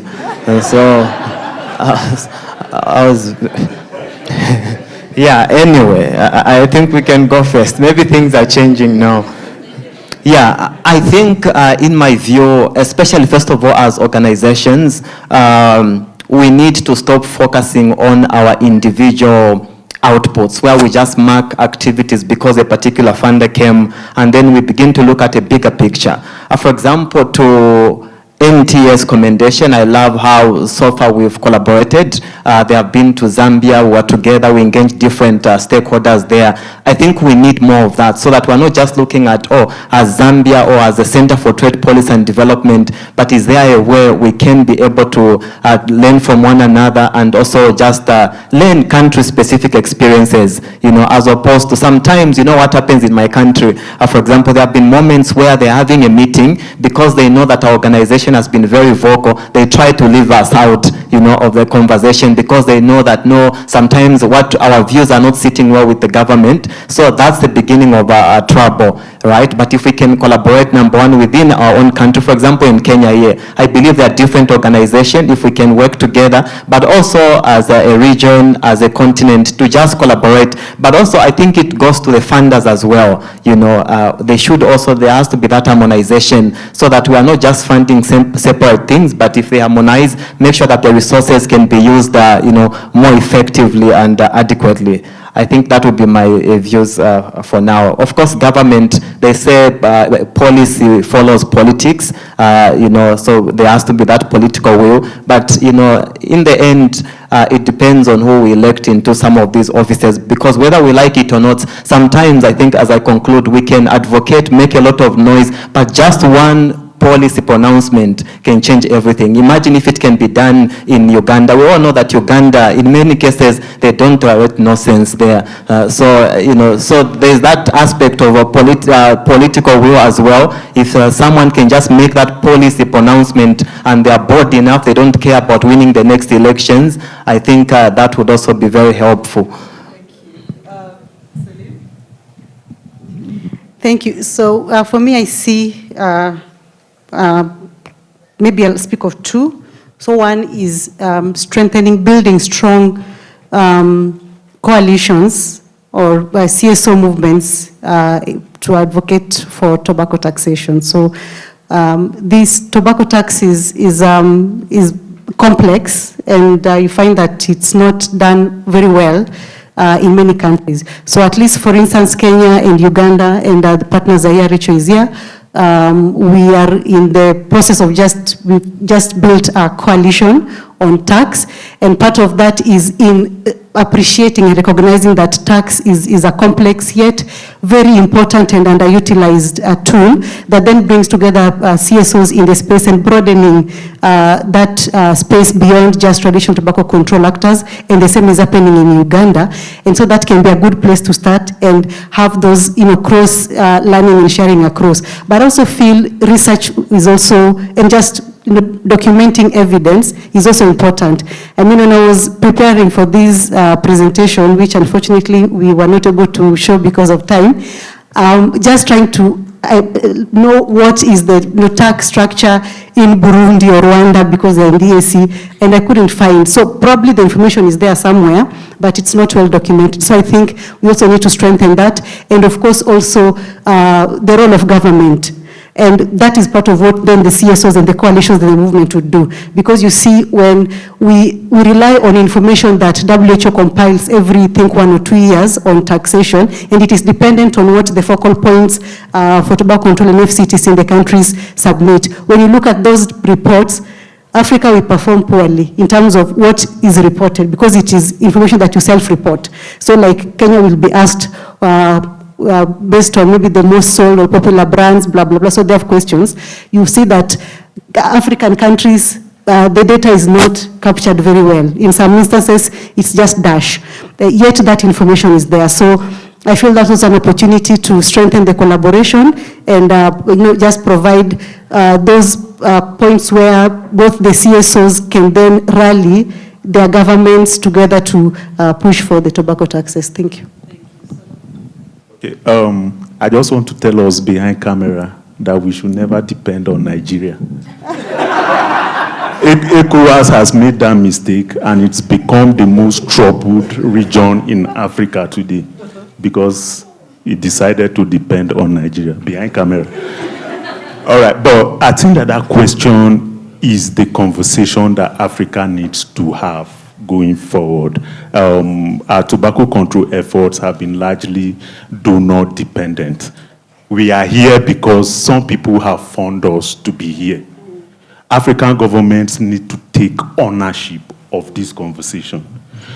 And that is what is happening in the EU. We saw how Prof. Highlighted that in his presentation. They are not waiting for any civil society or any donor to come and lead the conversation for them. It's a regional instrument that they have, and they are running with it, and it's working for them. If we do that, we take ownership of that conversation as governments. When we meet collectively, those conversations can always be put on the table, and we will make decisions and chart ways forward on them. So I believe strongly that, yes, and you may question that, yes, we have some African Union instruments that countries are supposed to comply with. How well are we complying with those instruments? But the fact is that there are always a tool for measuring how we are performing along those indices. So we can have that measuring tool for tobacco control on the continent of Africa. Thank you so much. And I think something stands out for me from this panel.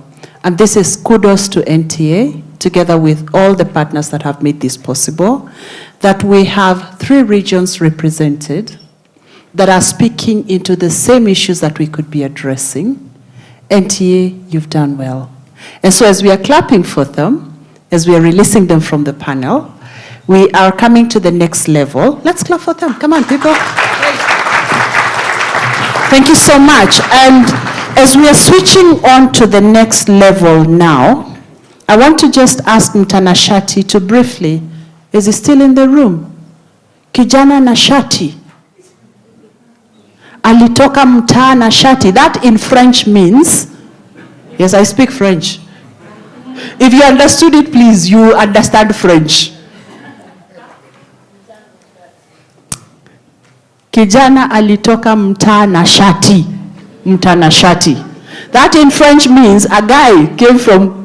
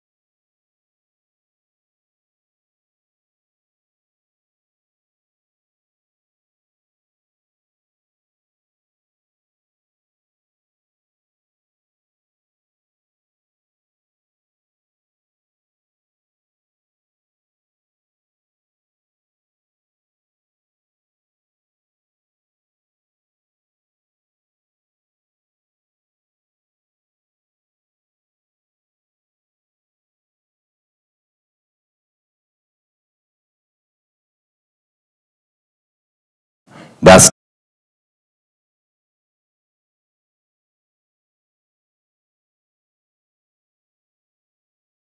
kumbuki.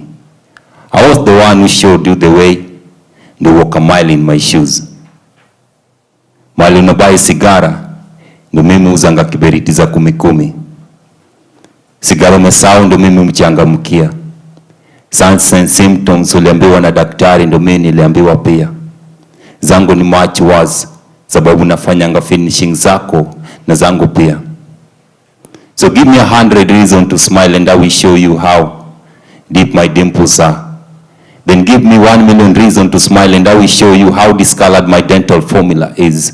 Show me $1 budget ni kushow vile cigarette moja screening inaonyesha movie ya cancer kwa mwili. Kama una bari basi angalia ripoti ya daktari, akundanga good news. Kuna reduction of fertility rate both to human and mother nature. Premature birth, babies born with low birth weights. Why procreate only to destroy the very own life?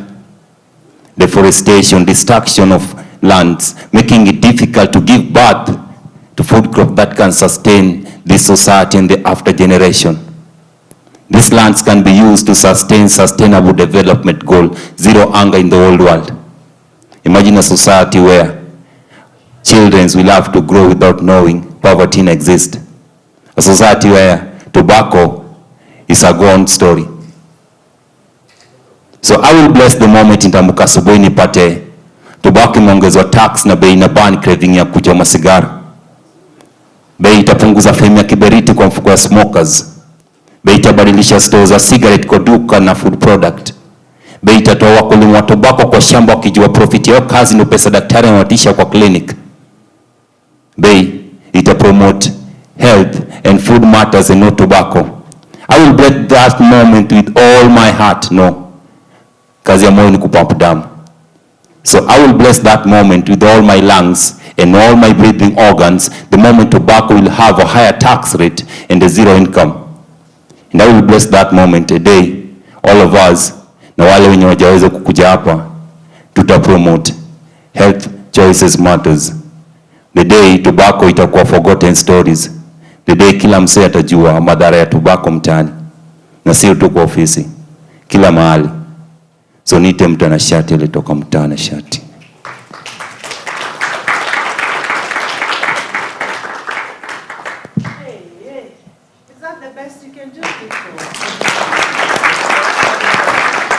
I'm concerned when I'm done with all this work and then I'll tell you to clap for me and you'll be tired.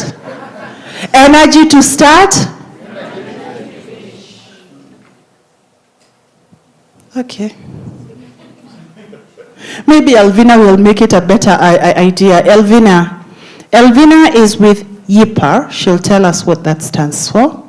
The Kenya Women and Youth, a target for the tobacco industry. She's here to speak about the work that they are doing with NTA.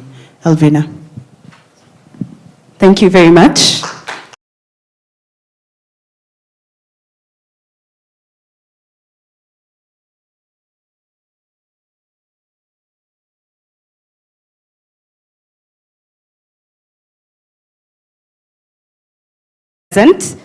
Government agencies and ministries, and I wanted to also recognize the winners of World Rachel, who's just walked, Anthony Mudemba, and Joel Gitali, some of our mentors in this space. Ladies and gentlemen, esteemed guests, I'm truly honored to stand before you to address you. My name is Elvina Majiwa, a tobacco control champion and the chairperson of YIPA. YIPA Kenya, Youth in Power Africa Rise, is a movement that started in South Africa and is now in Kenya. And the aim of this movement is to focus on tobacco control policies, not only in Kenya, but in Africa. Esteemed guests, are we aware of the innovative strategies that the tobacco industry is using to target women and youth? Africa has the youngest population in the world, with 70% of sub-Saharan Africa being under the age of 30. The marketing of tobacco and nicotine products to the youth represents potential lifetime customers, and this is very unfortunate. The youth population in Africa represents both a significant vulnerability and an opportunity for tobacco control efforts. Research indicates that targeted, comprehensive approaches combining policy, education, and community engagement show the most promise for reducing the youth tobacco and nicotine use. The tobacco industry is increasingly focusing on Africa as its growth market, with particular emphasis on women and youth as their target demographic. The targeting of women and youth represents a significant public health challenge requiring immediate and coordinated responses from all of us, the tobacco control community, and those interested in public health. For years, there has been a rise in the use of tobacco and nicotine among urban women. Creation of feminine cigarette brands with slim designs and attractive packaging, association of smoking with women empowerment and independence, and messages linked to smoking, linking smoking to weight loss and vaping as stress-relieving tools are some of the marketing strategies that the tobacco industry is using. I'd like to share a few lessons that I've learned from this year, 2024. That the youth have a seat at the global table. Earlier this year in February, we gave a very strong statement at the 10th World Health Organization Framework Convention on Tobacco Control Conference of the Parties that happened in Panama City, Panama. A forum that brought together more than 180 countries working to enhance and advance tobacco control efforts. As the youth, we urged governments, and we do continue to urge them today, to end the tobacco industry insidious strategies of introducing innovative and alluring features and products and using digital media to influence our impressionable minds. We also urged governments, and we urge them today as well, to prioritize ensuring access to justice for the youth and future generations. We emphasize the need for the tobacco industry to be held accountable and liable. Liability measures should not be limited to court cases that may not be feasible in some of our countries, especially in Africa. A range of measures should be explored, including license revocation, compensation mechanism for damages, financial guarantees against future harm, tobacco surcharges, penalties, fees, and taxes. Lastly, another lesson I learned this year is that the youth have incredible power. We can occupy. As the youth, we came out strongly to boldly and strongly defend the graphic health warnings on tobacco and nicotine products during the public participation in Nairobi. We mobilized support and as a result gave a strong case for the need of periodically reviewing the graphic health warnings. We put in the effort and countered the narratives by the tobacco industry. In a world that is very cutthroat, we ask not to be silenced because of the purity of our actions or the authenticity of our efforts, but to be empowered and set up for success. We ask to be involved in the policy process and to be given more seats at the table. We ask for partnership and opportunities. We ask for employment. Please employ us. We ask to be included in boards and in leadership positions. In conclusion, as we continue to navigate through the tobacco control landscape in Kenya and in Africa, I hope that we do not tire or relent and that we stay the course. I hope that we continue to harness the power of the youth, the power of the media and the community and digital platforms to spread awareness and to push back against the tobacco industry. A luta continua. Thank you very much. Wow, that was beautiful, right? Right? I can tell you, the future is now. With that kind of leadership, the future is now, and we're going to see changes. I am going to invite Winnie Awor, Program Manager at Development Gateway. She is going to talk to us about digital and innovative approaches towards addressing the data gaps into the tobacco control space. She has some slides, but also she has some 10 minutes.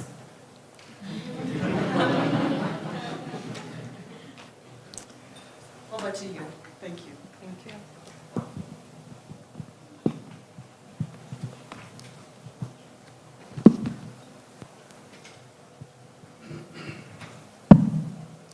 Afternoon, everyone. 10 minutes. We'll try. Okay, sorry, IT.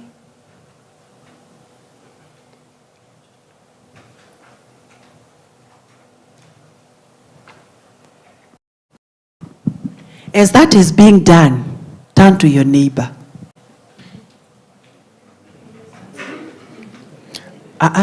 Turn to your neighbor. It is done. Thank you.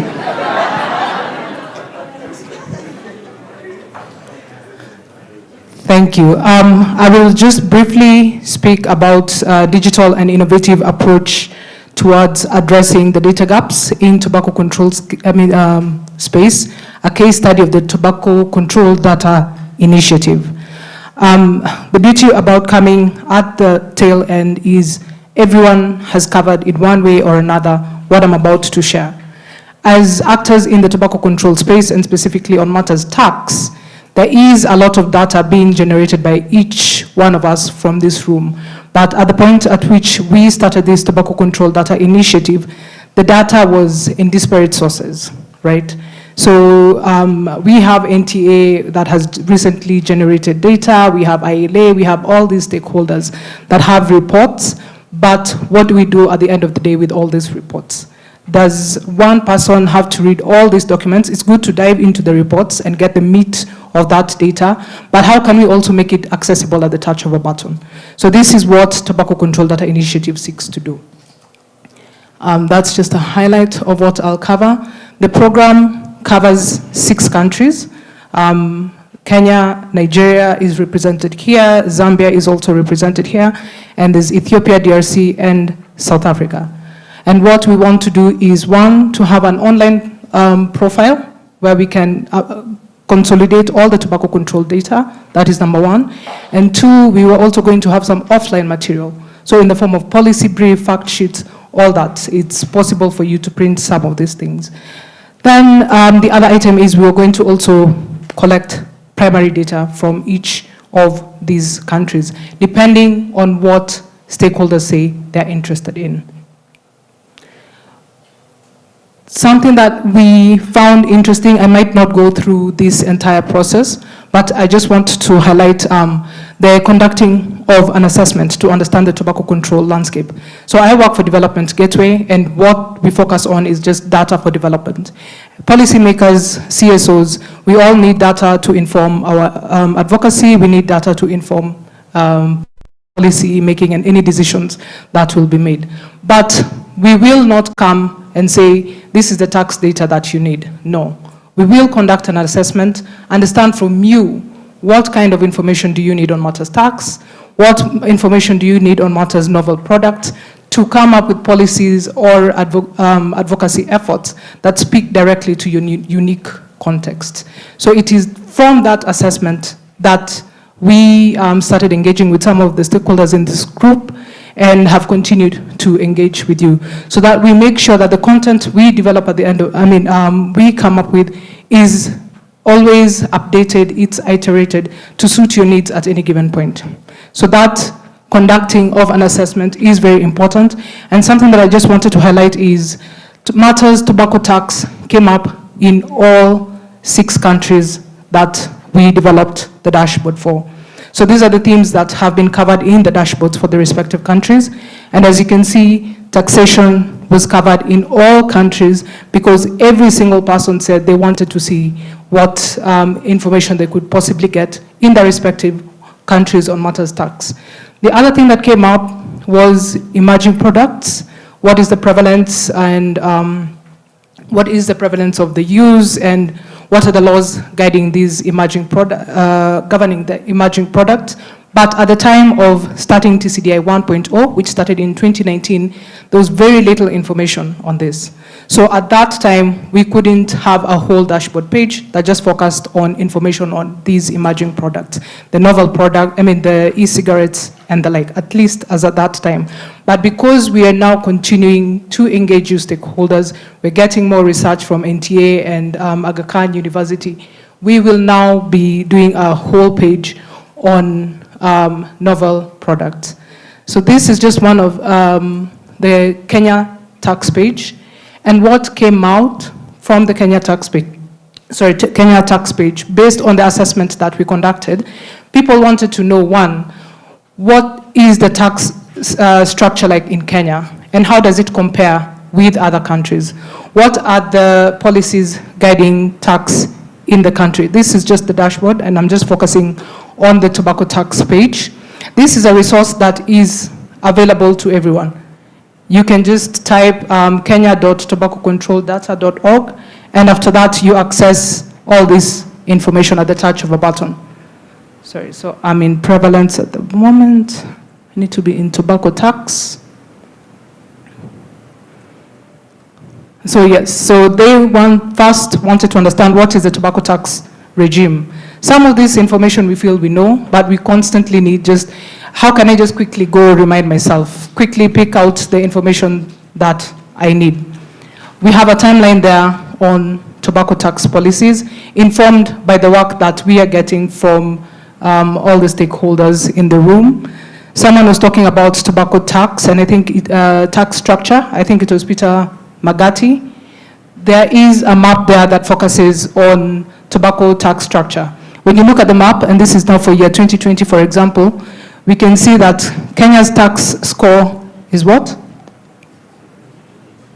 It's what? 0.8, yeah? Now, when we are looking at this legend, the reds show it's a weak structure, right? And the blues show it's a strong structure. So the other thing that we can also do here is when you look at the different years, because again, it's important to reflect where you came from, where are you now, and where are you going. When you look at the different years, in 2016, for example, you see that the tax score was 1.63. The system at that time was better than the system right now. And in 2023, someone already mentioned that the inflationary taxes were scrapped off, right? So we were not going to increase tobacco tax by inflation every year, at least per the 2023 finance bill. So that means that the latest report might actually show that the tax score is worse than it is right now. So it gives us a perspective to interrogate.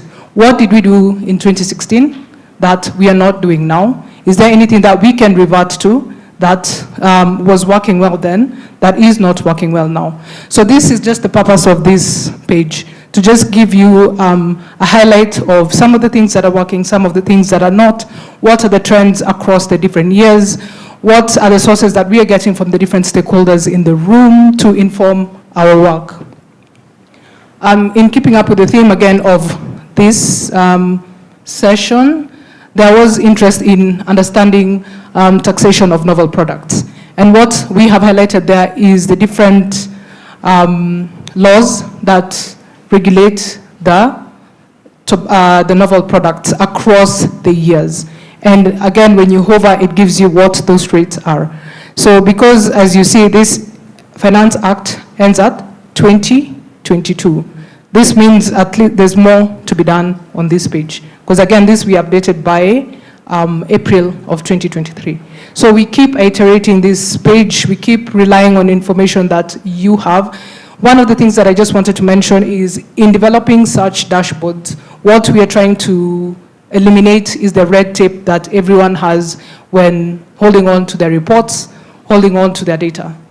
We are all working towards the same cause. And I really like the question that Rose asked about how do we all work as, how do we ensure we have a regional approach to matters tobacco tax in as far as tobacco control is concerned. When we have such platforms, and again, it's easy to compare across different countries. Because I'd mentioned we have how many countries? 6. So this is just the Kenya page. If I land on this page, I get most of at least what we are able to get on the public and to inform our tobacco tax advocacies.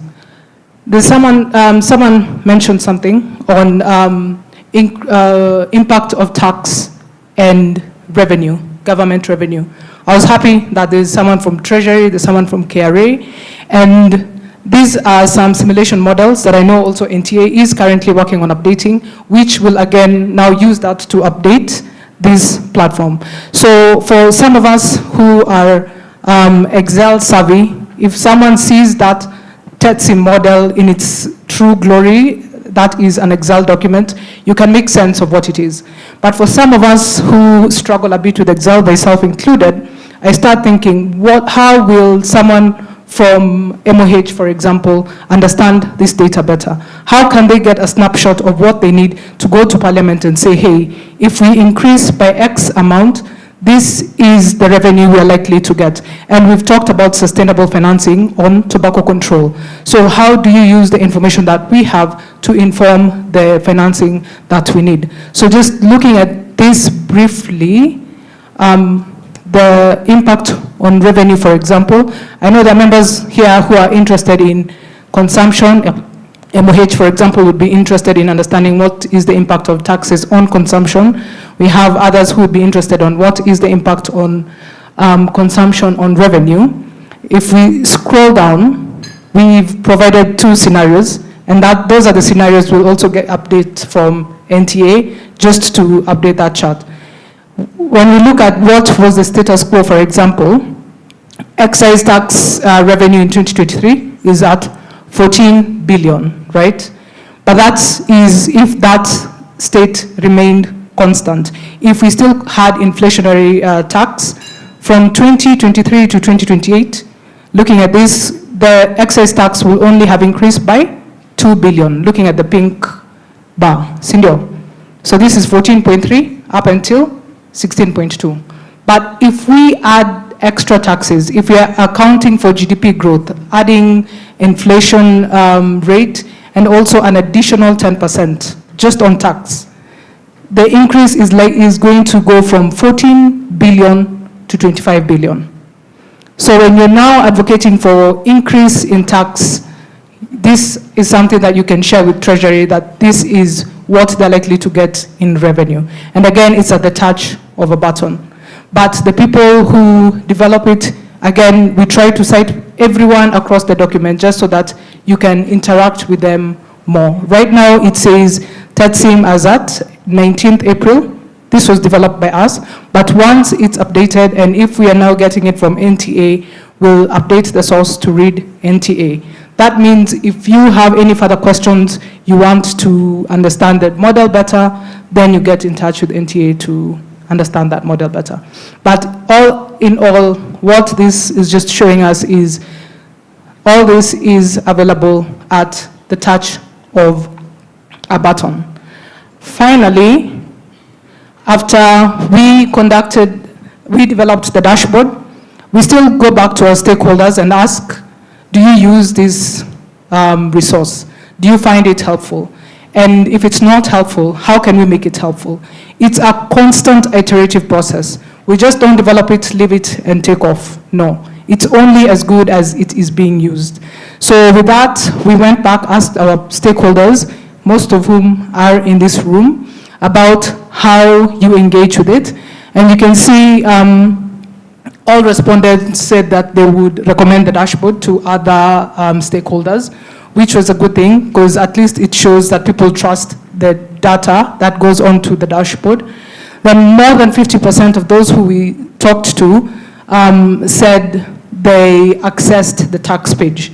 So just tax alone, I think that was the most accessed page, at least per that impact survey. And someone said that they used information on how taxes impact tobacco with some specific some specifically stating they were interested in the simulation graphs that I've just shown. So it gives us motivation to see that the platform is in use. Something that I want to highlight here, and we also decided to conduct our own analysis to see, not rely on what you tell us, on how you use the data, but to also just under Google Analytics see the kind of engagement the different pages are having. And what we see is tobacco taxes, as you can see, has the highest number of views. So this goes on to show that people are really interested, and people in this room really want to interact with matters tobacco tax. And some are actually not in this room, but even those who are not included here today are really interested in matters tobacco tax. So coming up with a digital and innovative approach of showcasing this data goes on to just tell us, how do we make these people interact with data that is friendly to them? Right? So it's one thing to have data, it's another thing to represent it in a easy to access and easy to digest format. So that is one of the things that I would want to share as a key takeaway. Something that I should also mention here is the average engagement per user on the dashboard is 6 minutes. This is much higher than what the average engagement per user in other dashboard looks like.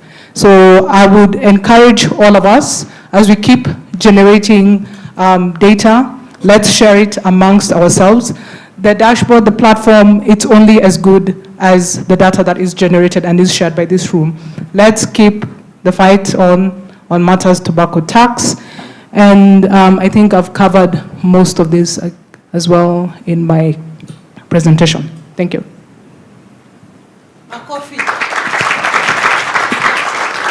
Eish. You know, we could go on and on and on the whole afternoon because honestly, the information we're gaining today, is it useful to you? If that's how you talk, I don't believe you. Is it useful to you? Just now, we've been shown, and thank you so much, we've been shown that we can harness data.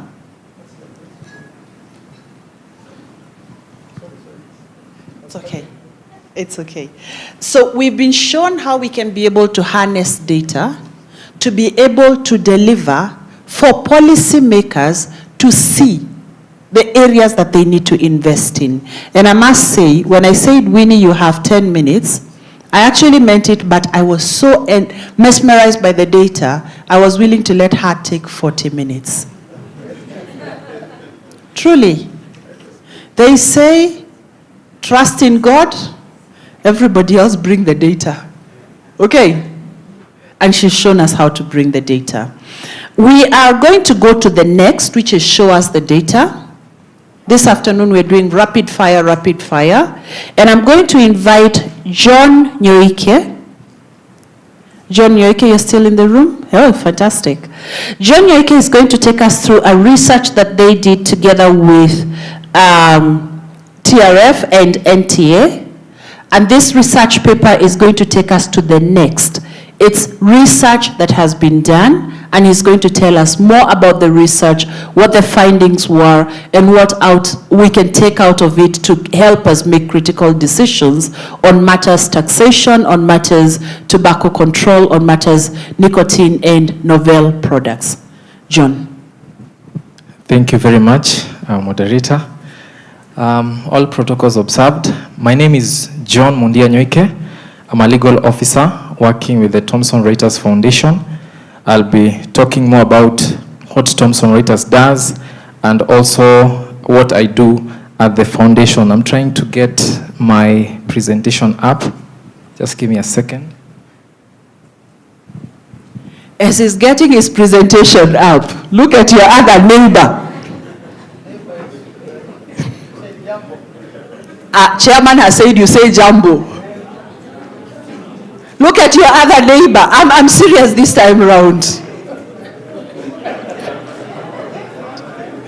What I would like to tell you to tell your neighbor is this. The future of Africa depends on you.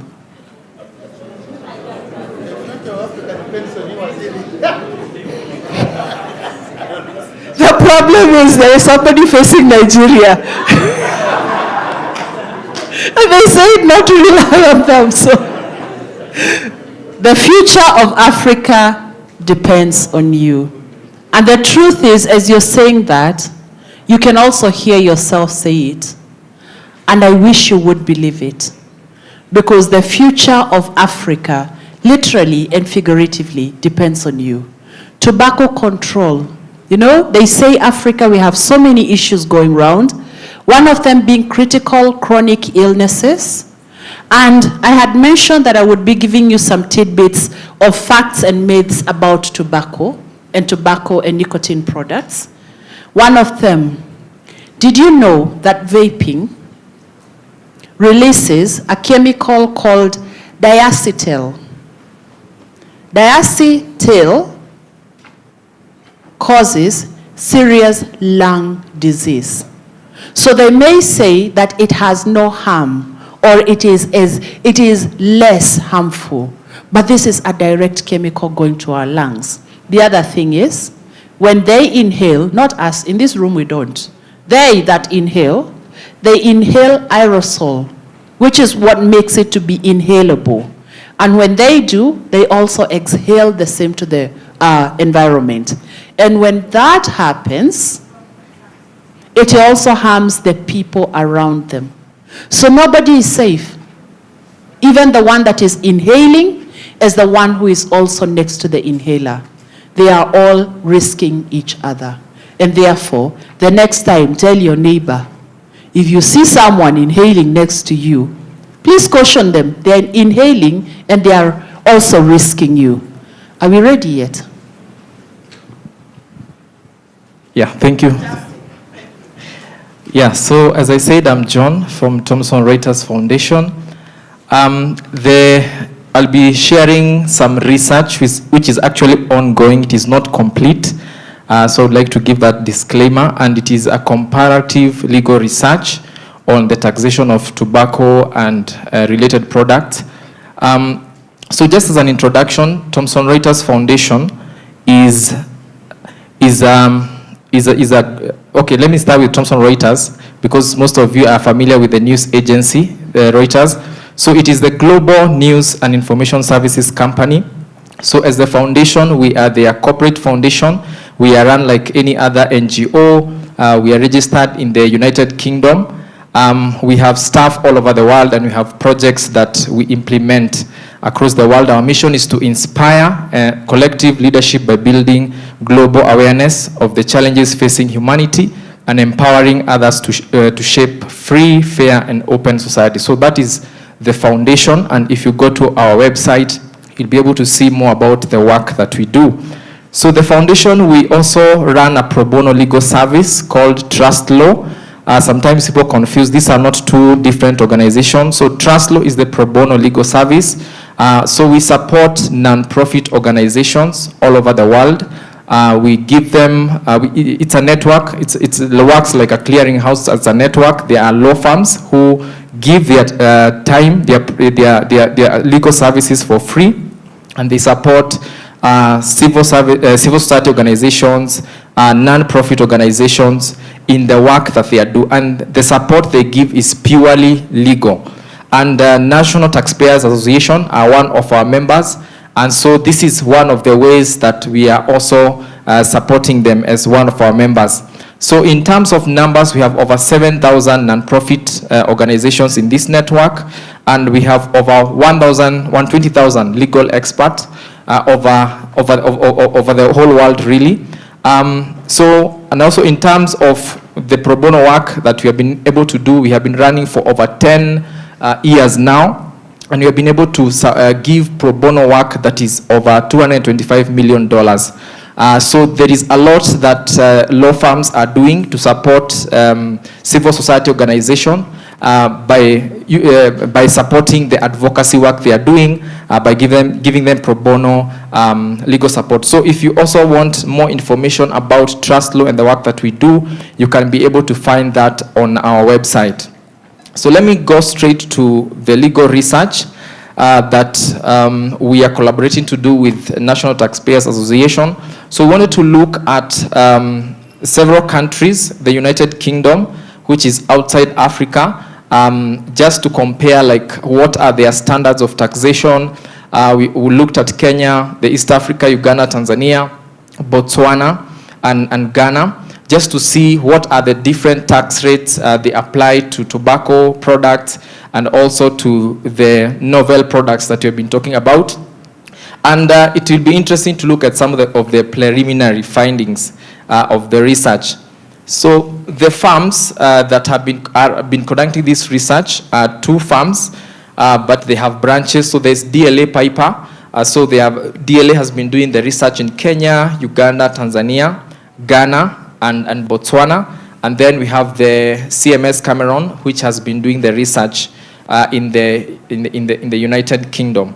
So in terms of what we have been able to find, okay, before I get there, the research questions. So these are the main areas that the research has been focusing on. The main laws in every country, like what are the main laws that govern the regulation or the taxation of tobacco and new generation products. Then what is the tax rate? I think we talked about the recommended rate by the WHO, which is over 70%. Then also we have been looking at whether there is a uniform rate of taxation for tobacco and NGPs. And this is important because of what the previous speakers before me talked about. There is need for that uniformity in taxation of these products. Then also we are looking at whether these various taxes are aligned to the recommended WHO standard. So that's also another research question that we are looking at. And also we are looking at cases. These are cases which have gone to court, which have interpreted laws on tobacco. Some of them are cases against the major manufacturers of these products. And it is interesting also to see what the courts have been able to say in regards to some of these products. So I'm almost coming to an end of, So the preliminary findings, and this has already been discussed here, so I will not delve much. So Kenya is at between 30 and 35%. And just to remind you, the recommended rate by WHO is over 70%. So Kenya is there, Uganda is at 35%, Tanzania, we didn't get the actual number, but it's below the recommended rate. Ghana from West Africa is doing quite well. Their rate is at 73.7. Then Botswana is also below the standard, and also United Kingdom is at least at 70%. And this also, for them, it's also for the new generational or the novel tobacco products. So we'll continue to work on this research to see if there are any major developments, and also to see how the final research paper is going to look like. So in terms of interesting cases that we have been able to come across in these countries, from Uganda, there was this case where BAT went to court to challenge some sections of the Tobacco Control Act as unconstitutional, and they were arguing that these regulations, I think there were regulations on advertisement, that they would lead to an illegitimate products in the market. And so they were advancing that argument, but the case was dismissed, and the court said that more should be done to caution the public about the dangers that tobacco products cause. So it is interesting to see some of the arguments that are advanced by these manufacturers in court.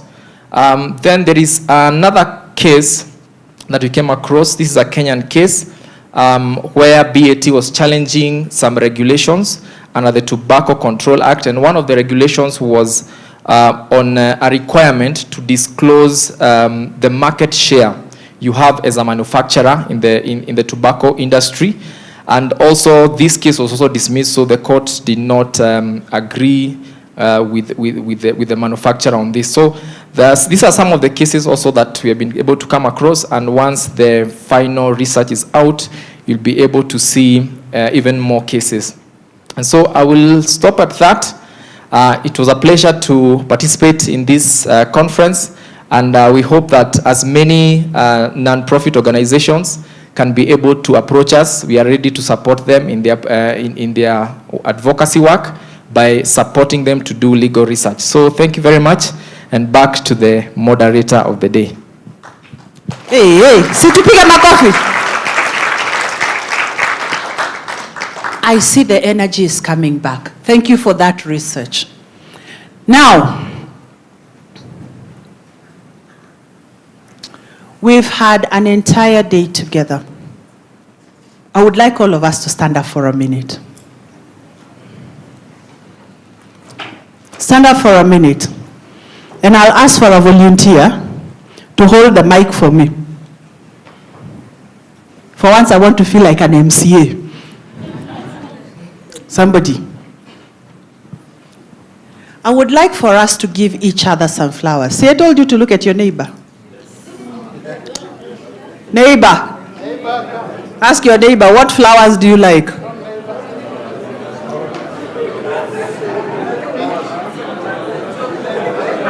What flowers do you like?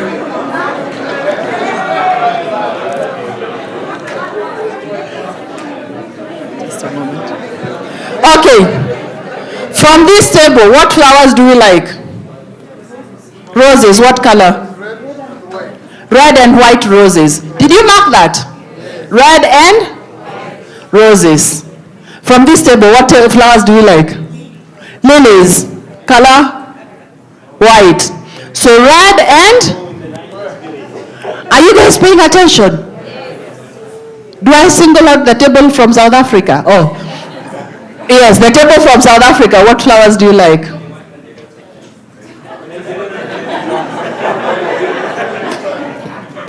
I was so worried we would mention Nigeria. Okay, Nigeria.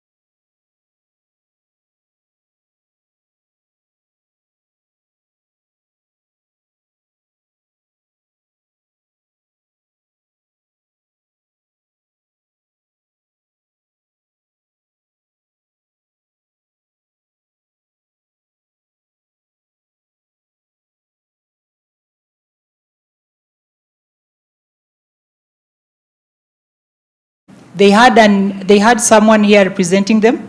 It's only that I think she came in after we had done the morning remarks.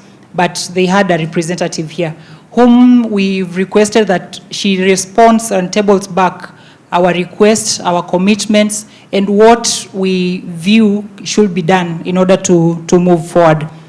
We also appreciate the Technical University of Kenya. So we also appreciate RCMRD. This is an institution along Thika Road, and I know they've opened up to other courses as well.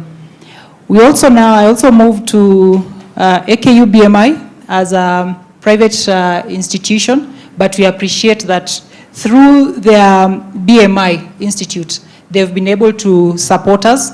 Last year, they did host our conference, and this year they've also come in, and they have actually made the discussions more, and we leverage on Prof. Cyprian, on his knowledge, and actually he had his colleagues here. We really appreciate. To the civil society organizations, allow me to be selfish and start with our donor, TGNA. We really appreciate, and we hope to keep working together moving forward. Our friends from Nigeria, CISLAC, thank you. And I've heard we are coming for money. So safe flight as you go back home. We also thank Ketka. Chair, thank you very much. Chair traveled all the way. He's based in Western, and he came all the way to support this course. And for those who are able to see his profile, he's a teacher by profession, and since then, he has been doing both. And it seems the advocacy is overlapping the other call. Thank you very much. We also thank Kenco. We thank SCAD, Den of Hope, Kilele. For those who don't know, Benda is from Kilele. Thank you very much. ILA, they've been supporting us together with Kenco on online engagement, but also we had Celine being part of the second panel discussion. Celine, thank you very much, and ILA as well. Africa Cancer Foundation, we have CIN, we have HENET, CTPD Zambia. Thank you very much for coming. We really appreciate, and pass our regards back home. We'll be supporting you on online advocacy. In case you need further support, here we are. Yipa, ama namna gani? So we have TRF, John, thank you very much. And finally, YIPA. Anyone that I've missed out? So we also have independent researchers. We had Karambu in the house. She has left to attend to other issues, but we appreciate that every time she gets an opportunity to advocate for increase in tobacco taxation, she has always stepped in. Our media team, thank you. Kindly don't delete our photos. We need them. And we also really appreciate you. So back home, NTA, our board, thank you for the support that you've continuously offered to us. Irene, our team lead, thank you very much. Otherwise, before you leave, I'll request that you have tea, and there is also a package. So our team that was presenting here the gifts to all of us, to the guests, have also prepared something for you. So pass by, there is a desk outside there. Pick a hamper there, take tea as you also engage with each other. So for the photos, I'm reminded, don't throw your card. Just scan it. You'll be able to access your photos as well as the reports that we have. Thank you very much. Safe travels back home. Okay. Ted. We'll need more tags for the high table so that they are able to access the reports and the photos. Kindly. They'll be availed. Okay.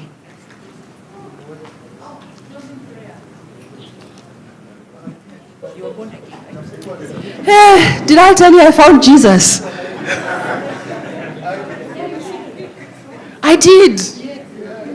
I've been told closing prayer. And I will ask that we all be upstanding as we honor God. In whatever faith you believe, may we close our eyes and pray and believe. I'm going to pray as a Catholic. In the name of the Father, and the Son, and the Holy Spirit, amen. Father God, we come before you to thank you for this day. We come before you to thank you for what you have done. We come before you to thank you that when we started, we prayed with the national anthem, ourselves to Kenya, committing ourselves to Africa. And we have seen the end of the day. We have had many conversations, many learnings, many eye-opening facts and figures have been shared. And Father, at the heart of everything we're doing is for your people that we serve relentlessly. And therefore I come before you to commit everybody who has interacted with us today. May they take those lessons, learnings, knowledge, and skill imparted and go do that which you have set before them. And when it is done, we shall remember to give thanks. I want to thank you for everybody who was represented, for everybody who contributed, for everybody who played a part in making this event a success. I want to thank you that, Lord, you have been with us from the start to the finish, and therefore we give thanks to you. Father, I also want to commit our journeys back home. Some are going to use flights, others are going to use vehicles, others will go by foot, and all means that you have set before us, Lord. I ask of you to sanctify them, that each person shall go back home safely, they shall find their families well, and they shall remember to give thanks to you for the safekeeping, for the safeguarding. It is for our people, safeguarding the public health of our people, that we are praying. May the words that have been spoken today not go to nothing. May they bear fruit. May they showcase that the third conference that we've held today in Nairobi shall bear so much fruit in Africa that, Lord, this shall be a mark on the ground for the future work that will be done in tobacco taxation, in all the things that we've said that are good for our people. And I want to thank for me, for the things that you've done. For this moment, Lord, we glorify you. I thank you and I praise you, for you are God. Holy Spirit, continue to direct our steps and give us the willingness to follow. Through Jesus Christ our Lord, we pray and believe. Amen. Thank you. Oh, in the name of the Father,